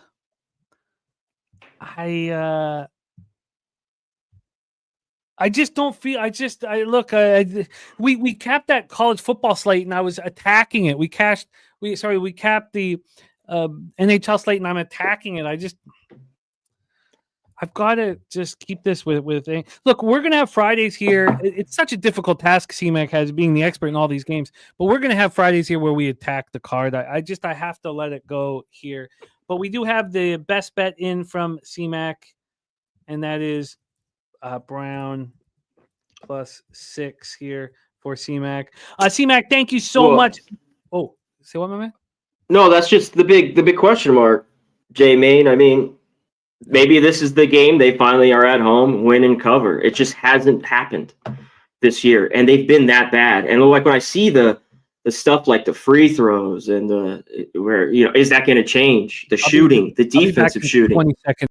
Yeah. Go ahead. All right, there goes Jimmy. When I see all that, it is a little bit head scratching why this team is favored by 4. It's just crazy, especially the way Delaware's played. I know. Well, look, that's why I'm not just running it out there. But sometimes just the test is you just got to go on that. I don't give a fuck. This team's 1-7. They're 1-7 ATS. They can't win. They can't win at home. They can't cover at home. Bingo. There he is. The big guy. The big guy. He's got hair coming in. Hair's coming in. Yeah, he's got basketball starting up now. He's been crushing it in soccer and skating. Now basketball. Oh, true. Well, hey, that's why I didn't bet it. I'm just letting you know. Excellent work, C-Mac. That was a huge task ahead of you, and you did it beautifully. I look, these Fridays are going to be monsters. I know my ROI is going to be great with you. So thank you for your time and your energy. C-Mac, the star of Hitting the Books, football on Monday, basketball on Friday, and also star of the Betting with Bouquet show on Wednesdays. Excellent work, my man, C-Mac. Thank you so much for your time. Please support C-Mac on X. Please support him and his shows here. I'm going to pop in the chat. X handle in the chat. C-Mac, my man, any last words for the Capper Sporting Show? No, thanks for having me. Ripping through this card. I appreciate it. Let's cash. That's all that matters. I appreciate everyone in here. I've always said, best goddamn chat in the goddamn game, hands down, for years. It's a fact. I'm out of here, baby. Peace. There he is. Mig it up. Mac Daddy in the house. Jose, it is our friend Tim Montana's birthday today, and it is best bet time. Do you have one for him? Hey, Carter, what do you think of Jose's hair? You like that? You do? Yeah, it's going to like look like his one day, right? You like that? I think our hairs will look very similar. Does like it. He likes it. See? Right. He's a good taste. He's a man of taste. He is a man of taste. UCLA +4, 4.5, whatever you can get them. Or sorry, UCLA. UNLV, excuse me. UNLV +4, +4.5, whatever you get them. Tim Montana. And Tim, I know you're from the BX. So you just go ahead and put Juan Soto next team, Boston Red Sox, and make yourself some money as well. Wow, look at that. Trouba traded to the Ducks. They need him.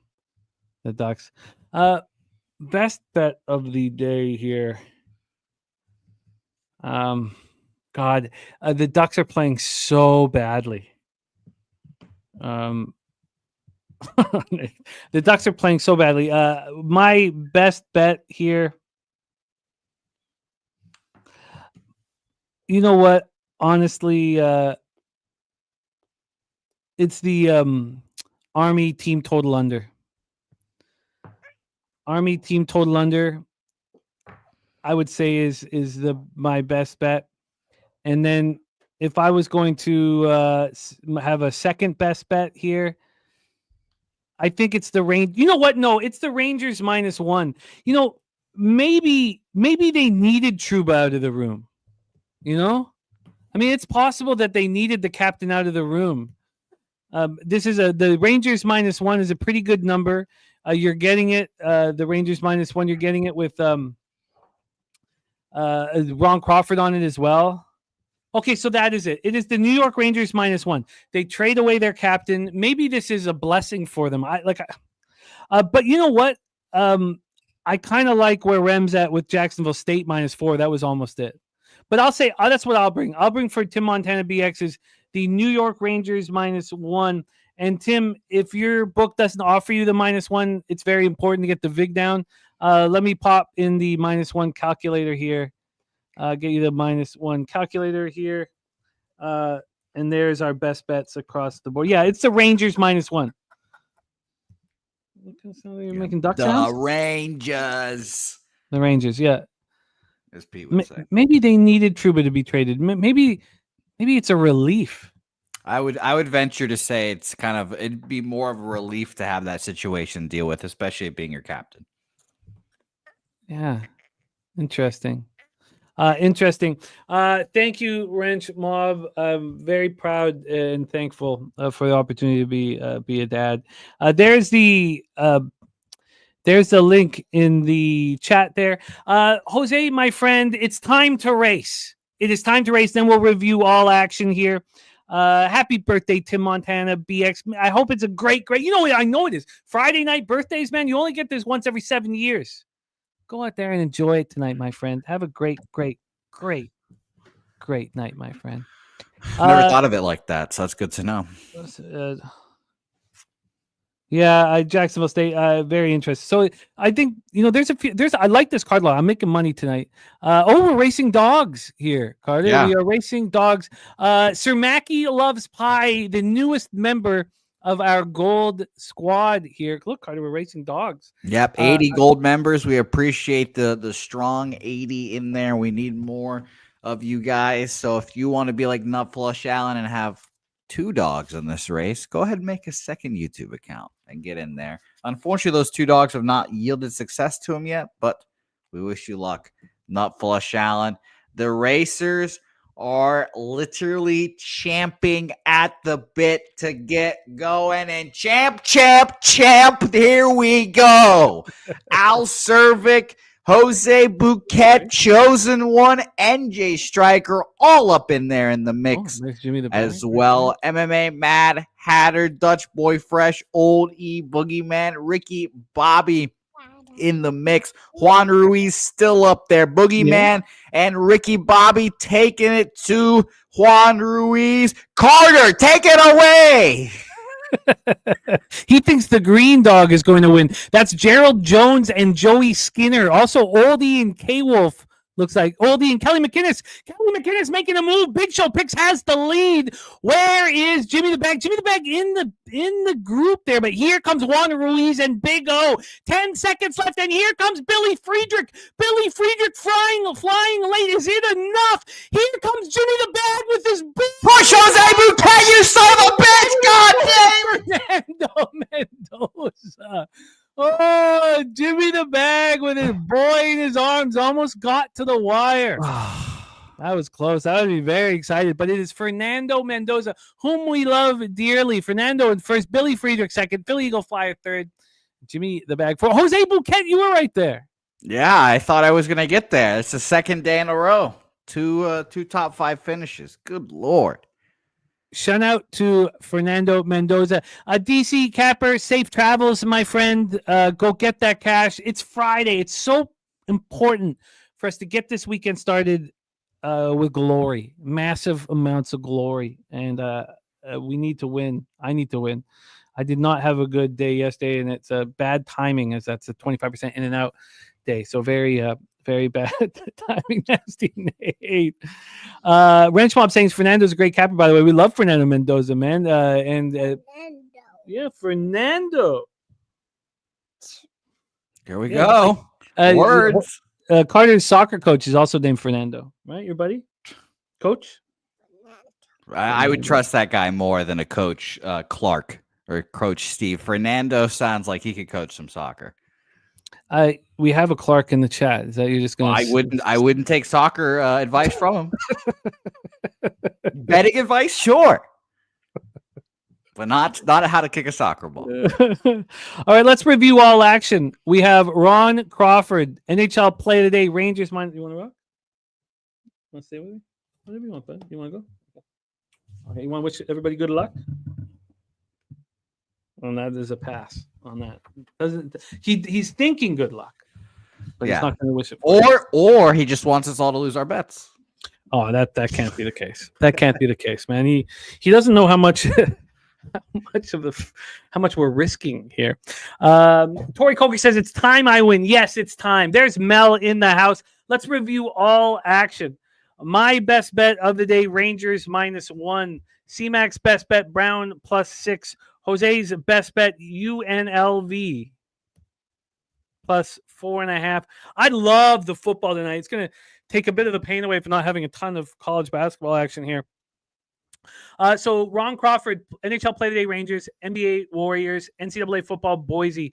I'm going up against 2 of his top 4 plays today. The NCAA Play Today is Georgetown +9. Very, very interesting. Very interesting. Mike Wilkerson on the over in the UNLV game makes me nervous. Chosen one with us on UNLV +4.5. Big Scott, UFC plays for Saturday. Max Griffin -111 and Choi moneyline +110. Presidential Minded Kings on Dallas, Washington moneyline parlay. Nate Dogg 420s play today. Austin Matthews to score. And happy birthday to our friend Tim Montana BX. I'm going to bet this Capitals under 101.5 here. Could put my money where my mouth is. Capitals 100 points. Are you kidding me? And I lean to the under. I don't know if I move on it. Then Kraken, New Jersey. I have the over 6. I have to deal with that shit. Rangers -1. I love it. Columbus, Vancouver. I wish I could fade. This is Vancouver's one opportunity of this 6-game homestand where I won't fade them. Nice. JP just says last corner of Ron Crawford and Jimmy the Bag NHL bet was the Wild, which cash. Let's run it back. I'll make them bet number 2. DC Capper play today. St. Peter's Peacocks. Peacocks for DC. Scuntbag play today number 1. Vegas Golden Knights number 2. High Point money line. I always think, Jimmy, about how close you were to just have a big ass peacock tattoo on your back. I always think about how close you were. Full back peacock tat with the peacock winking. Don't forget the wink. Was Emilio going to be a part of that tattoo as well? Was he going to be the peacock? I don't know. He was going to be the face of the peacock. Yeah, that makes sense. It would have been good. Yeah, would have been nice. Maybe I'll still get it. Maybe I'll still get it. Time will tell. Anaheim, Minnesota under 6 -125, and I'm on the Wild -1.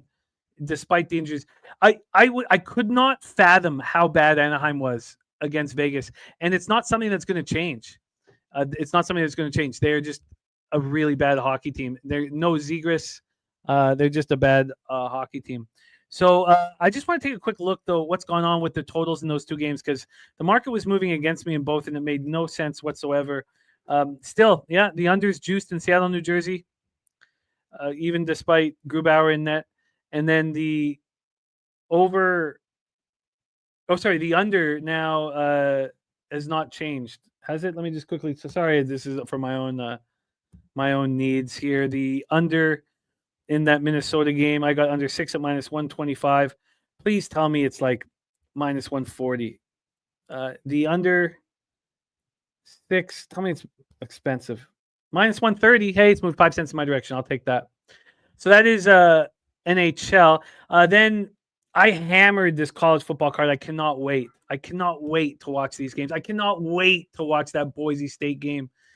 I'm on Jacksonville State. I got Jacksonville State -4. I got UNLV +5 at -111. UNLV Boise State under 58 -113. I got Genty under 176.5 rush yards -110. Tulane -4.5 -107. Army team total under 20.5 -125. Wine Time's on Jacksonville State. -4. He's on UNLV +4, UNLV money line, and he's on Genty under 177.5. He's on Army team total under 20, flat 28 -110. Cab gave us Tulane first half -3. Troy Torrance, Western Kentucky +5, UNLV +4, Miami of Ohio -1.5, Arizona State -1.5, Texas -2.5, Penn State +3.5. Chris Warren's on the Magic -2, the Hawks -4, and the over 230.5. The over 209.5 in the Sixers game from Justin McKelvey, and the over 230.5 for in the Hawks game for Justin McKelvey. Wine Time on the Sixers money line at +150. As soon as they announce LeBron's out, around 7 o'clock, I'm going to move on the Lakers. Then we have Bucks Celtics was a stay off. Wine Time on the Pacers -3. I'm going to bet that as soon as the show's over. He's also on the over 248. Now we got from Prime Cuts. Why do you butcher Prime Cut? Play today's the under in that one. Then as soon as Wemby's announced out, when I bet the Lakers, I'm going to bet the Spurs too. Then Minnesota, I'm on -105. The Timberwolves here. If when Steph and Draymond are in and everyone knows they're in, if this moves back towards the Warriors, I'll bet it again. And then I'm going to be on the Jazz +2.5, and we have Wine Time on the Jazz +120. A ton of action. We just went over college basketball. Unfortunately, the only 2 spots I'm moving on are that under in Siena Niagara and Georgia State. But you don't force things. You take what the card gives you. And it's time to go get paid. Rick J on Monk over 2.5 threes. Mel says Ducks were a major disappointment against Vegas. They were so bad, Mel, but it wasn't one of those things where it's just an off night. The way they're handling their young stars with Leo Carlson. Now, if Leo Carlson comes back and starts rolling, things can be different. Mel says, I do not like the Kraken. I do not like that team. I love Chandler Stevenson as a second line centerman. I think he's a third line center on the Stanley Cup winning team, a second line center on a possible Stanley Cup winning. He's quality to me, but I feel you. That is our show for today. I got to make up for yesterday's disappointing results. I got to get that cash, Jose. I believe in you. What's in your future? Cornbread, volleyball? What's going on for you? I have an engagement party thing this weekend, so it should be very interesting. Our friend Jeremy is getting engaged. You know Jeremy. I do. Yeah, he's getting engaged this weekend, so shout out to him. Well, I guess he's already engaged, but the party is happening this weekend. What's going to happen? I don't know. Is my pussy going to be polluted? Probably. I would bet on it. I only have one gift for our friend Jeremy, and this is it. Jeremy, happy engagement. May your mother-in-law look like this golden beauty. Would you want your mother-in-law to look like this? Very much. Would you just be caught staring? Yes, I would. Okay. Fair enough. That's all I need to know. That Remo says you're going to go looking like that. Yeah. Yeah, Rem. Yeah. Let's just keep this on and put a bow on the show. Jose, take us home, my friend. Take us home. Thank you for all your hard work, week in and week out, day in, day out. You're nonstop working for the channel. May someday you have a mother-in-law that looks like this. How do you know that she doesn't? That's true. Mm-hmm. That's true. Mm-hmm. That's true. Shout out to Helga's mom. Obviously super hot. Mom. Next time I see Helga, I'll show her this picture and ask. Okay, good. I'm glad that we will figure all these things out together. Thank you to Bo Jackson, Mel, Remos, Vikes for Life, Andrew G, Morgan Spooner, Rick J, Kelly, Jay Peasy. If you didn't know, he's on the intro. Tori Coker, all you guys. Nasty Nate, my guy. Nice to see Nasty Nate in the chat. Like I said yesterday, too long since I've seen Nasty Nate, so cannot wait for Pubapalooza. Things are happening. Announcements will be going up in the next few days. So good luck. And don't forget to leche those little post bakers. And don't forget to, as well, those titties.